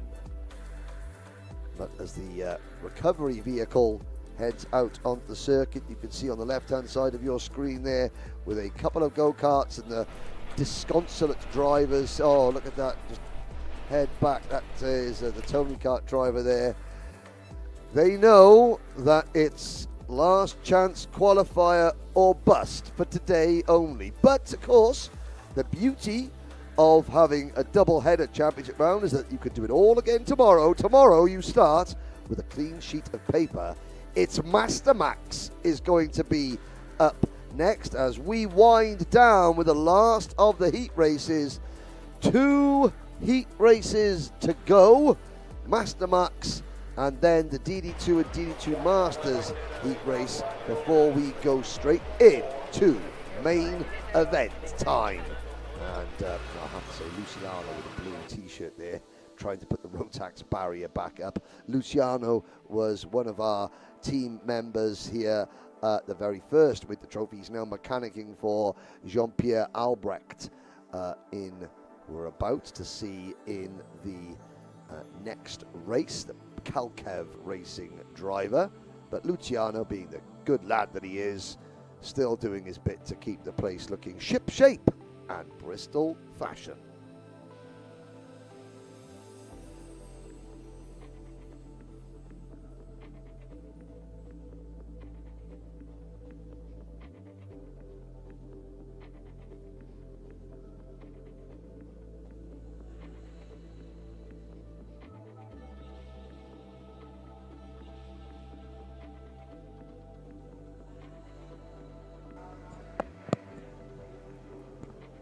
So the drivers have hit the racetrack here for Master Max, and the opening heat race looked a lot like that first of those two senior max heats with groups A and C, Henry, with a bit of chaos on lap one, kind of sending a few fast guys to the rear, and then from then on just a spread out, cool, collected Masters Max heat. Rubens Barrichello went through to easily take the win, although Nicholas Pico was closing in on him. How much of that was Rubens backing off versus Nicholas being better, we won't know. But Nicholas did get it down to about 6/10 by the end. He rolls off behind him, while it's Mundy Lawyer on the outside of the opening row, and Laurentiu Mardan, who has to make up for that. He got the worst of it, really, rolling on the outside of row 2. Yes, Romain Monti and Danilo Romalo are on row 3. David LaPlante and Vince Carey, another driver who was involved in that lap 1 incident out in the race, starts on row number 4. The top 10 rounded up by the aforementioned Jean-Pierre Albrecht and Matthias Bonvin. Then you go back here to row number 6, Dominic Legrand on the inside, Ramses Lacharik on the outside, Michel Legrand, Abel Martinez, and Sylvain Chenard on the Premier Karting Tony Kart was slated to roll off in 15th. So here we go for Masters Max, getting set to go green as they work their way towards the chicane. Rubens Barrichello just needs to cruise here, and he will be right on track with where he'd like to be, making strides towards a trip to Sarno later this year. Now, Nicola Pico will be a new name to the American audience. This is his debut in the United States. I've known him for a long time. He is known for being exceptionally aggressive on the starts. Here we go. In the tram lines, lights are out, we're off and racing. Mundy Lawyer, Pico forced to the inside. Mundy Lawyer was getting across the front. Pico decided, I will take a little shortcut here through the turn 1 area to avoid getting involved into a crash. And he did. He stays second. And Lawyer, the argument will be that Mundy Lawyer forced him off track. Mundy Lawyer's argument will be that he was in front of Nicola Pico. They argue amongst themselves. Rubens Barrichello says, congratulations guys, you've just given me the advantage I need. And as he looks over his shoulder, he now knows he can control the pace from the front. Yeah, what a good start here. Exactly what the doctor ordered for Rubens Barrichello, as there's more battling behind the top 8 or so. Everybody else in the front is spread out there 2 by 2 further back going into the chicane. And we'll come to put 1 lap down. 9 laps to go. Barrichello's lead, not too much. A couple of kart lengths there. A little over half a second for Rubens. And then back, of course, to Pico and Mundy Lawyer. Laurentiu Mardan trapped in that 5th spot. I think that's the tightest battle we've got, is the one for 4th, headed to turn 6. We'll keep our eyes on Larry if he can make up any more ground as Mundy Lawyer gets a good exit, and he closes up a little bit to Pico. Yes, indeed. Now, Mundy Lawyer, who was very aggressive in the first race, that Nash Motorsport kart, but Romain Monti, we did get a chance to see what Romain Monti could do in race number 1. The same for Laurentiu Mardan, because they were delayed and or eliminated in the opening lap incident. Further back, Vince Carey in 10th position. We'll have to see whether Vince can make any forward progress. You can see the Romanian flag on the front of that Technokart USA entry of Laurentiu Mardan. He has been a mainstay of this championship. He's got the Romanian colours at the top of his crash helmet. He is desperate to represent either his nation of his birth, Romania, or his adopted home, USA, in the grand finals. He moves to the inside, put the Technokart into P4. Yeah, that's a nice move there by Laurentiu Mardan. And as we're watching Masters Max here, Henry, more viewers tuning in. How about a fellow DD2 Masters driver from last year, Colin Livingston, said, hey, hearing Henry and Xander feels like exactly what I needed to know that the 2024 season is officially on. He also commented from racing here last year when he was here for the RMC Winter Trophy that cameras don't do it justice how tight this hairpin is right there, as David LaPlante makes a nice move to pick up a position for 5th or 6th, it looks like. Yeah, I mean, Dr. Livingstone, I presume, he is officially now the president and chief executive officer of the Matthew Taskinen International Driver Development Program Academy in association with CRG, Edmonton, and Miller Lite and Shoresy as well. He is the official president. Good to have Colin on board, even if it is Colin actually joined me in the commentary box in Bahrain for a race, which was an experience. Anyway, on the track, it is Barrichello. Hello, Colin. He's did a great job, actually. Really insightful. A gentleman who is putting a lot into karting. He's a spotter in the NASCAR Pinty series, but none other than Alex Tagliani. And next year, I will be starting the petition that Mr. Livingston should arrive with Tagliani, and we should have an ex-IndyCar driver as well as an ex-Formula 1 driver on the winter tour. It would be cool to see Tag back here. He's been involved in and out of karts like many race car drivers do. To have them come back and continue to race like Rubens Barrichello is what makes this sport so cool and so inviting to all the families that they get to access and see him as just another dad, another driver in the paddock, and that's exactly how Rubens is. And he's locked in, though. Mr. Nice Guy in the pits, maybe, but he is clinical right now. Lap after lap, super consistent for Barrichello. He's not necessarily the fastest. Pico nipped him by about 300s last time by, but no mistakes, just perfect lap after lap to the edge of the circuit there for Rubens. Pico is kind of, started a bit slower, gotten a whole lot faster now as his sessions raged on, and he seems to be even better than he was at the first heat. I'm really enjoying watching this battle develop because Nicola Pico, he's a very accomplished racer. He will look at Rubens Barrichello's racing CV and just shrug his shoulders and go, I do not care.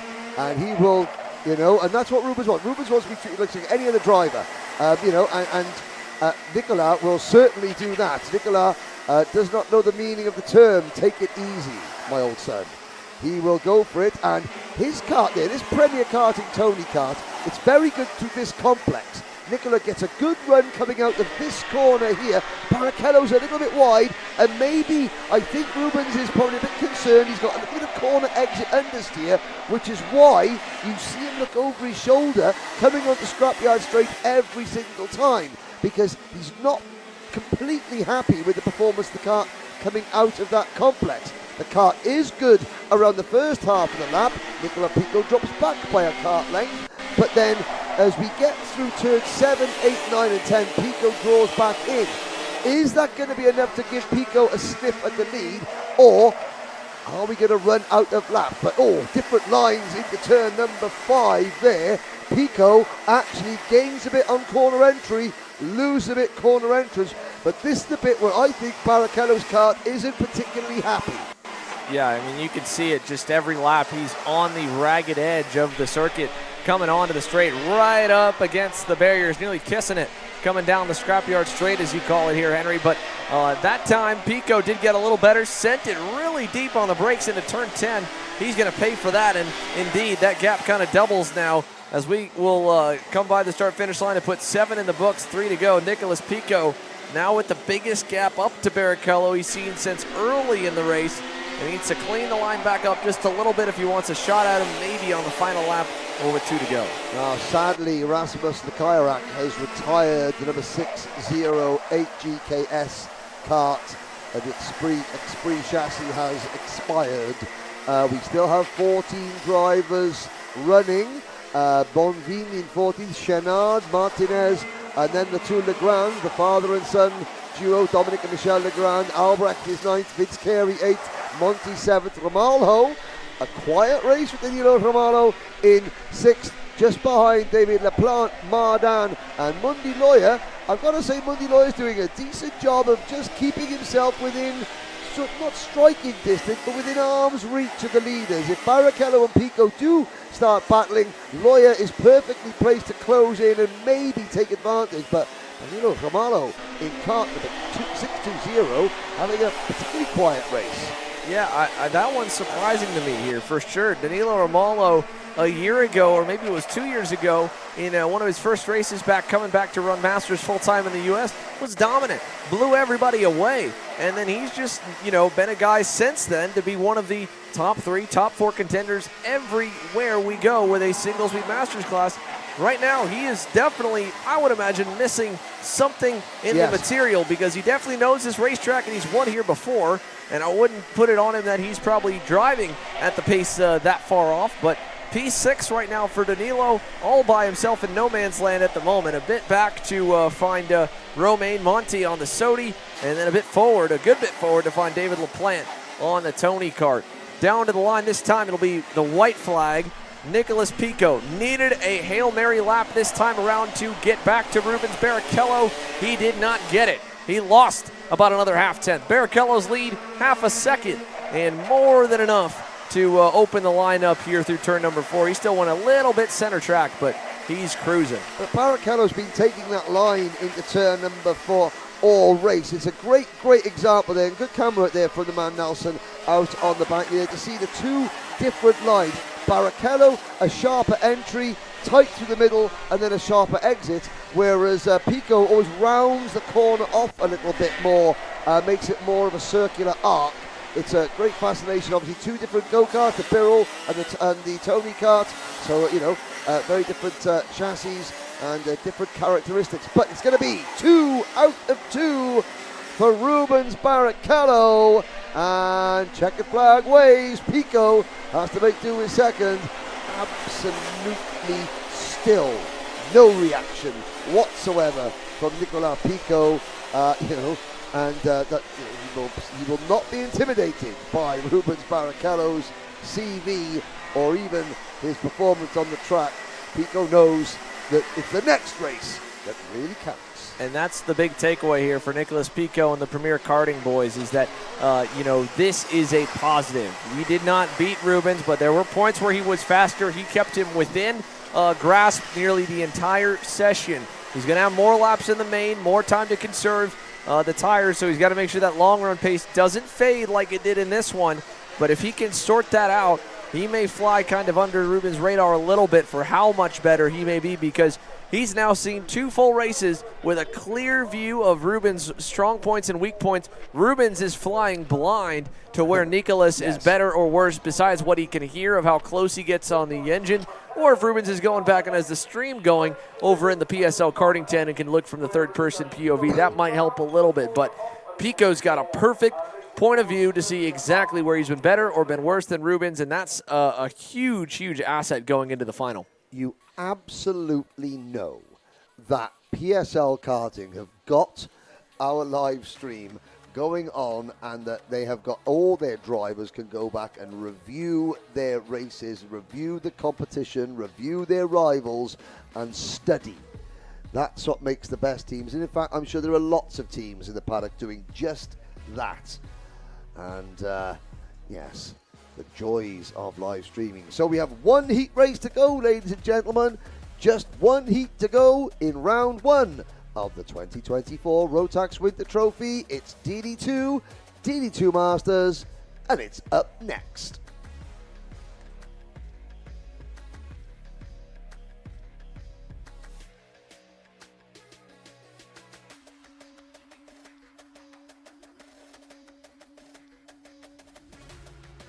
Colin, I need a new 219 chain. I need a 77 tooth sprocket. I need some more chain lube, and I need it probably as soon as tomorrow. Dude, are you even listening? We need this to run this weekend. Want anything else? What do you mean? I already got it in the Kart and Acceleration Kart Racing's online store, bro. All orders over $200 get free shipping. Oh, throw in a set of tires. Done.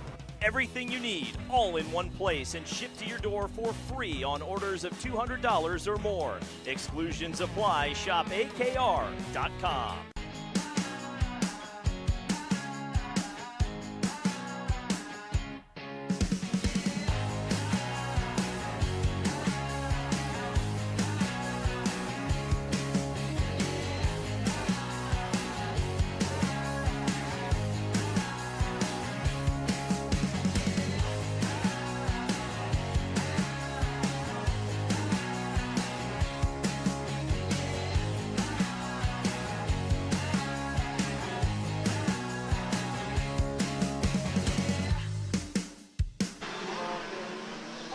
well, with all apologies to the fine people at the Atlanta motor facility there that we were advertising. I'm sure you'll see that advert again later on, and it does look like an absolutely spectacular kart circuit and a training facility. But meanwhile, we have business to take care of. It's Matthew Taskinen and Gianluca Savalio on row number 1 of DD2, Olivier Bedard and Leonardo Reis on row 2, Harley Keeble and Nicolas Guillaume row 3, Pablo Benitez, Alexis Viancourt on row 4, Ludovic Saboyan and Preston Le Breton on row 5, Theo Silveira and Michael Wiggins hopefully out on row number 6, Michael McLean and Bruno Bouchard on row number 7. This is DD2. At the back, the two drivers with the 700 and 701 numbers there, your masters. But the two-speed Rotax karts now get set to go out onto the circuit. It was Leonardo Reis who won the opener. Oliver Bedard and Harley Keeble were well placed as well. Gianluca Savalio was sort of the innocent. It wasn't an incident. Keeble went for a move going into turn number 5, and as Keeble exited the corner, he just got the left-hand side of his rear bumper hooked up to the right-hand side of Savalio's nose cone, which caused Savalio to slow down. Taskinen led and then fell back and had to battle away, but plenty of winners in this race. Who's going to be the next one as the last heat gets underway? Yeah, here we go. DD2 and DD2 Masters looking for the green flag. Gonna get it down to turn number 1. Savalio gonna lose out on second, but this time I think he's gonna be able to easily slot to third, not get shuffled back to 5th. And wow, right off the bat, look at that Premier Karting Tony Kart of Oliver Bedard trying to go by. And one of the Kart Republics, it looked like, going a little bit wide there out of turn 4. That was Nicolas Guillaume going for a move on the red and white Birol ART of is that Leonardo Reis? Yeah. And Reis showed Guillaume the outside line, gave Nicolas two options, the brake pedal or the barrier, and Guillaume chose the brake pedal. But it's Taskinen who leads. 5-car party here, back to Harley Keeble behind Reis there.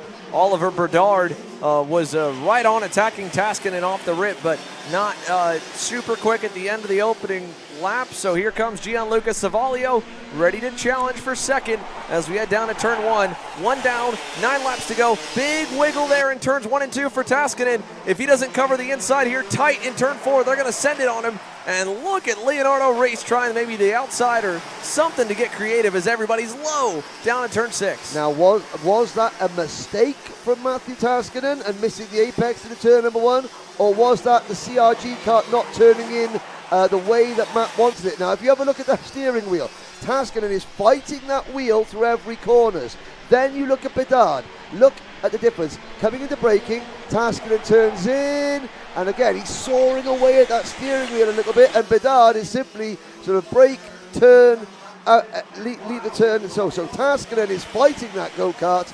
Bedard looks a lot smoother, although it's very difficult to be smooth in these DD2 karts, but certainly looks though Taskinen, and again runs wide. That kart's washing out. He's missed a setup on that kart. He's taking a different line. Oh, this is going to be good because Taskinen has not got a happy go-kart underneath him, and he has got 4 very, very hungry drivers chipping away at his rear bumper like a Canadian woodchuck.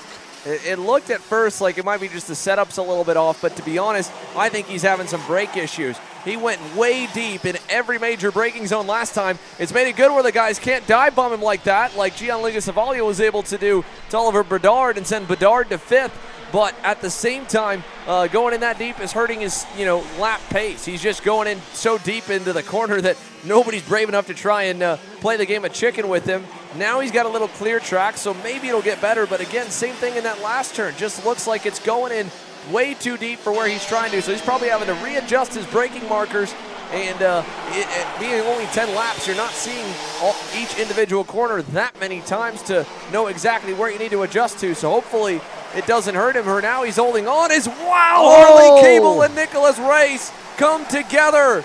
And both of them able to keep it going. But Keeble on the inside spins like a top on the right side tires of Leonardo Reis. I've got to say that no matter what the result is, I am looking forward to asking Matt Taskinen or his dad what was up with the kart. That CRG, it's behaving very differently to the drivers behind. Taskinen is adjusting his driving style as we watch. Now, he's wider in, and he's, especially through turn number 1, he's missing the turn 1 apex completely. Let's have a look again. He doesn't, he can't hit that turn 1 apex. He's a lot wider coming up. Well, he changed his line slightly there. He's got a very different line. He's wider than everyone else into turn 4 here. But he does get the exit speeds, and he's got good acceleration coming out of the corners. But yeah, you look at the body language of the driver, you look at the body language of the kart, and it tells you that no driver worth their salt will set a kart up to behave and look on the track like that CRG is looking. Taskinen is summoning all his years of experience to try and drive around whatever setup issue that kart has got. Either way, he's doing a heck of a job at it here. He was only a 1/100th slower than Gianluca Savaglio last time, and Oliver Bedard. So whether it was an issue or just again something not up to temperature, Taskinen seems to be handling it well and adjusting nicely on the CRG. That time gave up about 1/10.5, little wide there out of 4. And he can hear Savaglio closing in on him, so he's going to stay nice and narrow here through 4 and turn number 5 as well. Take any thought Gianluca might have of sending it in away from him. Yes, indeed. Again, you just look at that Racing Edge Motorsport, the chrome livery car. Oh, dear. And, now that is the number 4. Theo Silveira off the racetrack here. The Premier Karting Tony Kart driver. Now, we'll have a little look to see next time around. So Silveira, Michael Wiggins has retired again. So that's 2 DNFs for the LGK Scuderia Buell entrant driver. We're watching Savaglio wear the rear bumper of Taskinen's kart out, and I'm looking to see any other issues, because Silveira was out of his kart. Oh, Savaglio almost loses it coming through the kink there. He has a nibble up the inside of Taskinen. Will he try the crossover? No, but Taskinen's got to stand on the brakes. Now, we've got Bedard and Nicolas Guillaume in 4th place closing in. So we did have a 5-kart lead group. We're down to a 3-kart lead group after Keeble and Reese had their incident. And now we could be going back up to a 4-kart group because, and in 5th position, Benitez is there as well. But Taskinen is not long for the lead, I don't feel. No, and what a crossover attempt by Savaglio, perfectly held off by Matt Taskinen. And now he is making that CRG as wide as possible. A standard CIK-FIA track is anywhere from 30 to 35 feet in width. Well, that go-kart might as well be 36 right now. Through turns 1 and 2, we are working still only on lap number 8 right now. He's got to do this for 3 more laps around, and Savaglio's already given him a few love taps to say, all right, you want to play this game here? I'm ready. I'm going to make sure you are honest and you don't miss a single apex by an inch, or I'll be right there alongside you. And this is what a heads-up move. Gianluca Savaglio down the inside and clearing the sweeper. And Oliver Bedard able to follow Taskinen back to 3rd. Now we'll see how much of a problem Taskinen has got, because will he fall back behind Savaglio and Bedard? Will he get passed by Nicolas Guillaume, who has now caught them? We'll check the lap times. Taskinen was lapping in the 55.0s last time around. To give you an idea, Guillaume did a 54.3. So the driver in 4th place last lap around was 0.7 of a second quicker than the race leader.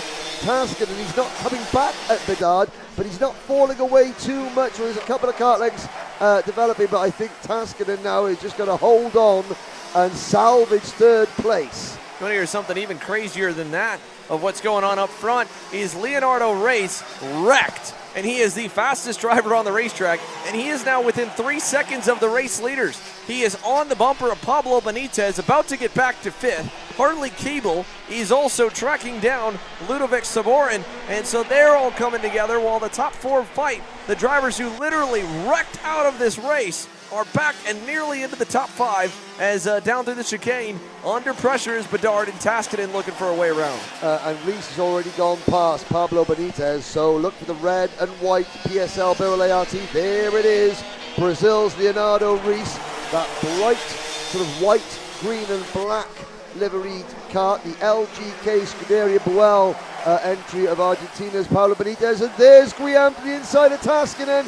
Taskinen tries to repass the Belgian driver, but no, Guillaume, the red devil in the yellow race suit from Herve in Belgium, is up with the P3. Nicely done there in a quiet race weekend. Oh, Taskinen right on the inside. Gets into the side of him a little bit. Here comes Leonardo Reis. Could you imagine spinning out and then going 3 wide to the inside for third on the final lap? A little bit overdone, and he's going to put Taskinen back to the 5th spot. They're drag racing still, and Taskinen deep on the outside. Here comes Reis again. Oh, man, what a final lap. Gianluca Savalio, no idea the chaos behind him. Taskinen rebounds, puts Reis back into the 5th position.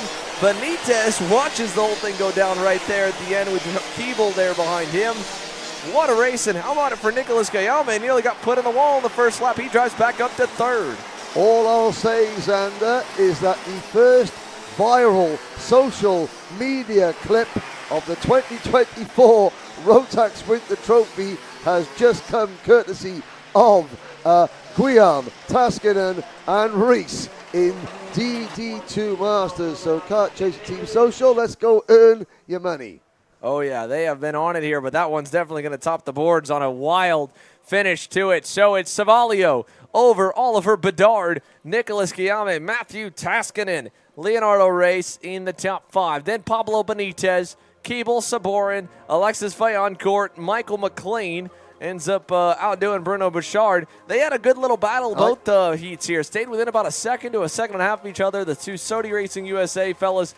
Then Preston LeBreton there, the New Orleans, Louisiana privateer in 12th overall. And then, of course, the unfortunate early exit for Theo Silveira and Michael Wiggins. Yeah, I've got to say, McLean and Bouchard, they're both from Quebec. They're both here. They know there's not a ticket available. It's a private battle between the two of them of the same team.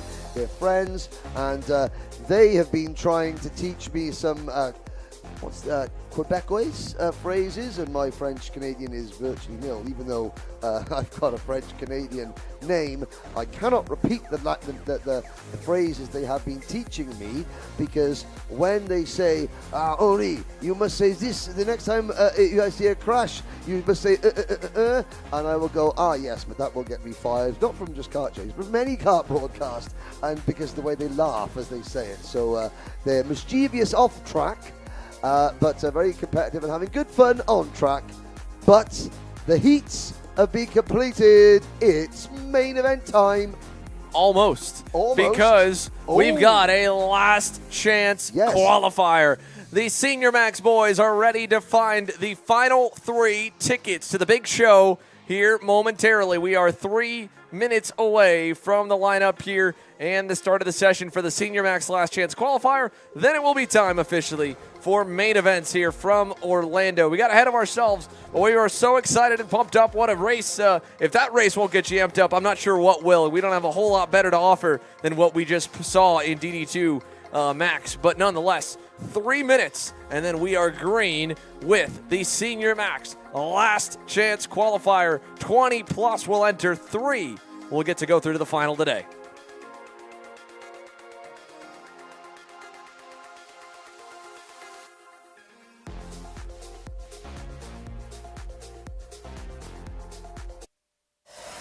So you finally want to get behind the wheel, huh? Yeah, I've been shooting for 3 years and I've never got to drive. Well, you're going to need some more gear than just your helmet. Why don't you go to shopakr.com. They got their inventory online and they'll ship it the same day if you order before 5:30 p.m. Eastern. They got shoes? Yep. Gloves? Yep. Rip protectors? Got those too. Can they make me go fast? No. Here at Acceleration Kart Racing, we've got everything you need to get on track. What happens next? Well, that's on you. Check us out online at shopakr.com.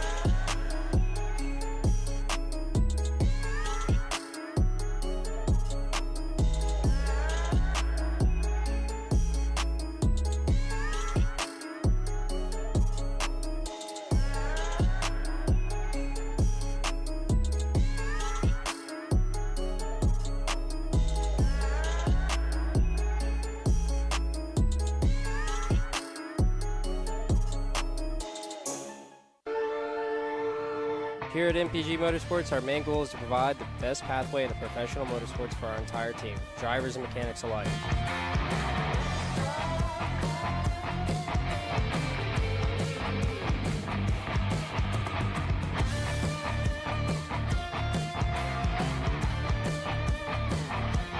We're based out of Whiteland Raceway Park in Indiana. For more information, contact us at chase@mpg-motorsports.com.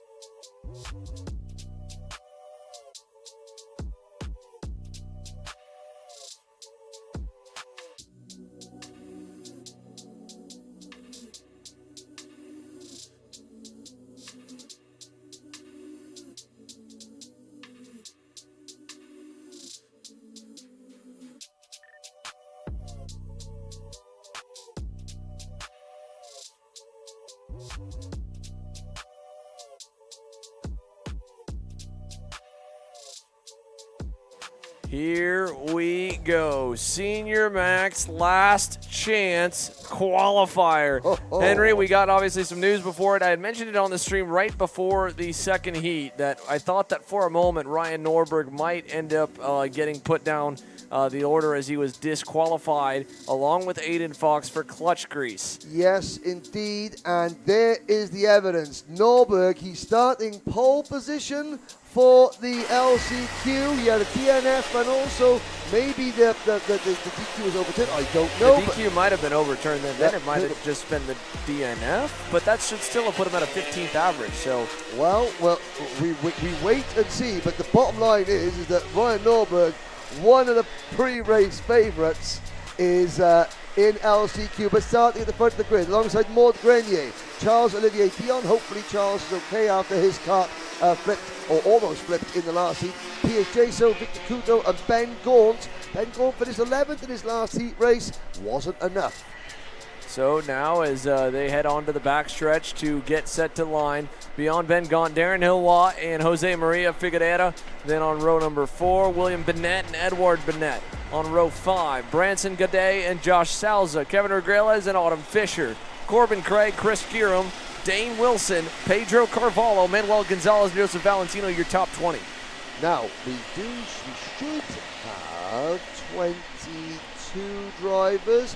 Michael Boyadzis and Valentino Tolerate, which begs the question. When I went outside there, I saw Aiden Fox, the Fox and Son team, rushing down to the pit lane. Was it Aiden Fox, or could have been Ben Gaunt? Anyway, we've got in the tram lines. LCQ time. Norberg leads them across the line. And that is once again the Dion, the number 301, Charles Olivier Dion, up and over. Now drivers have got hands in the air. Is that a false start? Well, I can't That's see. why they were locking up. It was a false start. Oh. And he just absolutely destroyed the front end of Maude Grenet. The young lady in the 308 kart from Canada, the Saudi USA. That is tragic right there for Grenier. Maude, she did nothing wrong. Innocent bystander on the outside of the front row and cleaned out. And the race is going to get restarted, which means the spinner, Charles Olivier Dione, actually gets to go back to his original spot, it looks like. But unfortunately, Maude, who he collected, is out. It has not been one of Charles Olivier Dion's better days behind the wheel. Of course, he was the innocent victim of the last crash. He just happened to be the one that makes the highlight reel for being on his side. This one, however, and again, we're being red flagged. you hate to criticize your drivers, you know. It's been a long time since I parked my rather portly backside in the seat of one of these things, and the sport is very different now from when I raced. So I've got the utmost respect for all of these drivers, whether they're just starting out, whether they're at the front, whether they're at the back. However, that was a misjudgment by big time. Dion, and he is about to have a discussion. It could be a one-way discussion with Manuel Branco, and on the outside of row number 1 now, that is the Speed Concepts kart of Pierce Jaso. Yeah, so that now has the new lineup. There is the race director obviously talking, not sure what is the concern. But, yeah, Manuel Blanco, that is the man there in the black shirt, black jeans. That's the race director out on the racetrack, standing right by the start line to get a good look at all these starts. He's been the one helping decide whether or not to throw the green. Well, they're putting their hands in the air like they just don't care.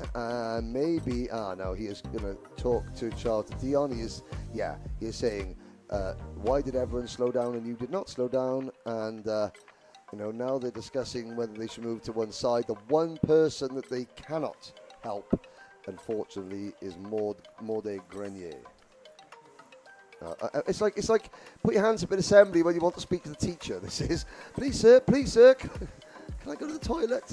Well, this is a lot better, at least for the man there on the left of the screen, Ryan Norberg, than he probably thought it might have been. I think he was expecting to maybe go deeper in the field than where he was, and it looks like the drivers are being told now, because of the way that they checked up, and it looks like maybe with Andre Martins out there that it was a light system thing that they were looking at, but they're allowed to reset their bumpers now, so the bumpers are coming back out. Yeah, they are. So there was conflicting bits of information that we were getting. Now, one thing we know that is for sure is that Ryan Norberg had engine issues and retired from heat number 2. What we don't know for sure is that the paddock rumors, being what they are, was that there a disqualification from heat number 1, or whether that was overturned, or whether that didn't happen at all.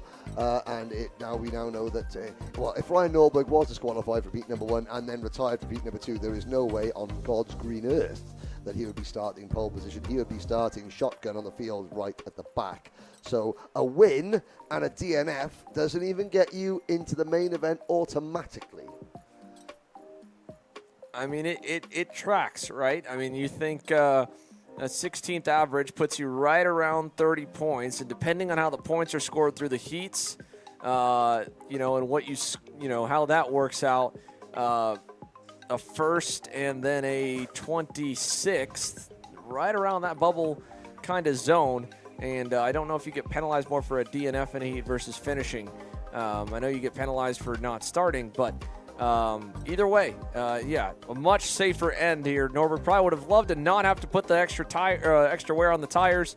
And it obviously takes him out of contention for more than likely winning today, outside of a red flag probably mid-race. That would be the only way. If Norberg could pick up 15, 20 spots, get up to the top 10, and then catch a red flag before the halfway mark where the race would get restarted, that's the only way at this point he probably has a shot to get some hardware this afternoon. But if nothing else, he can put together an entertaining drive for us on the back of the grid if he can survive and bring that kart home here in this LCQ. He's in a transfer spot, so is Pierce Jaso, and now so is Charles Olivier Dion. But this is a 4-round championship, and if something like this can happen to Ryan Norberg today, what's to say it's not going to happen to other main contenders tomorrow, or next Saturday when we're running counterclockwise, or next Sunday when we're running counterclockwise. This is why you never give up. So they'll begin to form now here for the second try at the start. And again, I think part of the red flag was to tell them all to calm down on the pushing in the tram lines. They're going to be vigilant with penalties. So I would not be surprised to still see some more chaos, but I'm sure that's the last warning the race director will give is don't crash someone out of the way to get to a transfer spot. You will not get that transfer spot either way. Whether it's finishing behind the person or wrecking them. They want a clean race here. There's a full day of action tomorrow. If you don't make the mains, you're only missing one session. You're getting a bonus session in the LCQ, and you got 10 laps to get to the top 3, and already there is a lot more shoving in the back and knocking in a ton of bumpers, but the green flag will not wave for it, and I don't know if they're going to give him a chance again to reset or not this time. I can see that Manuel Branco giving the signal to go around again, twisting his hand in the air. And, you know, we mentioned Manuel's name an awful lot. So this is, it's the biggest Rotax event we have had in terms of driver numbers in the United States for a decade at least, okay? Obviously, the history of Rotax in the USA has been up and down with one promoter leaving and the class going away, and then the class slowly being built back up by both RTX Group and J3 Competition in the Northeast and the West Series. And so, you know, they brought in some very, very high-ranking officials from the world of Rotax racing and karting in general who travel around the world at these events. And this is a case of, okay, you know, you've got lots of drivers here, you will behave. This is not a club event with, you know, 50 drivers. There are tickets to the biggest event in world karting, you know, and the biggest party in world karting outside of the OK World Championship available. You know, we will be monitoring this and we will be on the case, and we'll be on you from the word go to make sure that you conduct yourselves and race in the way that we find appropriate. Now, there is a lighting issue. Green flag in the air, and we're off and racing. Norberg gets the best start. The whole shot into turn number 1. Hold your collective breaths. They are all through cleanly with the Dion and Jaso second and third. Now Jaso losing third off the bat there, so there goes the battle for the transfer spot. That was a big send down the inside, and I believe it might have been Ben Gaunt who got down through into third. So here we go as they rocket through the sweeper. Norberg already safely into way. Gaunt there on the Fox and Sun Karting Cosmic. He's in the final transfer. Pierce Jaso now outside looking in, right behind Charles Olivier Dion. So we know Norberg's going to get away. We'll keep our eye on the bubble spot and as well on the battling that is happening further back, because look at this, 2 wide, 3 wide hairpin, tightest part of the circuit. So far, so clean for everyone in the back of the field. And this great battle behind the Sony cut there, it's fantastic to watch. It's terrible news for every driver in the battle, because if they look up the road, they'll see 1, 2, 3, 4 drivers, make that 5 drivers, clean and green, pulling away.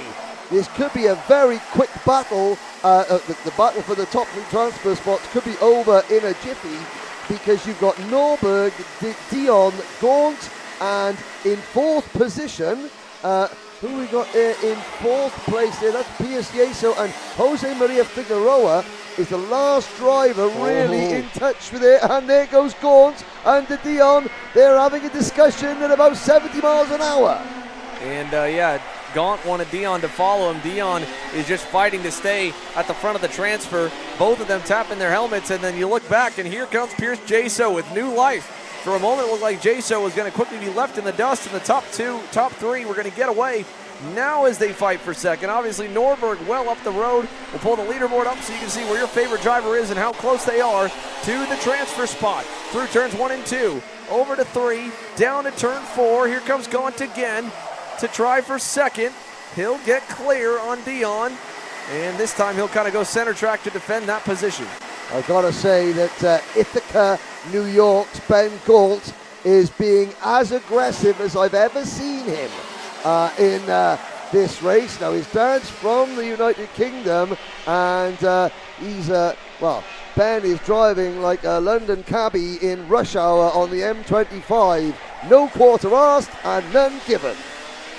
And right behind, Pierce Jaso, tucking, hopping out of the seat, trying to get everything to get close to Dion here. And if Dion messes with Gaunt, that'll bring them back close, but he can ride. He doesn't need to get by Ben Gaunt. He can wait behind him, and they both, I believe, have the pace to pull away from Pierce Jaso in 4th. So no need to force the issue here for Olivier Dion, and I don't think he's going to be close enough here in turn 4 this time. 2 karts back from Ben Gaunt. Gaunt looks like he's far enough and starting to rocket away. He should be safely in. It'll be up to Pierce Jaso to track down the Bureau Art machine of Charles Olivier Dion to try and get that final transfer spot to the big show. Yeah, the only 2 people that can prevent Ben Gaunt and Charles Olivier Dion from making the main event are Ben Gaunt and Charles Olivier Dion. They've got the pace on the speed concept karts of Jaso. Ryan Norberg, he's just cruising. There's no point in trying to catch him. The winner of this event starts 34th for the main event. Second starts 35th, and third starts 36th. So it does not make a massive difference as we enter the second half of this race. The Dion, who wanted to be in second, he's not in second. He's just going to have to, don't fight it, just sit there. It's either the outside of row number 17 or the inside of row number 18 for Dion. Pierce Jaso is hoping that the red mist will come down between Gaunt and Dion again, and that he'll be able to capitalise. Yeah, so we'll see if he can get there here before it's over. Last time by, Jaso was still a little bit slower than Olivier Dion and isn't seeming to make too much progress. Lots of battling still way outside the transfer zone, to be fair. My goodness, they are way outside the top 5, but look at this fighting here going on. This is, I believe, Souza, Figueroa, Manuel Gonzalez all battling. Little bit of argy-bargy right there in turn 13 as they come down the front straightaway. And we'll put 4 down, make it 5. Halfway in and halfway home, and the battle outside the transfer only going to get in if there's any kind of penalties for the top 3, but even then, at this point, this group is already 6 seconds away from third place. Only a 10-second penalty or a post-race DQ could potentially put them back in. Yeah, if any of the top 3 get a 5-second nose cone penalty, well, Pierce Jaso is still in position to capitalise, but none of these group are. But they do need to try and finish as high as possible. Championship points are available even outside the top 36, and there's a move that is the Sodi Kart number 315 of Edouard Benet, picking up a position there, passing Darian Thiwa. His brother William Benet is just behind this group. Oh, there goes William, and here we are going, am I seeing double? Well, sort of, as we go through turns 1 and 2 on lap number 7. So out of turn 6 here, back up to second and third. Charles-Olivier Dion now sets the fastest time. You can tell Norberg is really trying to back the pace down and just manage the gap of over a second. Doesn't need to put a whooping on him. He's just trying to save those tires while the groups further back fight with Edward Burnett, Jose Maria Figueroa, and onwards here. They've gotten a little bit of a gap now back to the next group, all the way back to 8th or 9th that are starting to fight again. So up through 8th, it looks pretty tame. The other reason you don't give up, though, again, anything can still happen mechanically to these top 3 drivers, right? They could throw a chain, the engine could stop working, they could have a tire fall off. So you never stop fighting even further back in the grid. You just never know. Penalties and mechanical DNFs could potentially throw you back in, so you're getting every spot that you can in. Again, for these guys, this is their final. This is as far as they go today. Make the most of it. Try and get as many spots as you can, get as many laps as you can.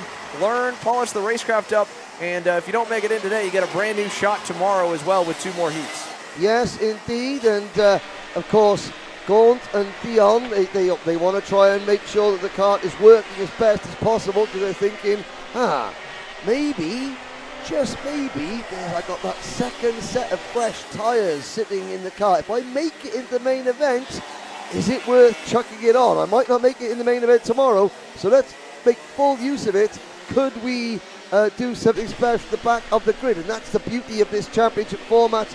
2 sets of tyres. We could see a few people going for new rubber in the finals.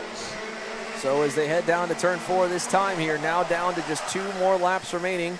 Norberg continuing to just hold even at a 54.9. Talking about a guy that knows the racetrack. He probably knows exactly how to replicate lap after lap the same markers here very easily, and knows exactly where to really breathe the throttle, easy on the brakes, what corners, where the tires the most. All of that coming into play right now for Ryan Norberg to save that rubber, because this extra heat cycle, these extra 10 laps, they are going to be at a detriment for the 3 that do transfer into the main. I wouldn't be surprised to see maybe Ben Gaunt or Charles-Olivier Dion take a gamble. If they didn't go new tires now, go new tires for the final to try and have some fun today. But either way is, Gaunt, a little wide, and right there again, that's why you never stop fighting. Dion now picks up a spot, and Gaunt just a weird moment, kind of going wide out of turn 13 there, Henry. Yeah, he just looked as though he could have switched off for like a fraction of a second, and he's got his hands in the air, and now as he comes underneath the overpass, there are mechanics and team members up there. This is the final lap. And why was Ben Gaunt signalling? Has he got his hand in the air as we go around turn number 7? A problem developing, or is he just not happy with Charles-Olivier Dion? I don't know. But it's going to be Norberg, Dion, Gaunt looking over his shoulder. Oh, Ben Gaunt's got a problem. He's got about half a cart length. He's just got to will this cart home. Now, did we see a technical flag? I didn't see a technical flag. You, Xander? I did not there. I think he's going to be safe, though, out of the final turn across the line. Ryan Norberg wins the LCQ over Dion, and Ben Gaunt shaking his head, going, oh, man. All right, I survived that. Whatever the problem was on the power for Ben Gaunt and the Fox and Sun Racing Cosmic, frustrated at something, and it looks like he's motioning to the battery. A battery, yeah. There's something there, but I mean, the frustrating thing is there, but he didn't realise in the regulations it's the top 3 that make it in, not the top 2. So Ben, I know you're not happy, but you're in. Here's a look at the rest of the results here. Gaunt ends up as the last man in, as long as the battery stayed on. Hopefully the battery didn't fly off. I didn't see anything come off the car.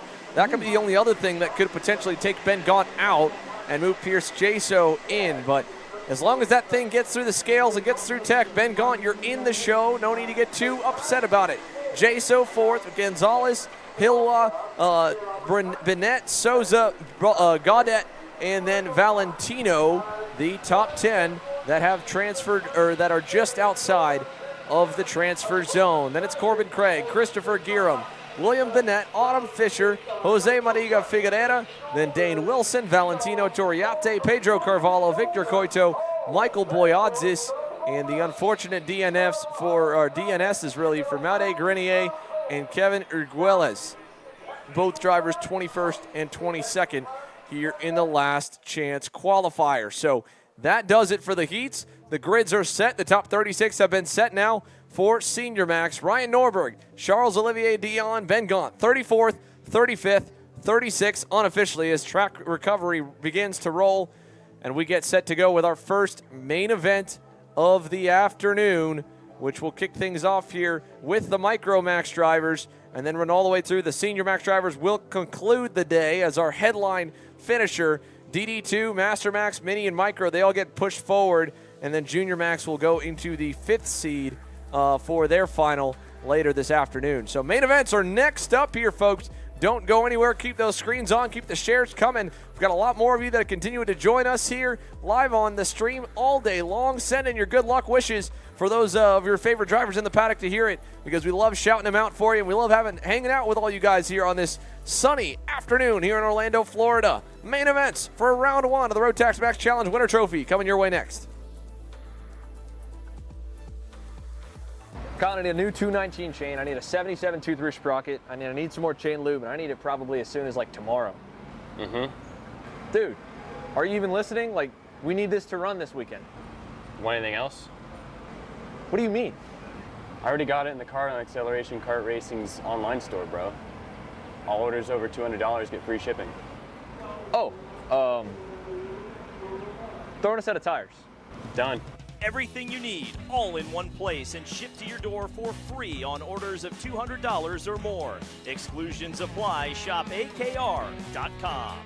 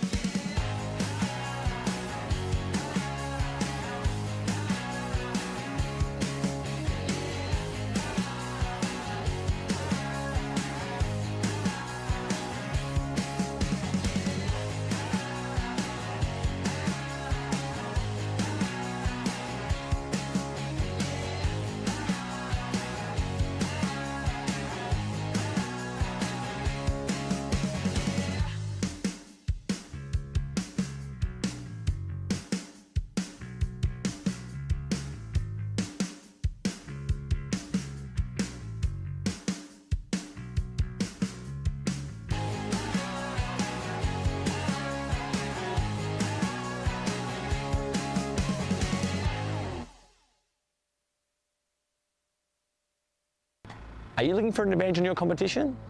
Well, Kart Class has done the hard work for you. We've traveled to your racetracks to give you the inside knowledge. So what does Kart Class offer? We've got drone footage that captures the racing lines. visual markers for your braking points, acceleration zones, and the best overtake opportunities on your racetrack. Pedal cam to show you where to brake and when to accelerate, and 360-degree footage to make sure you don't miss any parts on the racetrack. We've covered 13 racetracks in the United States, and Australia, you're up next. So visit kartclass.com to get your track information.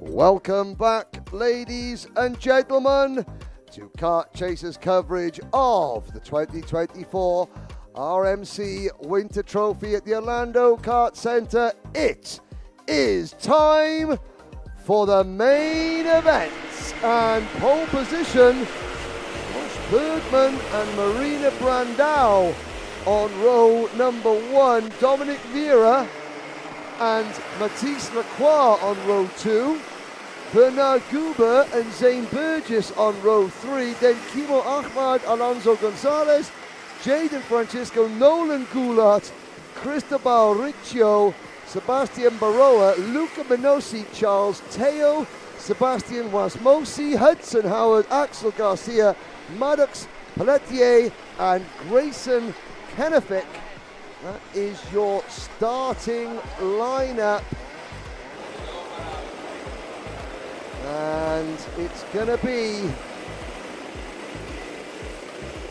all action affair here in Micromax. Now, the grids you've just seen on the screen, that does not corroborate with what we're looking at on our pictures. So I do apologize. There's obviously the mice have been getting at the machinery here at Orlando Kart Center. It's double heat winner Dominic Vera and Bernardo Guber on row number 1. Vera on the AKT Energy Course chassis. And Guber, the number 1 kart of Francisco. And then the Marina Brandao in kart number 18. That is the order. And they come, all drivers out of the tram lines. Lights are not out. So there was a bit of confusion in the middle of the pack. Now, we have got the timing screens are different now that the grid was put out based on the fastest lap times of the last heat, which I can now see on the speedhive.mylaps.com timing screens. And of course, our coverage, Kart Chasers coverage, is taken automatically from that. So it is not Kart Chasers' fault. So please do not start screaming into your laptops. I'll take the blame more because I'm an idiot.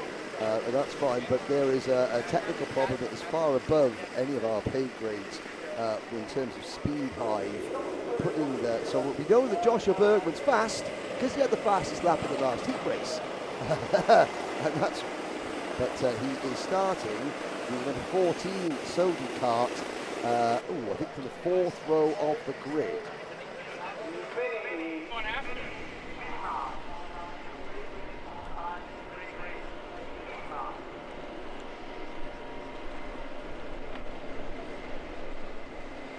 We go up the scrapyard straight once again. You can see the blue, white and red Energy Course USA chassis, Dominic Vera. Number is Dominic Vera. Then, number 27, Italy's Bernardo Guber, Sodi kart USA. On row number 2, the turquoise blue stripes down the back of the crash helmet. That is Brazil's Marina Brandao. And then the bright green NASA panel, and the 1 car, that is a Norberg Academy entered driver, Jaden Francisco. They come into the tram lines for the 2nd time. Matisse Lacroix on row number 3. Lights are out. There were drivers out of the tram lines again. There could be post-race penalties. No, because we are not racing. We are running a little bit behind schedule here, and these false starts will not be helping matters. We'll have to slow down again, and I have to say, they will need to, as though they're being very racy, but they're going to be stopped. Now, did they see the yellow flag waving? I'm sure I saw a yellow flag waving. But I'm sure the marshal at the inside of row number 1 had a yellow flag waving. I mean, I'm both old and stupid, but I'm not blind. However, we appear to be racing. Well, we're racing, ladies and gentlemen. The Rotax Winter Trophy starting.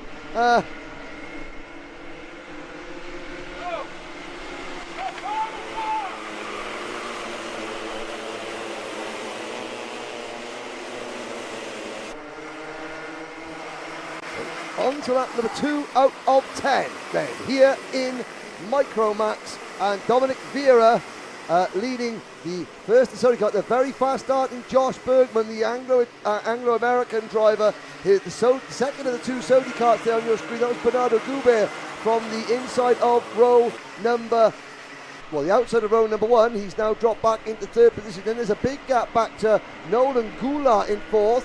Jaden Francisco was 5th. That is Cristobal Ricci now up into 6th. Zane Burgess, Marina Brandau is at a poor getaway. There is Marina on the Brandau Motorsports U-Race kart.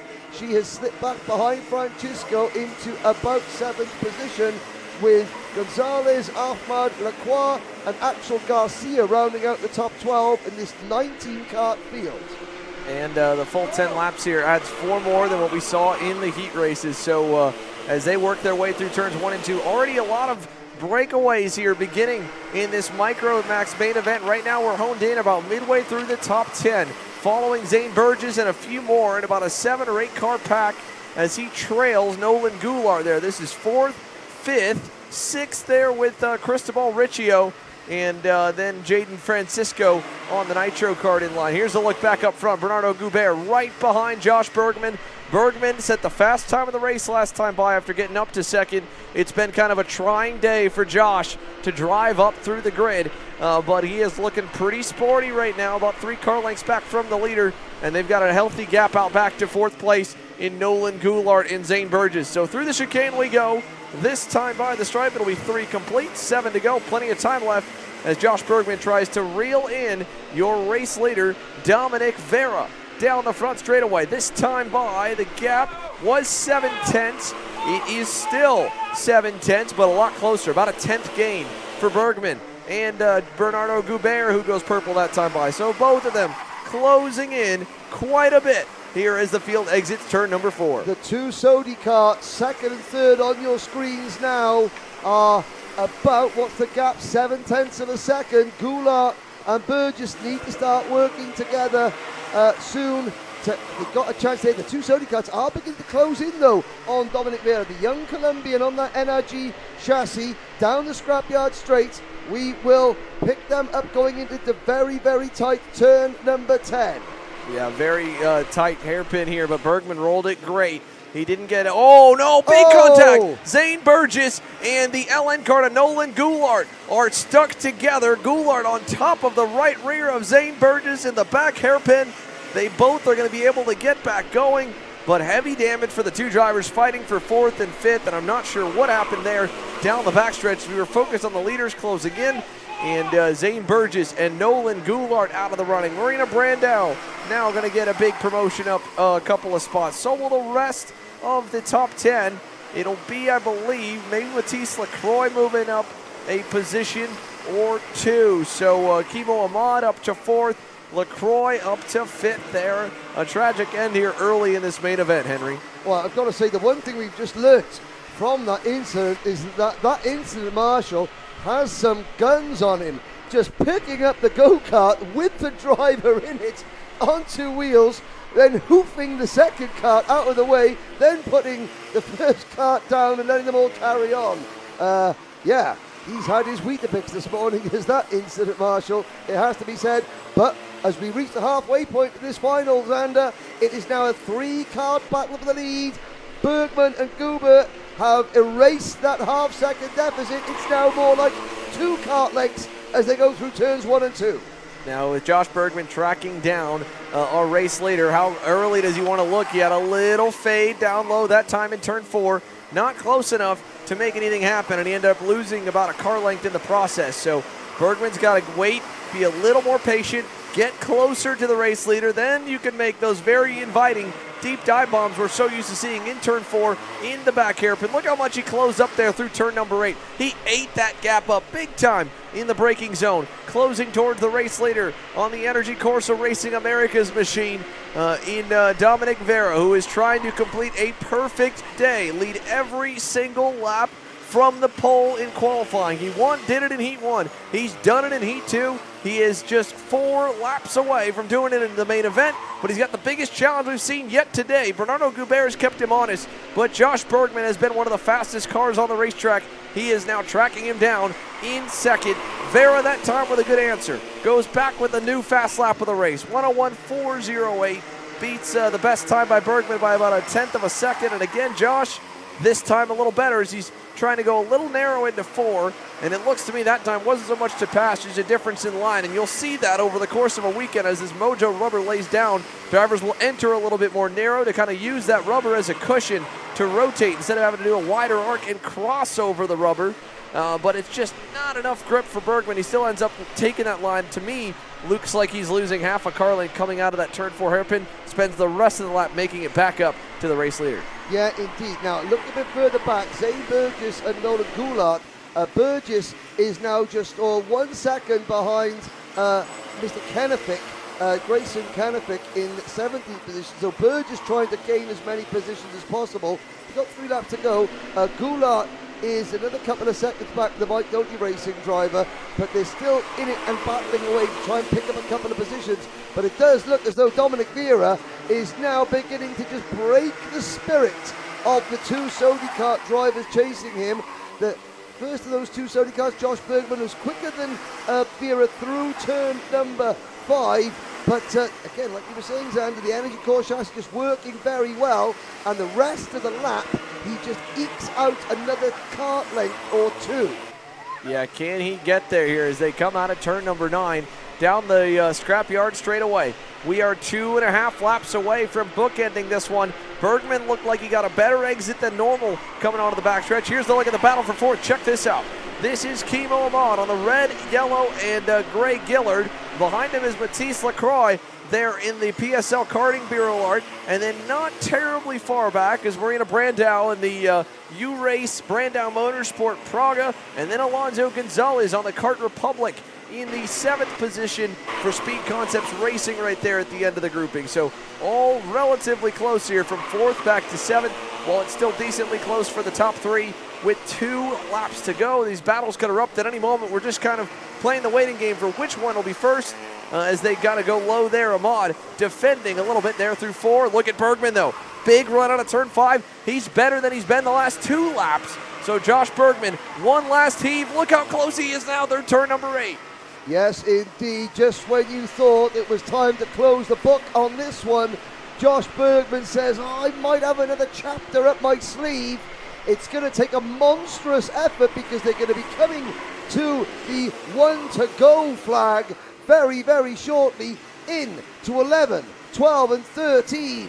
And Josh Bergman has got to be inch perfect, and he's got to try and worry Dominic Vera into defending when Dominic at the moment doesn't need to. Here we go, final lap underway.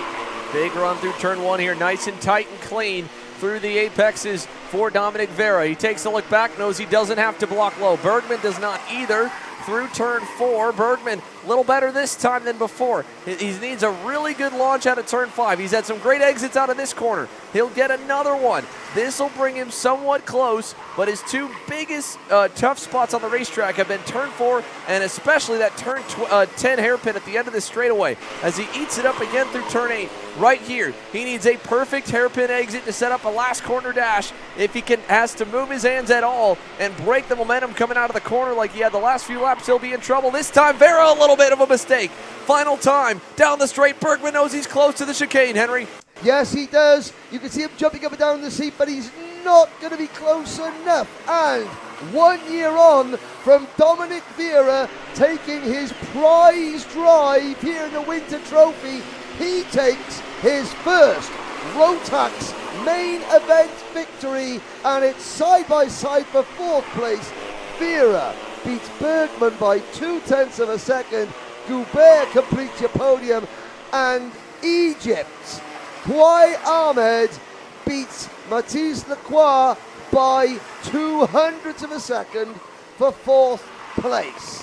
What a finish here in Micromax. There you see on the screen the Sodi Racing USA boys still do come away with some hardware, but it's the Energy Corsa Racing America's team on top. Kimo Ahmad was pumping his fist across the line in a side-by-side battle that came down to about 15 thousandths over Mathis Lacroix. Then it's Marina Brandau. Gonzalez Manosi ends up in the 8th spot with a good drive forward for Luca. Jaden Francisco hangs on to a top 10. So does Sebastian Wasmosi on the Benek. Charles Teo ends up just outside in 11th. Hudson Howard rebounds from that crash in the heat race earlier today on the Dan Devereaux racing machine. He drives his way up into the 12th position. Axel Garcia 13th. Sebastian Baroa in 14th. Cristobal Riccio in the 15th spot here at the end of the Micromax main. Took a moment to get this one started. Once it did, though, it all played out for the most part pretty smooth. And then if we go further back here in the results, we will see where the likes of Nolan Goulart on the BJR MDR entry and Zane Burgess were able to find themselves. They rejoined the track very far behind, and they picked off a couple at the end, got around Grayson Knifick, and Burgess got around his teammate Maddox Pelletier.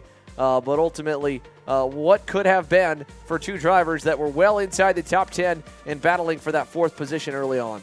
Yes, and of course, magnifying the disappointment that they will both be feeling is the fact that Dominic Vieira, unofficially of course, has just scored perfect points in the championship today. 2 wins and the final victory for Dominic Vieira. And of course, when a driver is dominating like that, any lost points are even more critical, because now you don't just have to beat Dominic Vieira, you have to beat him by a number of positions or hope that he has bad luck. And well, it's a long championship and we've seen lots of ups and downs today, and who's to say that it's not going to be different tomorrow. And of course, the weather is set to potentially play a bit of a factor tomorrow. We have heard that rain is forecast. Not sure if it's going to be raining all day or just part of the day. However, that could throw the proverbial cat amongst the pigeons, Xander. Yeah, that could definitely mix things up. I haven't heard a cat against the pigeons phrase. That one's new to me, but I will say it will definitely shake things up. No different than that shaking my brain around, Henry. Here it's interesting in Florida at this time of year. Really, again, it's part of this state in general being so close to the coast that we may get a quick shower, but more than likely will not be raining all day. If we have any kind of chance of rain, it's going to be a short burst. It is going to be a terrible day to be a mechanic, unfortunately, because you'll be switching back and forth and guessing the weather. You won't be on a rain setup all day. You won't be on a dry setup all day. Fingers crossed you do get the dry setup all day. The weather's been nice here. It's been a nice breeze. Really not too hot, especially for this area this time of year. Just pretty good weather. So knock on wood, it stays the same tomorrow. But if we do get that kind of 8-ball thrown on in and mixing everything up, it would be fun to watch from our point of view. Of course, we're covered dry inside, so it's a bit spoiled of us to be rooting for the rain, but it could definitely play a factor. No, and for anyone that's, if you haven't seen a cat being thrown amongst the pigeons, all it is a lot of meowing, feathers, and pigeon poo. It shuffles things up a little bit. It upsets the natural order of things. Oh, okay. See, this is right. Minimax is up next, Xander. Yeah, it's time for a bunch of hungry bees to take to the racetrack here. The Minimax drivers are set and ready. Main events are continuing to roll here. That was the first of 6. 5 more mains still rolling. Minimax on deck here with about 28 drivers in total. Then we'll go to the Master Max division. Then the DD2 and DD2 Max division, which DD2, my goodness, what a battle they had at the end of Heat 2. Hopefully that main event doesn't disappoint either. And then after DD2, you have 2 complete 36-car grids, Junior Max, and then capping the day off with that Senior Max final. So Mini-Max on deck. Albert Friend is going to get set to lead us to green here shortly. Now, I will prefix what you're about to see. The order on Speed Hive appears to be the order of the fastest laps in the last race, which is why when we had the Micromax grid coming up on our screens, it was in the wrong order. So we may not show you the grid. Albert Friend was the fastest driver, the fastest lap in race 2. We will see if Albert Friend, Jeremy Sincere, Alexis Baerjon and Nicholas Obrazo, if they're the first 4 karts out the grid, then they match up with what we see on our screens, then we know the grid is correct, but we will have a look at that. But certainly Albert Friend won the first race, now on track at least, and we haven't got access to any adjusted results here on Speed High. We've only got the results as they finished on track, unfortunately, which is a bit of a shame. But Speed Hive haven't got the ability to show us the post-race results or official results after penalties and stuff have been applied. But yeah, certainly Jeremy Sincere crossing the line in front of Albert Friend in a bit of a drag race. Whether there was any post-race issues afterwards about position being reversed, I don't know. But certainly the 2 PSL Birrell ART karts of Alexis Baerjon and Jeremy Sincere and the Premier Karting Tony kart of Albie Friends have been the class of the Minimax field, but Olivier Chassé and Julien Rivera have also been very, very strong indeed. We will see what order they come out in, but certainly the information or the driver order that we're seeing on Speed Hive is the order of the fastest laps, not necessarily the grid order. So we'll continue to wait here in the holding pattern for the Minimax drivers. 2 fire engines get onto the racetrack. We'll take a look at the grid order when it comes out. For the moment, though, keep your screens on, keep your streams on. Minimax Racing is coming your way next.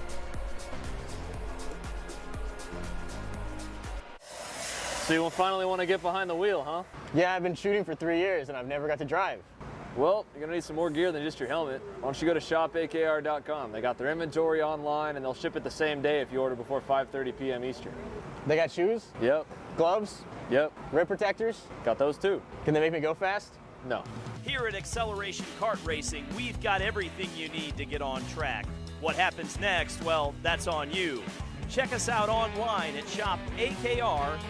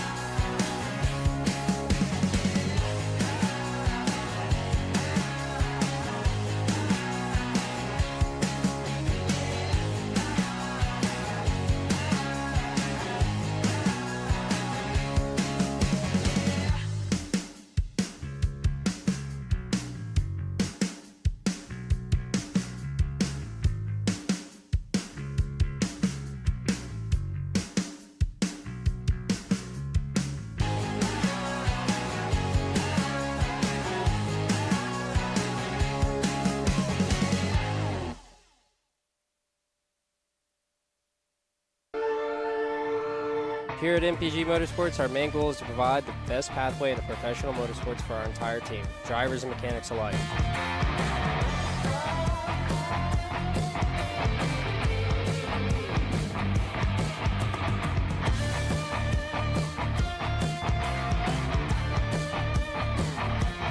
We're based out of Whiteland Raceway Park in Indiana. For more information, contact us at chase@mpg-motorsports.com.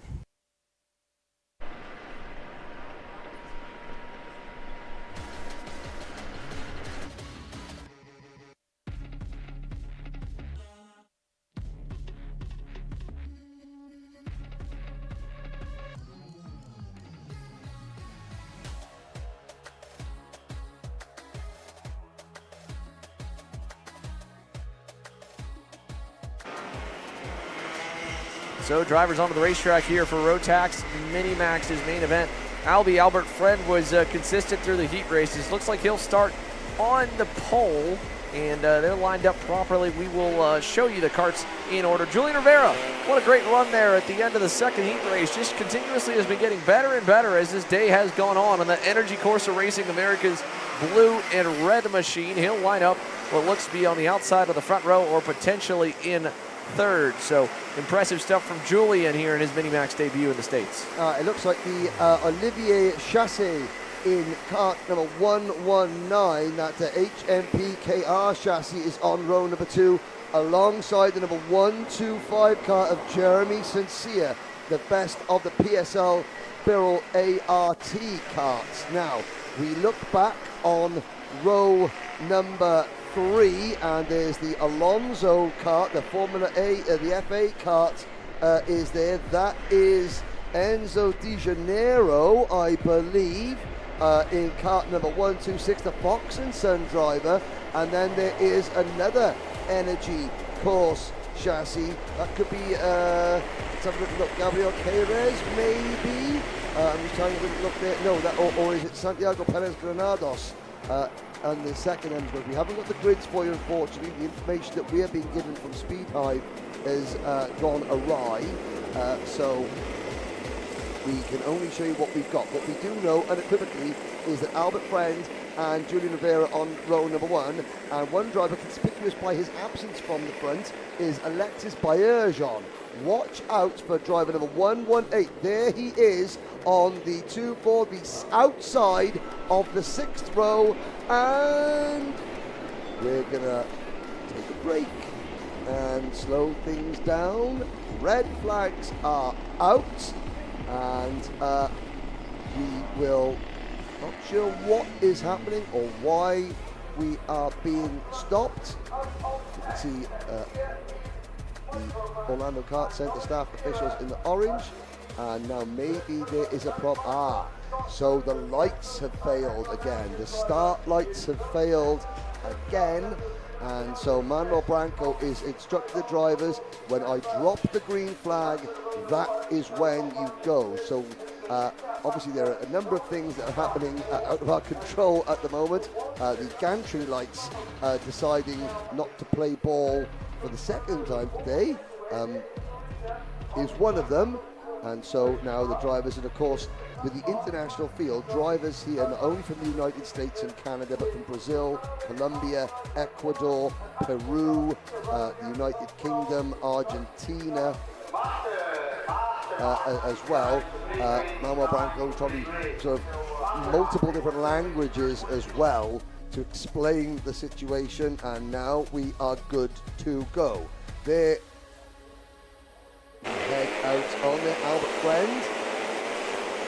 Third in the 2022 Rotax Grand Finals, fourth in the 2023 Grand Finals, ninth in the 2021 Grand Finals. The first two as a micro driver, last year as a mini driver, and races for the all-conquering Strawberry Racing team in the United Kingdom and in Europe.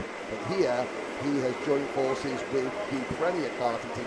His mechanic, Lee Taylor, he mechanicked World Karting Champion Callum Bradshaw to the 2022 Senior Rotax Grand Final victory. So Albert Friend here is taking him real slow, though, out of here. Julian Rivera is up the road saying, hey, we don't need to start pacing just yet. We can wait a little bit before we slow the field back down. But I think Albert, seeing that the number of starts are waved off for the micros and the minis, not want to take any chances, wants to get the entire field gridded up and accustomed to the speed that he wants to lead us to green on. So as long as they can stay patient and they don't start shoving too early in the back, it will help keep this one nice and clean and green, hopefully through turn number 1, with everyone surviving, all 27, 28 drivers in Rotax Minimax. Again, if you're just joining us, this is our second main event of 6. Following this will be Masters Max, then DD2 and DD2 Masters, and then Junior Max, and then Senior Max to conclude the day. Out of the final turn, Julian Rivera in the blue and red on your right. When we switch over, Albert Friend in the green and white Tony kart on the left. On the inside, he's the pole man. He's got to wait, and there's the green, and they can break formation, and we're underway on the first try for the Minimax drivers as there's 2, 3, 4 wide and a bit of wheel banging, but so it looks like, oh no, a couple cars together at the back. 2, 3 spun around. It's one of the RPG Cosmics that's sitting backwards, headed into turn number 3. And I'm not sure which one we may have lost there. It might have been Martin Luis Bertolacini. Yeah, and driver 2 wheels, and I think they managed to get the car back onto all 4 wheels without it rolling over. What happened there was it looked as though Jeremy Sincere was trying to make it 3 wide at turn number 1. He went up the inside of Olivier Chassé, and that forced Olivier Chassé into Julien Rivera, forced Rivera wide. Of course, everyone else to back up behind him. And there's another move. There's Chassé running run wide there as Alexis Baerjon picks the race. Oh, Chassé's had a problem. You could see something coming off the back of the cart. Is the chain gone on the number 119 cart? You saw something. He got forced out onto the curb on the left-hand side. Oh, he's got to be so careful. And that's one driver spinning to avoid contact. Olivier Chassé, his race is over. And I'm pretty sure I saw it was a chain or something coming off the cart, Xander. Wow, what a shake-up here at the back half of the opening lap here for Minimax. As they exit turn number 5 here, you can see that the gap has already opened up tremendously to the leaders. Alexis Baerjon got away into 4th safely, and then it's Lorenzo Varela on the Paralin for the U-Race and I believe Brandau Motorsport combination for Lorenzo. And he's now got some more separation because they're side by side behind him. It's one of the Tony karts that's maybe Nico or Bezo. It's the 105 of Nico going wide. He'll lose about 3-4 spots there before finally finding a place in line as they go into the infield chicane to put 2 laps in the books. So backwards for Nico or Bezo, forwards for Lorenzo Varela, and now the top 5 are separated. We're 3 wide for 6 into turn 1. This will get tight. No. And into the wall for 2 of them. It was the Biro Art. Sawyer Chambers is in the barrier there, and that was the RPG kart just getting it over-committing into turn number 1, and then it was Skittles from there on in, and just the driver in the middle and the driver on the outside. We will get a number check on the next time around. It was Jeremy Sincere in kart number 125, and through all this, we've got number 103, Royce Vega, the Mini Swift Las Vegas Super Nats champion, who was nowhere in the heats. The Benic driver pops up in 2nd with Baerjon 3rd, Rivera in 4th, and then sadly Varela, or Chambers and Varela out of the way, and the RPG car, I think it was Bertolucci, who has to say just got it wrong going into turn number 1. Yeah, so craziness there in turn 1 here as Julian Rivera now goes by Royce Vega. Baerjon got by him. Great start for Royce, not so great after. The drivers involved that must have went to the back. It was not Sincere. He was okay. Solid. Looks like it was Santiago Perez Granados and Sawyer Chambers were the 2 involved that nosed into the outside retaining wall in turns 1 and 2. So down the backstretch we go. There's Albert Friend in the Tony kart. In a wild turn of events here, he's not really gotten that far out. You think with all the passing going on behind him, he'd have a bigger lead. It's just barely over a second, and Alexis Baerjon is tracking him down. He was half a second better last time by. I think he's even maybe at least a couple tenths better this time, so let's see. Can Alexis Baerjon on that PSL Karting Bureau Art track him down over the next 5 laps to battle at the end? That time, 3/10 gain as there's a new move down the inside. That is the Bureau Art of Jeremy St. Cyr moving up to 4th. Your outside top of row qualifier up to P4. I'm just looking at the rear end of Royce Vega's kart, and now when you run in the wet, you bring the rears in, and the side pods actually overlap the rear wheels. They extend beyond the rear wheels. In the dry, you don't do that. That's why you see, look at Friend's kart, you can see a clear line between the front and rear tyres and the side pods, but then Vega's kart, that side pod looks very, very wide indeed, and the rear axle almost looks like they've got a very narrow rear track on to try and help the handling, but it does look somewhat odd, I have to say. That might explain why he just has not got the pace of the leaders. Yeah, and I was going to say for a moment, it looked like maybe the one side had gone further in, but they're both pretty narrow on Royce Vega. You know, it does happen where the bolt is tight enough on the hub that hub will slide in and then force a massive handling issue, having unequal rear track width left to right.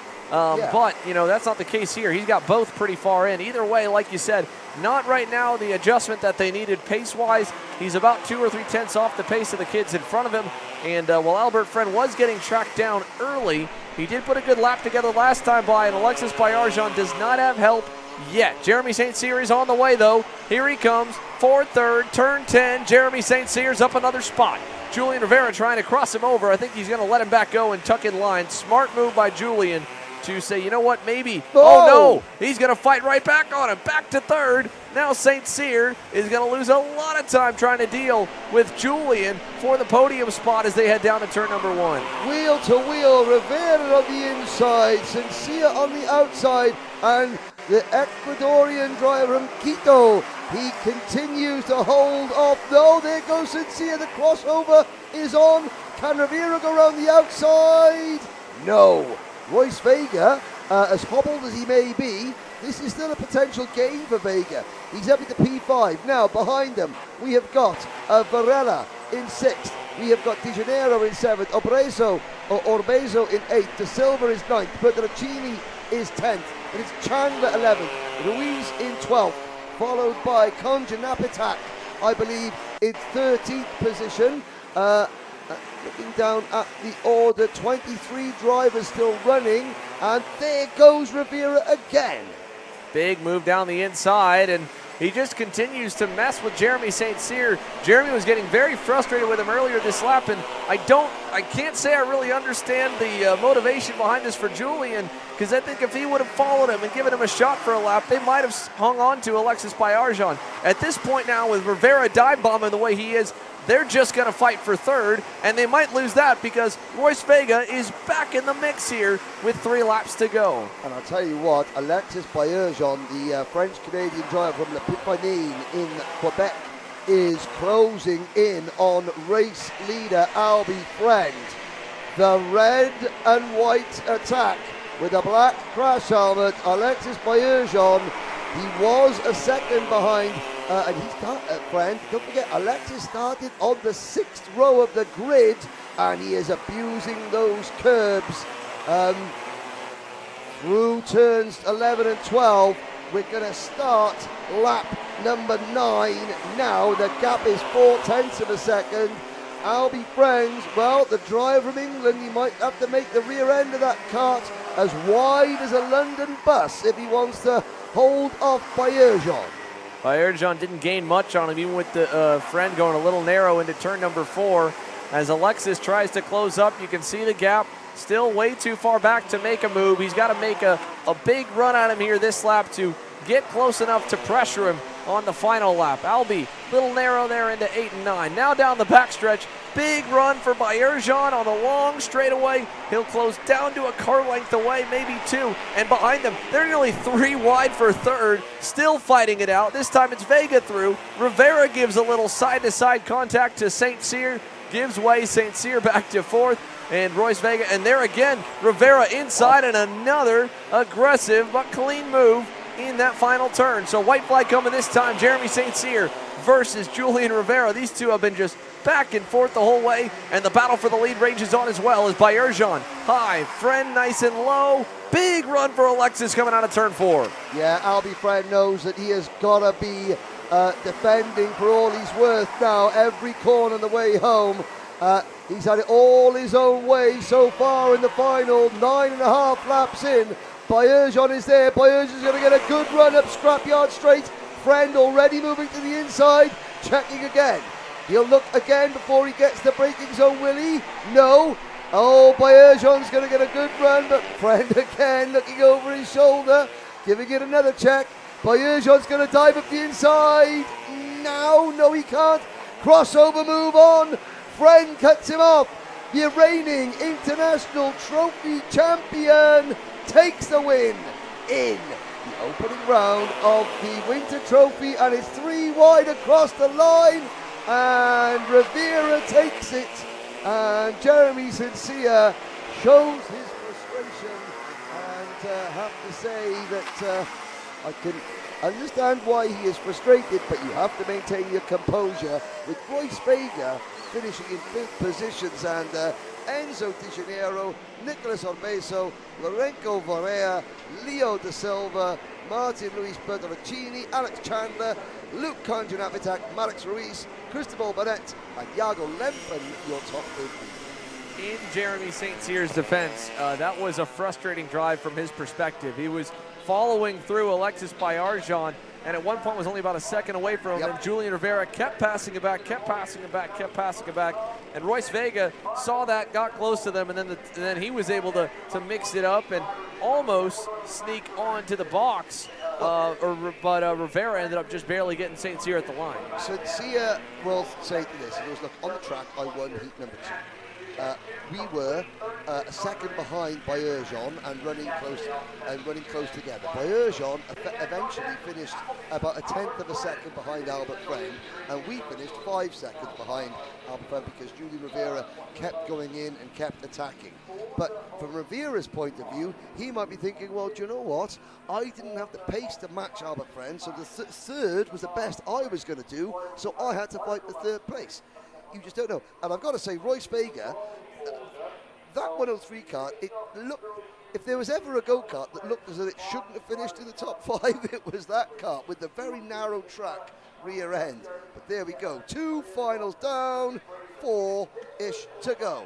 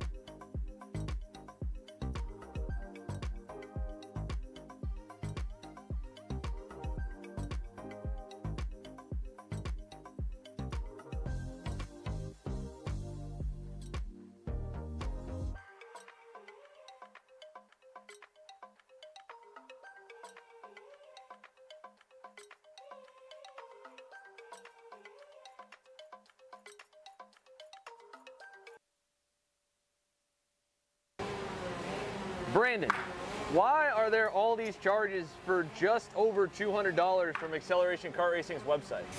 That's because AKR gives you free shipping on orders of $200 or more within the continental US. Okay, but I thought you were just getting a pair of gloves. That's what, 70 bucks? But if I'm getting a new pair of gloves, I might as well get a new pair of shoes to match. And then on top of that, I'll get a neck brace because with the shipping, it's basically free. Yeah, I do not think the math checks out on that. Everything you need, all in one place and shipped to your door for free for orders of $200 or more. Exclusions apply. Spend responsibly. Shop AKR.com.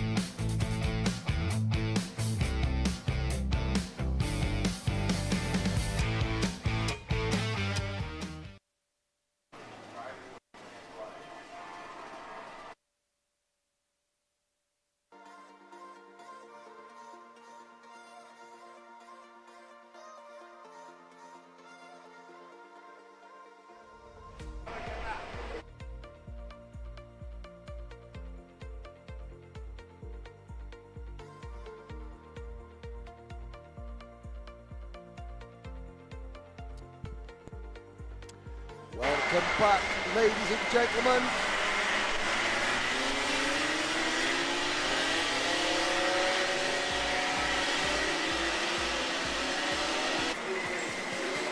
It is time for the Master Max Final, and big news because the driver starting third, Mundi Loya, is on brand new tyres. He's the only driver that has gone for their second set of tyres here in the opening final.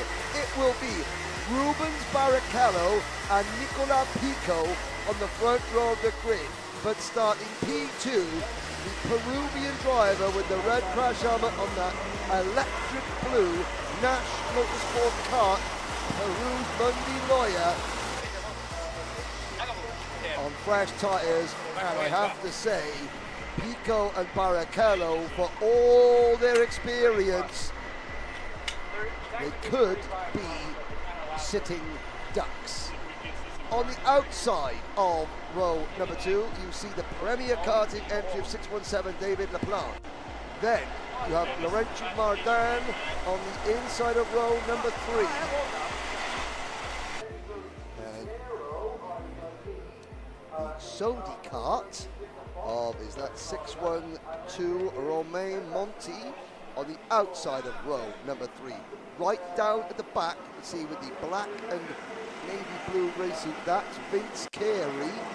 Watch to see if Vince can do anything to back up with the Kart Works entry. But this race could be done and dusted early doors, depending on Pico. Look at Nicholas Pico, he hasn't taken his eyes off the kart of Barrichello. He's looking at Rubens's right leg to see when he puts the power down. Lights are, no, green flag in the air, the green flag drops. It's a false start.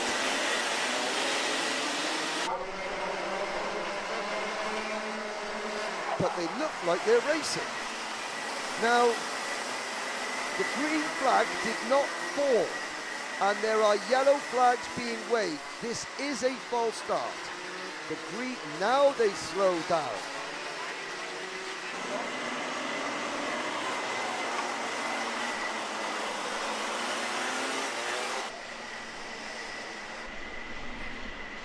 Try again. So, look at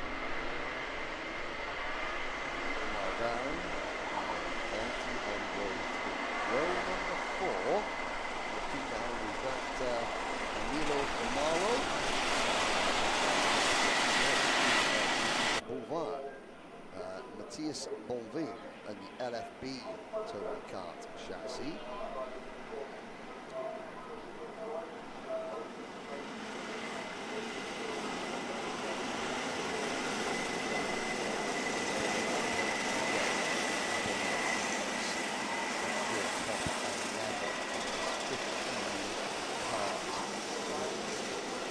Second time, when the flag drops, the race begins. Green flag in the air, flag down, race underway. Barrichello leads them into one. Watch for Mundi Loya, he's going to get a much better traction coming out of the corners, but firstly he's got to catch the top 2. Pico and Barrichello, they will be aware that Loya is on fresh tyres. Barrichello defends into 5. Down we come. Oh, we've got a problem further back. That's Abel Martinez out of the race, coming out of the kink there, and he's got a NASA panel ripped off his kart. The Spanish driver has gone through the barriers and come out the other side. He is standing up and walking away, and that is a decidedly second-hand looking go-kart. Nicola Pico takes the race lead. Pico leads, Barrichello second, and David Laplante passes Mundi Loya, and Loya's on brand new tyres. Has it gone wrong for Mundi Loya? Is the gamble not going to pay off? Here he comes though, back up the inside. Easy move there from Mundi Loya. Pico and Barrichello will have to work together, and Barrichello says, fine, we can work together, Pico, side by side, wheel to wheel. Pico taking it to the former Formula 1 driver, and Mundi Loya closing in on new tyres. Oh, Nicola Pico on the outside at turn 7. doesn't work. Into turn 8. Now, oh, Pico up the inside of turn number 9 and runs Rubens Barrichello a little bit wide. But Mundy Lawyer into P2, and Mundy Lawyer has just got to take his time. This is a 15-lap race. Look at David LaPlante go. LaPlante, the Premier Karting Tony Kart, teammate to Nicola Pico, and here's Laurentian Mardan. Rubens Barrichello down to 4th position. Monty is 5th. Mardan is 6th. 7th for Bonville. Pierre Albrecht is 8th. Carey up to 9th. Dominic Legrand is there. In the Maison Durotti entered Birol ART machine. Abel Martinez sadly out of the race. Abel Martinez had it coming together with Diego Romalo as Barrichello moves back into P3. Now he has to defend, and LaPlante looks to the outside. David LaPlante will not make the move. Oh, and that looked like it was Michel Legrand getting it all crossed up under braking. Now, Nicola Pico is saying to Mundy Lawyer, push me away. Because he probably knows that Mundy Lawyer can overtake him, but he figures, you know what, if I can get Mundy to just push me away for a few laps, when he does overtake me, I'll have more breathing space over a fired up Rubens Barrichello, who has got his head down in 3rd place and has got that look of a Brazilian bull about him at the moment as he hurls that PSL racing karting Birol ART through the chicane over. Well, you know, to be fair, he is 51 years old, so he does give that curve a bit of a wide berth. My back just hurts looking at some of the drivers bounce over it. Pico holding firm. Pico checking over his shoulder. He knows he's not actually looking back at Mundy Lawyer's car. He knows that Mundy Lawyer's on the tyres from the other side. He's looking back at that driver there. He's trying to see 50 yards behind him to see where if Barrichello is closing in. Incredible skills at over 70 miles an hour in these Master Max cars. They're senior Rotax karts, but again, with a slightly different weight limit because the drivers are over the age of 32. The gap between 1st and 2nd, well, I mean, you could flick a boat over the top 2 where that goes together. Then there is a 1.2 second gap back to Barrichello in 3rd. LaPlante 6/10 further back in 4th. Then a 1 second gap back to Mardan in 5th. Monty 6th. Bondin, Dominic Legrand, Carey and Albrecht. Michel Legrand, Rasmus Mikaelak, Sylvain Chenard and Diego Romalo are the only drivers still running. Diego Romalo, after that incident with Abel Martinez, is trying to fight his way back up the order. Sylvain Chenard is the first driver, and now on lap 6 out of 15, if I was Mundy Lawyer, I would be looking to make my move, because those tyres, yes, they're newer, but of course, you know, they're at their absolute best when they've done 1 or 2 laps. They've now done 6 racing laps. Okay, that's, you know, 20 laps less than Nicola Pico's tyres, but still, a Lawyer is sitting behind Pico. It's very, very hot and very humid here in Orlando. I mean, we talk about humidity, you know, you're walking down the paddock and you're wringing your forehead out, let alone your bloody t-shirt. It's that hot, and of course, the more the Lawyer sits directly behind Nicola Pico's car, the warmer things get, the warmer the engine gets, and then that starts to lose a bit of power. The more the tyres overheat, and then they begin to lose a bit of grip. So Lawyer needs to start making his move. Nicola Pico is particularly tough next to track. Those of you familiar with NASCAR, and maybe less familiar with Nicola Pico, Nicola Pico is the Ryan Newman of the karting world when it comes to being overtaken.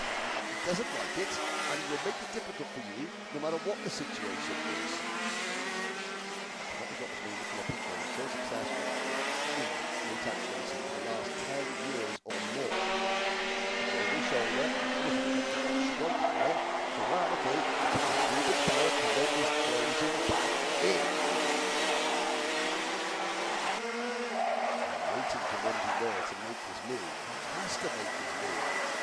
doesn't make his move, then the gamble to put a fresh set of tyres on has failed. It's win. I mean, Mundy Lawyer wasn't starting at the back and throwing caution to the wind by putting his new tyres on. He was starting from row number 2. Anything other than a victory for Mundy Lawyer in this race is a failure in my book. I mean, okay, he's on the podium, but I mean, he's just wasted his advantage. By putting his new tyres on now, he's going to be at a disadvantage tomorrow. There is I think he could just be using one set of tyres for heats and another set of tyres for finals. Could be doing that. You have completely free reign of how you use your 2 sets of tyres here in this weekend in the Winter Trophy. But Rubens Barrichello has caught Nicola Pico and Mundy Lawyer through turn number 6. It's the Premier Karting Tony Kart, the Nash Motorsport Tony Kart, and the PSL Karting Birrell ART leading the way. Are we going to bet green? Are we going to bet blue? Or are we going to bet red?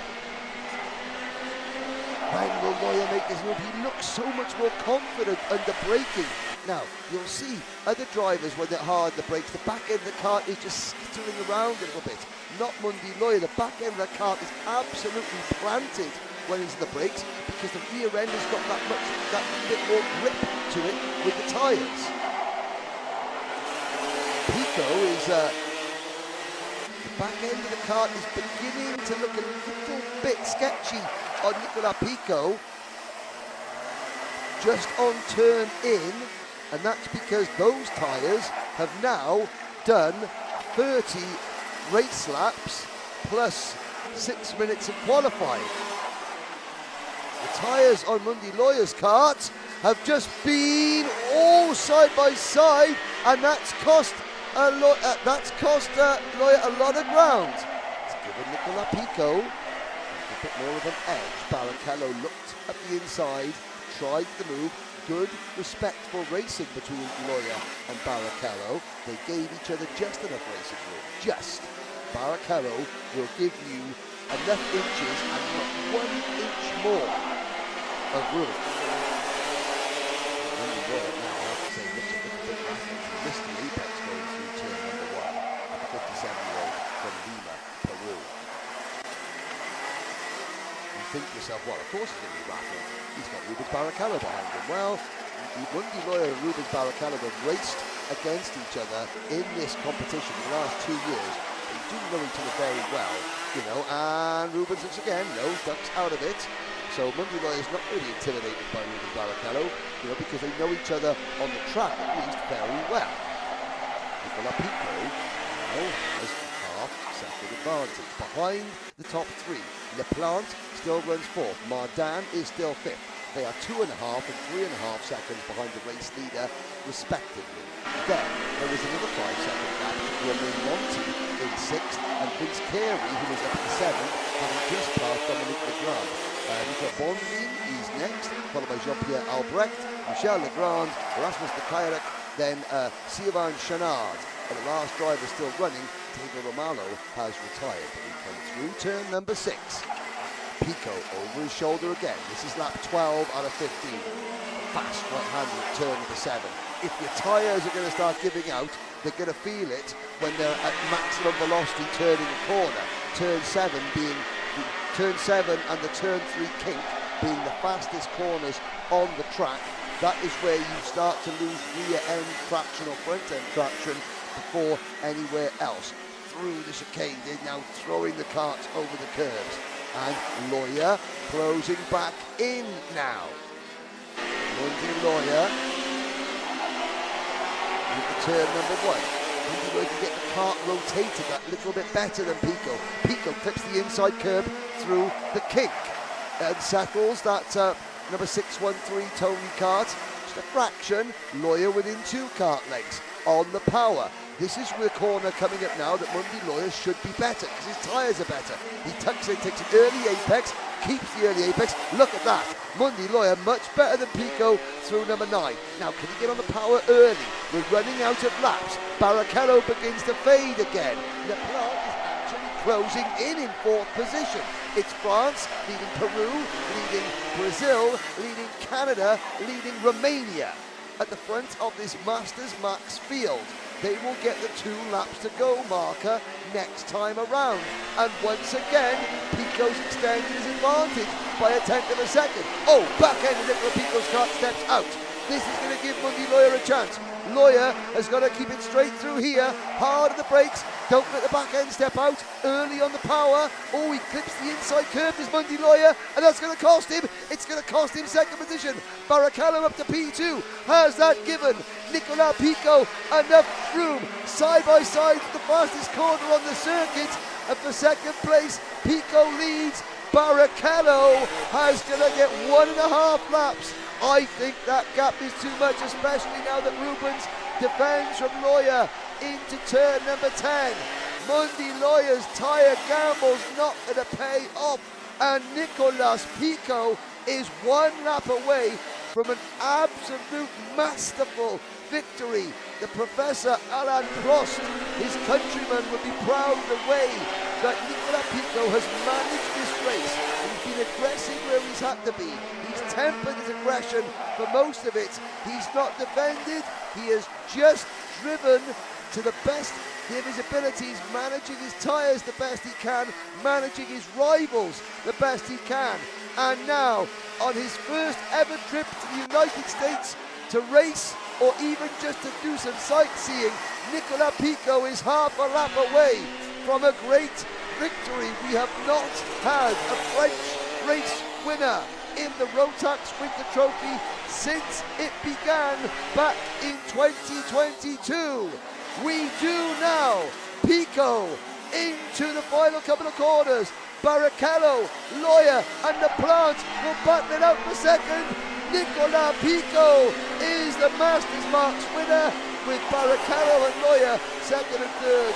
Leplant is fourth, and Laurentiu Mardan and the Techno Kart holds on to P5, and Nicolas Pico, oh dear, that is the number 607 kart of Ramses Likarik, who has had oh my goodness me, that is one very badly bent kart. That is Michel Legrand's kart.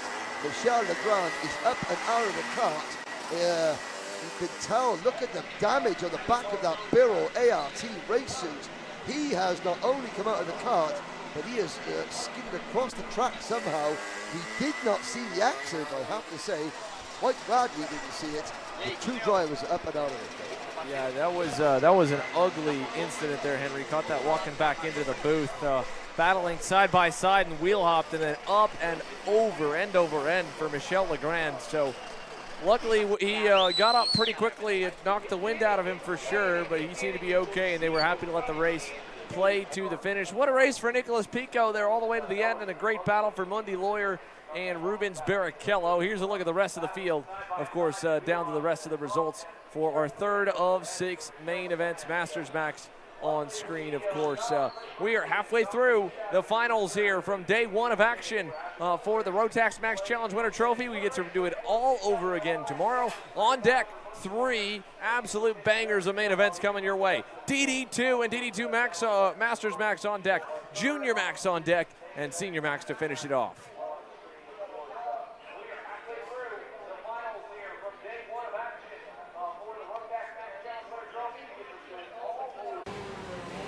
Brandon, why are there all these charges for just over $200 from Acceleration Kart Racing's website?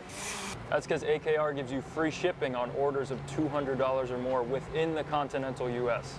Okay, but I thought you were just getting a pair of gloves. That's what, 70 bucks? But if I'm getting a new pair of gloves, I might as well get a new pair of shoes to match. And then on top of that, I'll get a neck brace, because with the shipping, it's basically free. Yeah, I do not think the math checks out on that. Everything you need, all in one place and shipped to your door for free for orders of $200 or more. Exclusions apply. Spend responsibly. Shop AKR.com.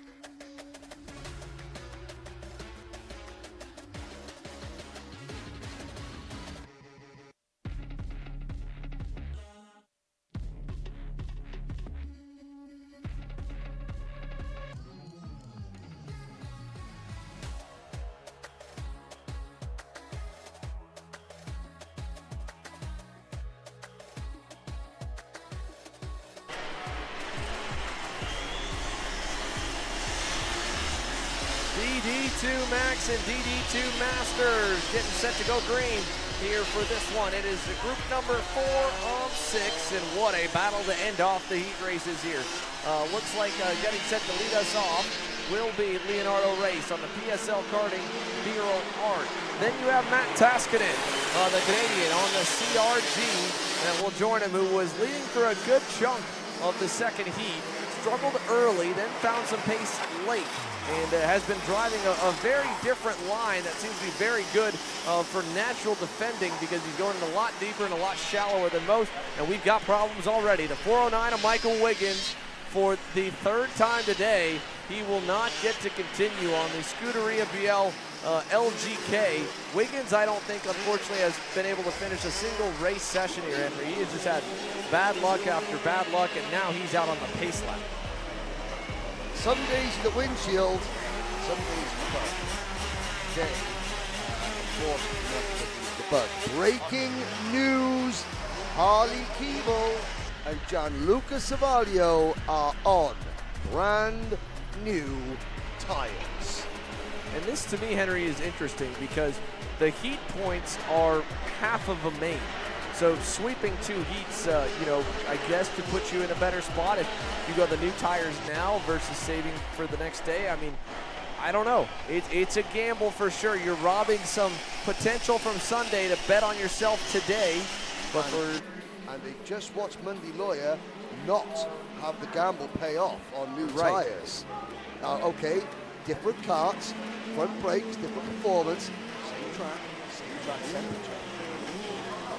Yeah, so let's see what happens to them. Sticker, Mojo Tires for the black and orange Sodi starting 4th. Sticker, Mojo Tires for the pink and purple and chrome Racing Edge Motorsports machine in 6th. But on the front row, Leonardo Race and Matt Taskinen. Taskinen on the right-hand side there in the black and orange CRG. Leonardo Race there on the red and white PSL karting Viral Art. Here we go, boys and girls. DD2 is underway to turn 1. Race with a nice jump, and look at Matt Taskinen. What an over-under through turns 1 and 2. He'll take over the lead through 3. Now Taskinen, Reese, Nicholas Guillaume, they look at Savaglio round the outside. Oh, he's going to run out of road. But the top 3, Guillaume defending, they are going to make it as hard as possible for Keeble and Savaglio to get through. Tyre wear in DD2 is higher than any other class because of the speed, and already Keeble's up the inside of Guillaume. Does Guillaume hold on? Oh, Nicholas Guillaume defending, and look at the 2 leaders, Taskinen and Reese are running away like a butcher's dog who's found the sausages.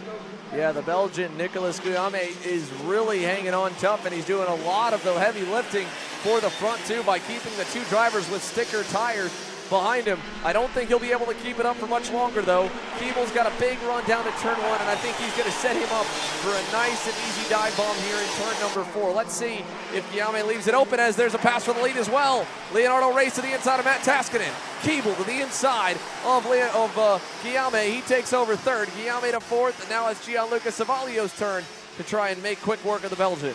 Yes, indeed. And what Leonardo Reese and Matt Taskinen cannot do is battle. They're going to need all the help they can get to hold off the charging Harley Keeble and Gianluca Savaglio. Savaglio is now alongside Guillaume for 4th position. Put Gianluca Savaglio into P4. Guillaume down to 5th. Pablo Benitez is there in 6th position. The Argentine driver in the Scuderia Buell LGK car. Well, one Scuderia Buell car has been running very well. The other one has barely been running at all.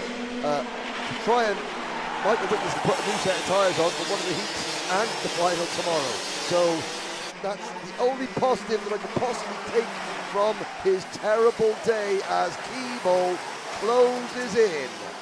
We'll take a look at the leaderboard. Pull that up on the left-hand side of your screen momentarily so you can see where your favorite driver is. Harley Keeble on the bumper of Matt Taskinen as they go through turn 7. Turn 8, does he dive bomb him right here? He does, inside. Keeble gets through. A little bit of elbow grease on the way by. He's going to open the door for Savaglio. He's not close enough just yet, but now he is deep on the brakes. Gianluca to the inside in turn 10. Just behind this group, you saw coming out of turn number 9, Pablo Benitez, I think getting squeezed wide by Oliver Begard. in the next kart along, and Bedard in the number 406 machine moves into 6th position. This is Saborin. That is Ludovic Saborin is now in 7th, and Pablo Benitez down to 8th. Theo Silveira is 9th, and Alexei Vaillancourt rounds like your top 10. Having the 2 Masters drivers, Bouchard, McLean, and then Preston Le Breton in 13th position. Last driver still running. Now, Savalio and Keeble, they don't want to cost each other time and trip over each other, even though they're both encroaching on the leader at a rate of knots. It's now Savalio in P2. Yeah, Gianluca Savalio last time by 53.61 to Leonardo Reis at a 54.0, so they will undoubtedly get there. It's just really going to be a race between them, and how racy is Leonardo going to be, because he obviously saw they were on sticker tires. He knows that he cannot afford to let them go, and we saw him get really aggressive with Matt Taskinen to get to the lead. Does he fight Savalio and Keeble back and forth? This is going to get very interesting here in just about a lap or so as they continue to close that gap down. Another 4/10 better last time by. Yes, indeed. Savalio checks over his shoulder. Harley Keeble may have to temper his aggression for the time being. The temptation will be to just dive back in and retake Savalio as quickly as possible. The smart move, in my opinion, would be to let Savalio battle with Leonardo Reis. Eventually, he is going to get past because the tyres are new. Then Keeble will get past, and then Keeble can save his aggression for a head-to-head scrap with Savalio for the race lead. But, you know, and they complete lap number 5, and they start lap number 6 out of 15. Last time around, Leo wasn't that much slower. Yeah, he was not that time by on the lap counter. 53.6 for Leo, 53.4, but he just missed a shift coming out of turn 6. Here comes Gianluca Savalio, just already only on lap number 6 on the bumper, looking low, and already Leo's going to park the bus on the inside. He sees him there. He knows they're close. Does he go straight to the bottom into the hairpin? Savalio's going to send it, but he wasn't close enough. He got a bad exit. Yeah, I think Leonardo Reis slowed Savalio down so much at the apex of turn number 9 that Gianluca just couldn't get the extra speed down the scrapyard straight, and suddenly we're 3 wide coming to the final corner. This is not in Micromax, this is DD2, and look at Matt Taskinen. He's thinking, okay, I've still got a chance here. What can I pick up? Guillaume is 5th. Taskinen sideways coming out of the kick. Look at Harley Keeble, really wide to get that momentum up. He's going to do it again. His tires will be much cleaner than the two of them. As they park it, Keeble's got to run. He's going to nose ahead of Savalio. He will not get clear. Savalio puts the bumper to Leo. Leonardo Reis back to second as Gianluca Savalio. Just a little nudge to move him up and out of the groove. A NASCAR-style bump and run, but here comes Reis right back to him. Does he give it back? Little luck up there from Savalio. Here comes Reis. He hops the curb.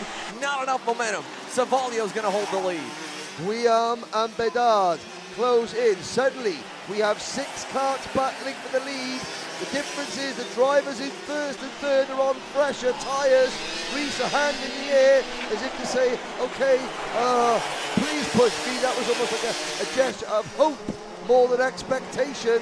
And Keeble will look to the inside, put Harley Keeble into P2, and now we'll see if the 2 drivers who made the gamble can pull away and have a private battle for themselves. The drivers in 3rd, 4th and 5th, now they've got to stay in line and hope that Keeble and Savalio slow themselves down, and that allows them to stay in contention. I don't even think that was a him work together. I think that was one of the smartest moves you've seen all day as they're battling further back. He's like, go ahead. My only shot at this race win is to let you go battle with Gianluca. If I hold you up, then we've got no shot at catching him. So he's letting the 2 new tire boys go at it, as behind him, this great battle for 4th is going on. Taskinen versus Guillaume versus Oliver Bedard, who was not much of a factor in the opening couple laps, but the Premier Karting Cosmic driver is now into 4th. Taskinen back to 5th as Keeble is closing in on Savalio, and Leo is really holding his own with these 2 guys. Yes, indeed he is. It's very, very impressive driving indeed. I think unless we start seeing Keeble and Savaglio going side by side, Leonardo Reis will start falling off, but he's done enough to keep himself well clear of Bedard, Tasker and Guillaume. So he's done enough to keep himself on the podium as things stand, but it is head in the front. Gotta say, Leonardo Reis is driving very, very well indeed. Even under braking, where the drivers on new tyres should be stronger, Reis is able to keep up with the top two. It's under acceleration where he loses out because there's just not as much grip in those tyres.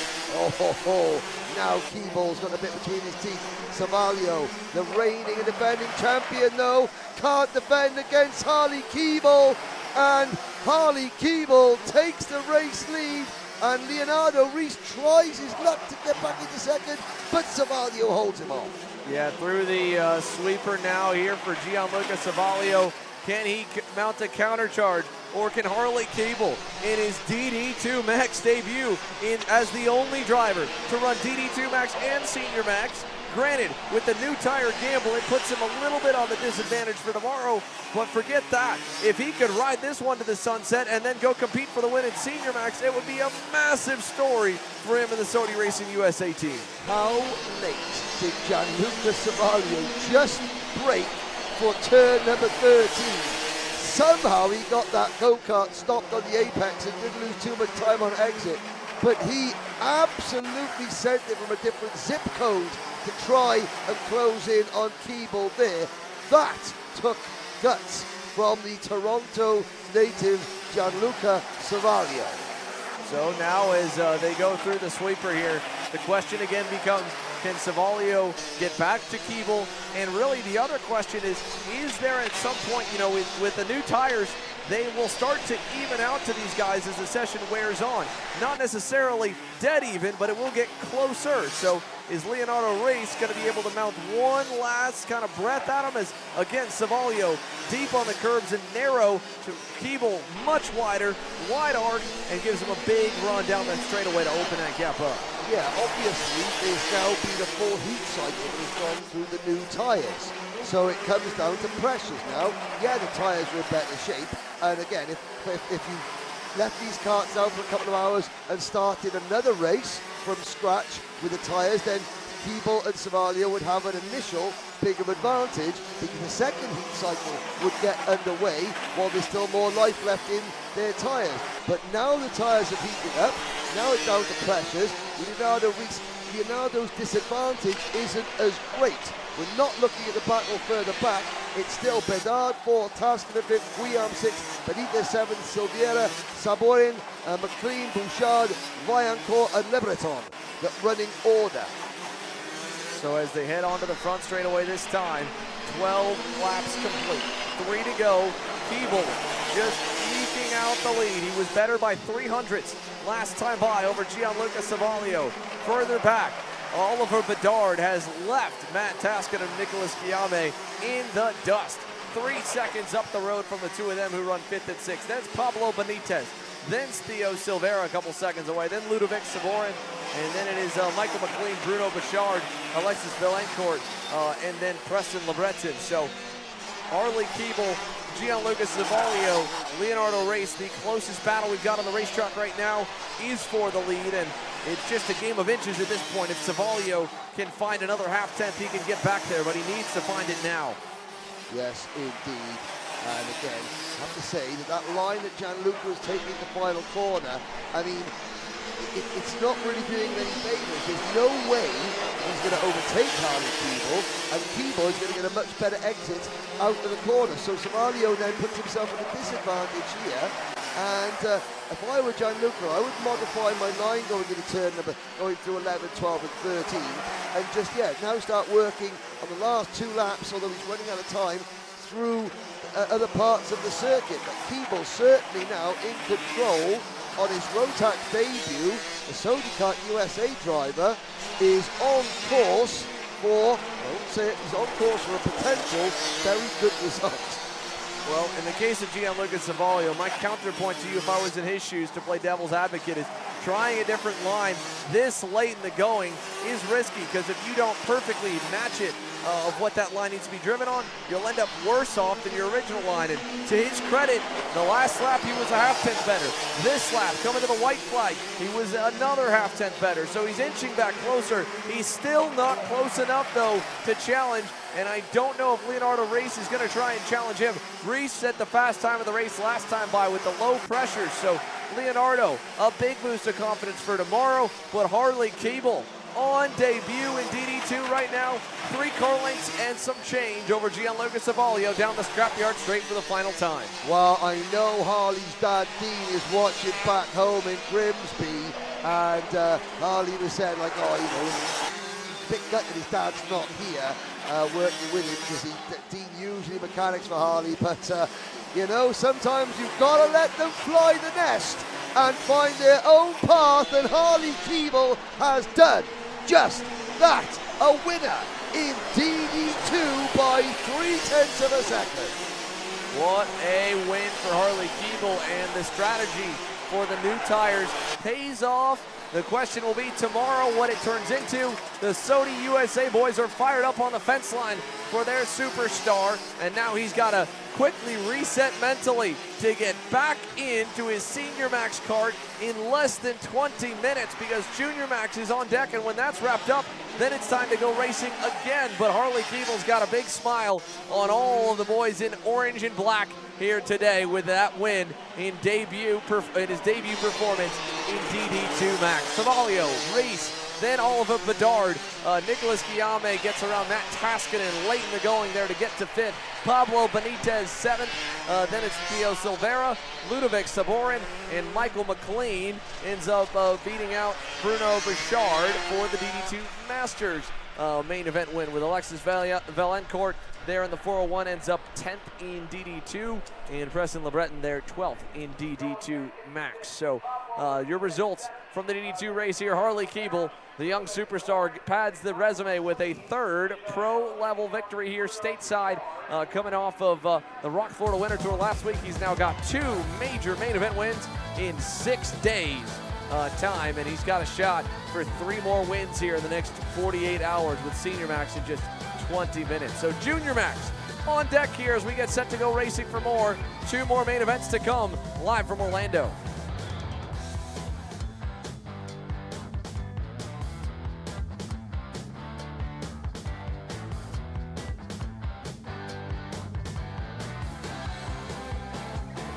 Colin, I need a new 219 chain. I need a 77 tooth rear sprocket. I need some more chain lube, and I need it probably as soon as like tomorrow. Dude, are you even listening? Like, we need this to run this weekend. Want anything else? What do you mean?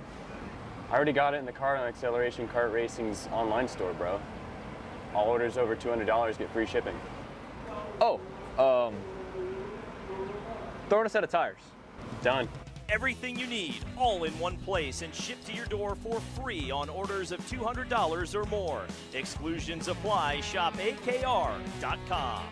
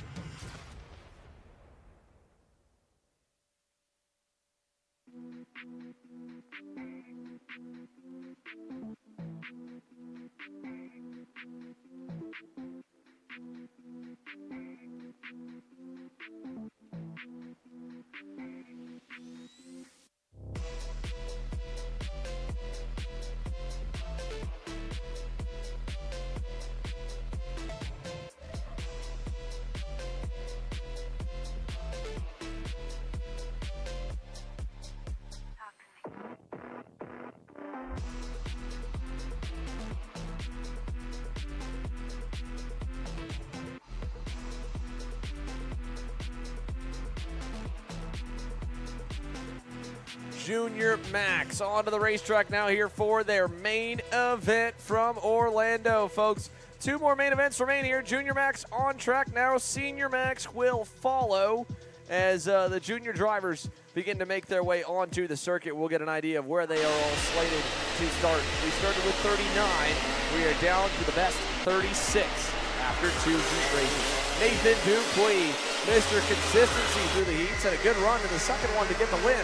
Will lead us to green on that speed concentration red speed. Then it's the San Antonio Racing Kart Republic of Salvador de la Vecchia, who will join him on the outside of row number 1. The rest of the field all the way through down to turn number 4, beginning to warm the tires and get set for action here. Following Junior Max, of course, Senior Max follows, and then that'll conclude the coverage today. We'll do it all over again, same time, same place, same format tomorrow here for the Rotax Max Challenge Winter Trophy. Maybe a little bit earlier, I believe, of an ending, but we're roughly where we need to be time-wise based on the timetable. Junior's slated to go green about 20 minutes prior, so not terribly far off, all things considered, with a handful of red flags and other little stoppages of time. As my mistake there, it is actually the Biro Art machine that will join Nathan Dupuis on the front row. Behind it's Davin Roberts there in 4th. Then it's going to be Victor De Alencar and turning around. Yeah, 220 cars. Major Makovskis. Major Makovskis. And now we have 36 drivers. Yeah, we hope a whole host of new drivers as well. Yeah, apparently nearly the entire top 12 is on sticker mojos. About half of the mid-grid on sticker tires also. So we will run through, it's been self-explanatory. It's not as though there's maybe 4 or 5 drivers gambling. It's a 50-50 split. Nathan Dupuis on the inside as we get set to go. Here we are, green flag in the air. We're racing down to turn number 1. Put 13 laps on the board for Junior Max, 36 deep, and they are 2 and 3 wide in turn number 1. Through turn 2. Can they make it through turn 4? This will be a trouble spot. There it is. Big crash at the top of the hill. Turn 4. 3 cars collected over there. One is one of the Team U-Race machines. 2 more involved. And it's about a 6 or 7 car breakaway up front with a midfield fight that Turner Brown leads. So out front, clean and easy for Nathan Dupuis. Then Salvador de la Vecchia.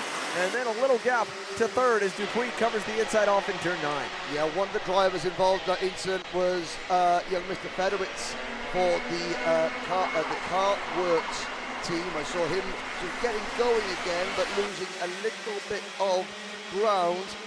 Luke Fedowitz there from Elkhart City, Maryland. Everybody apart from one driver has got restarted again, but up at the front, Salvador de la Vecchia challenging Nathan Dupuis for the race lead.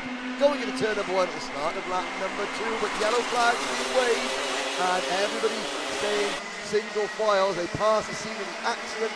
The marshal has got the U-Race kart possibly off at the side of the circuit. Now Davin Roberts is down to 18th. Saw him do so well. Now there may be a post-race penalty of some description. Looks like the drivers involved, Yao Pereira on the CRG, Luca Cariotti, Isaac Malkin and Max Mokaram. Mokaram on the U-Race Kart Republic, Malkin on the Zanella Racing Giller. 2 drivers that were inside the top 15. Here's a nice move from Ty Fisher on the Race Lab Karting TV kart. Move him up another spot. He'll take over 3rd. So Ty Fisher rolling early there on the bright lime green machine with Victor De Alencar following him through on the Nash Motorsports machine. So Ty Fisher to 3rd, De Alencar to 4th, Makovsky is back to 5th. Here comes Turner Brown in 6th, and he's bringing about 4 more guys with him to challenge Major Makovskis, while the leaders still just barely edge edge, the gap a little bit bigger. Now it's De Alencar to the inside with Makovskis back on Fisher. Yes, indeed. And now 3 wide, and that is Turner Brown. Back on the inside, Turner Brown with a bit between his teeth. Has now got Ty Fisher right behind him. They're chasing Victor De Alencar. There's a 2-1-5 Kart. Now, Wade is in the mix as well. That's Makovskis up and over the curb there. And Ty Fisher, and that's the Sony Kart of Naomi Garcia also getting involved in go round turn number 10 on this lap 3 out of 13. So Ty Fisher's now to reset now. He just went up to third, now back to about 10th or so. Turner Brown and Victor De Alencar with some breathing room as the leaders head to turns 1 and 2. 3 laps complete, 10 laps to go, and it's Nathan Dupuis still holding station over Salvador De La Vecchia by about a second. Back to Victor De Alencar and Chico Brown. Down to turn 4, single file here for this group. Little pass made on the inside. That's Fisher trying to make up for lost time. He gets around Naomi Garcia, begins the comeback drive, and he's got about 2, way wide for the Birolard of Major Makovskis, I believe. Makovskis losing a lot of time, or no, that was Pierce Wade. Pierce Wade getting shuffled to the outside. He'll lose another spot as Garcia goes through. Yeah, now Garcia from Trinidad and Tobago up there. Now the Bahamian driver in Kart 2, 3, 7. Tiziano Orcel, he is in Bayview in Nassau, and he is in the number 237 Kart. He's in the 15th position. Isaac Malkut out of the race. Joe Pereira out of the race. Cariati is right down the back. We've got 32 karts still running with Luke Benowitz and Rady Guzman at the back of the pack. Fausto Arnado, who started last in both his heat races in Kart 205, the AJF racing team. That's that very striking light blue chassis, not the Nash Motorsport livery. Fausto Arnado has just cracked the top 10. And we saw more passing further back inside the top 10 as well. Turner Brown getting another one.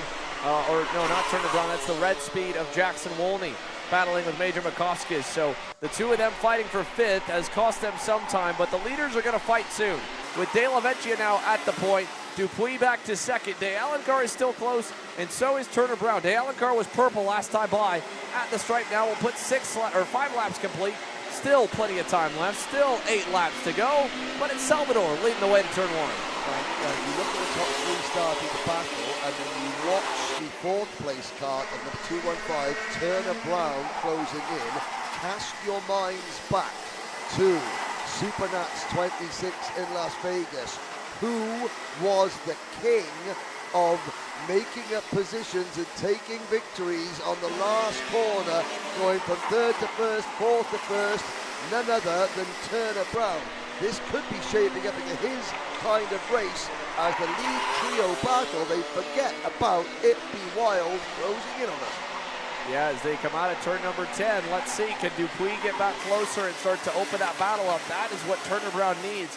Last time by for Turner, he was at 2/10 better than De La Vecchia, but he was also a 10th slower than the rest of the group. So he needs a lot more shuffling than what's happening this time by lap time wise. Let's see, 6 down, 55.69 for De La Vecchia, a 4.9 for Turner Brown. So a 2/10 gain, and Dupuis right on the bumper. So is De Alencar. Not really changing the spot at all. No one poking a nose down to the inside. They're riding and kind of waiting at this point.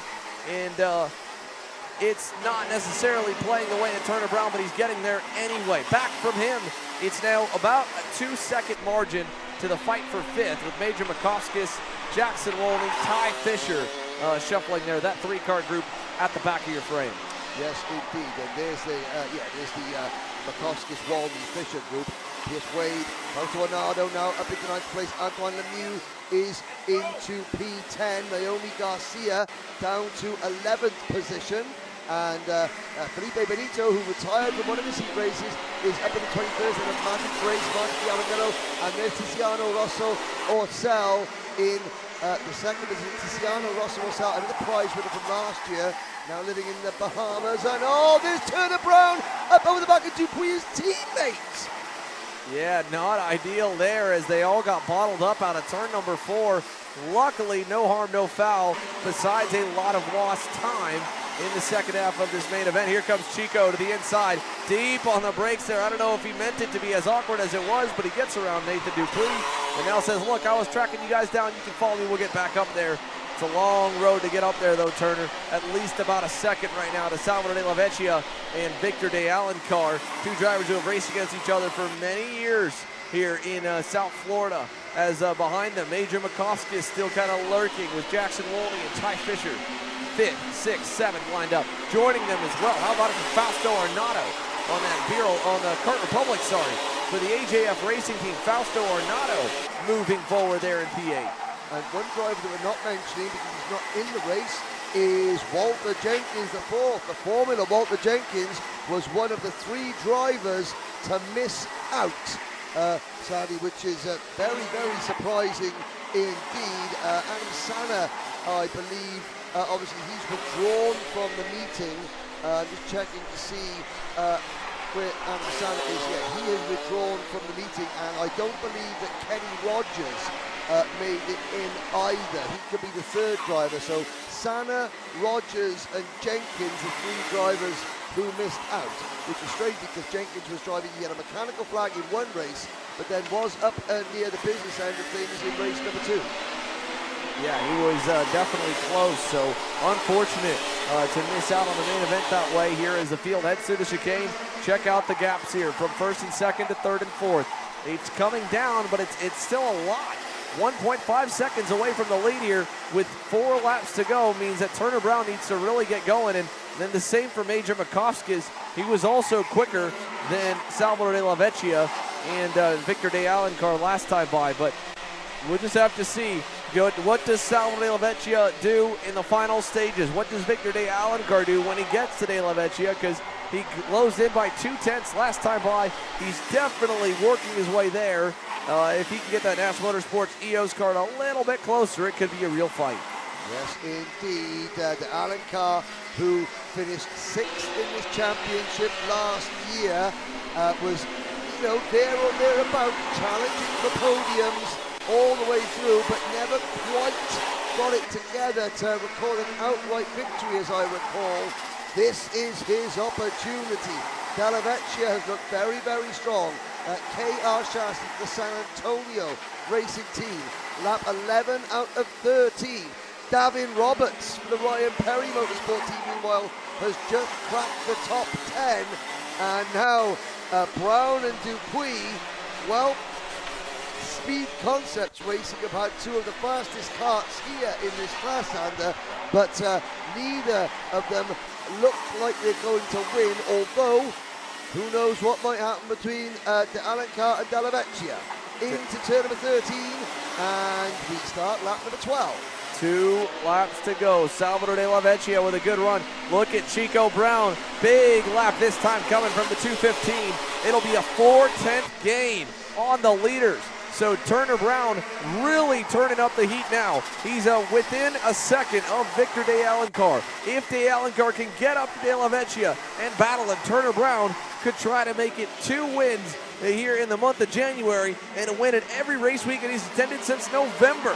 Through the sweeper here, that'd be a super impressive feat for the SCR Red Speed driver. Nathan Dupuis is behind him. He's faded a little bit off the pace, but he should be quick enough to stay ahead of Major Makovskis for 4th. Look how close Turner Brown is now here, Henry, coming out of turn 10. Oh yes, somebody has lit the afterburners on that number 215 car.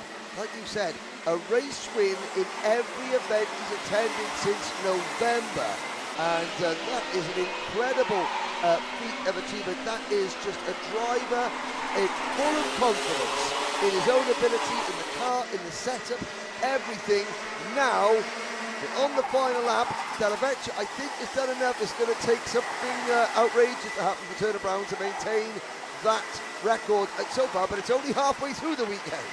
Yeah, still time for tomorrow, and again, who knows which drivers were on sticker rubber and not. We believe that most of the top 12 went with their second set of new Mojo tires at this final. As they head down the backstretch, Turner Brown says, focus forward, Victor. Try and see if you can get to him. Bring him back to me, but it's not looking like it's going to happen through turn 10. Dupuis still 4th. Side by side further back, that's Fausto Arnato on the AJF colored machine with Jackson Wolney, Major Makovskis and company. But out front, It's about this young kid. Salvador de la Vecchia is a Rotax Max Challenge Junior Max main event winner. Here in Orlando, he takes round one of the Winter Trophy over Victor de Alencar and Turner Brown. And here's a look at the rest of the field cycling across the start-finish line. Big up with a fist there to some applause for the friends and family of the independent San Antonio racing team. Just Salvador under the tent. It's a little family operation for him. And Salvador de la Vecchia points to the heavens. He's a race winner here in the Rotax Max Challenge. Yeah, the Venezuelan driver. You know, when I told him on Thursday that the grand finals were at Sarno, his face absolutely lit up. He went, I've got to win the ticket. I've got to go to Sarno. I love Sarno. He's never been to Sarno. He's just watched so much racing at Sarno that he thinks that's one track I've got to go to. Well, Salvador, long way to go, but a win in round one is certainly the best way to start your quest. Here's a look at the results of the top 15. Ed Kennedy in 15th position. Carson Weinberg up into P13. Great result for Carson. Naomi Garcia, her best Winter Trophy result in 12th. Davin Roberts, a top 10 finish for him as well. That bright green of a 235 got Ty Fisher. Tiny bit of work to do, but the package is there. There or thereabouts. Now we look at the lower ranking order outside the top 15. Lillian Scarborough for Nash Motorsport in P16, followed by Coleman Dielos, Frederick Manning, Martin Yaramillo, Chase Gassioli, Felipe Barreto, and Max Wiley in the top 22. Maddie Grace, Luke Berowitz, Tiziano Rosso Orcel, Luis Thomas Pelletier, Luis Simbre, Mannix Donnelly, Ravi Guzman, and Diego Gabriel Morales Perez. And still there are more to come on this 36-car grid. Damian Baez, Alejandro Vasquez Gomez, and Luca Cariati were the only three drivers to complete the lap. We lost a few on the opening lap. One round to go, main event time continues. Let's see your Rotax up next.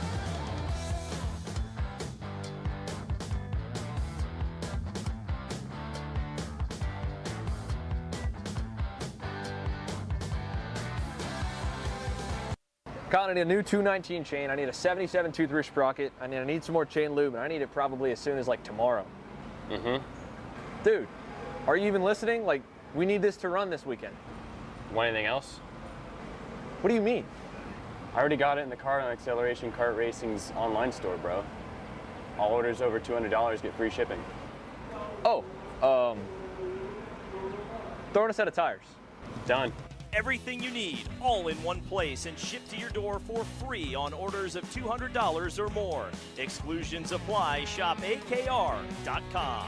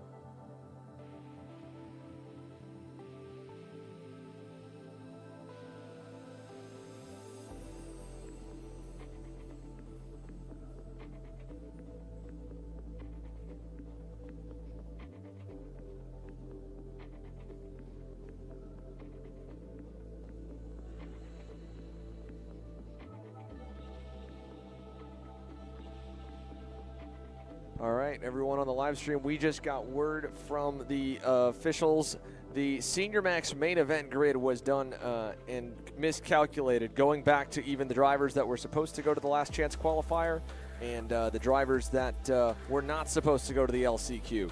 So the officials have elected to move the to rerun the last chance qualifier and to delay the main event, both of which will run tomorrow morning. So that concludes our live coverage today from Orlando, and we apologize about the abrupt and odd ending to the live feed. We'll be back first thing in the morning tomorrow with a full another day of racing and the last chance qualifier and main event for Senior Max here for the Rotax Max Challenge Winter Trophy. Do you have enough room on the text to like put a text up or something? I don't know. Yeah, that's what I was gonna do. Yeah, I think put it up, leave it for 5 minutes while the guys take. What should I say? I'll type it. Trev, you said you saw some wind inbound? I mean, a little more. Like it gets up to 20, like gust to 25, I think. So just to be safe, good to go.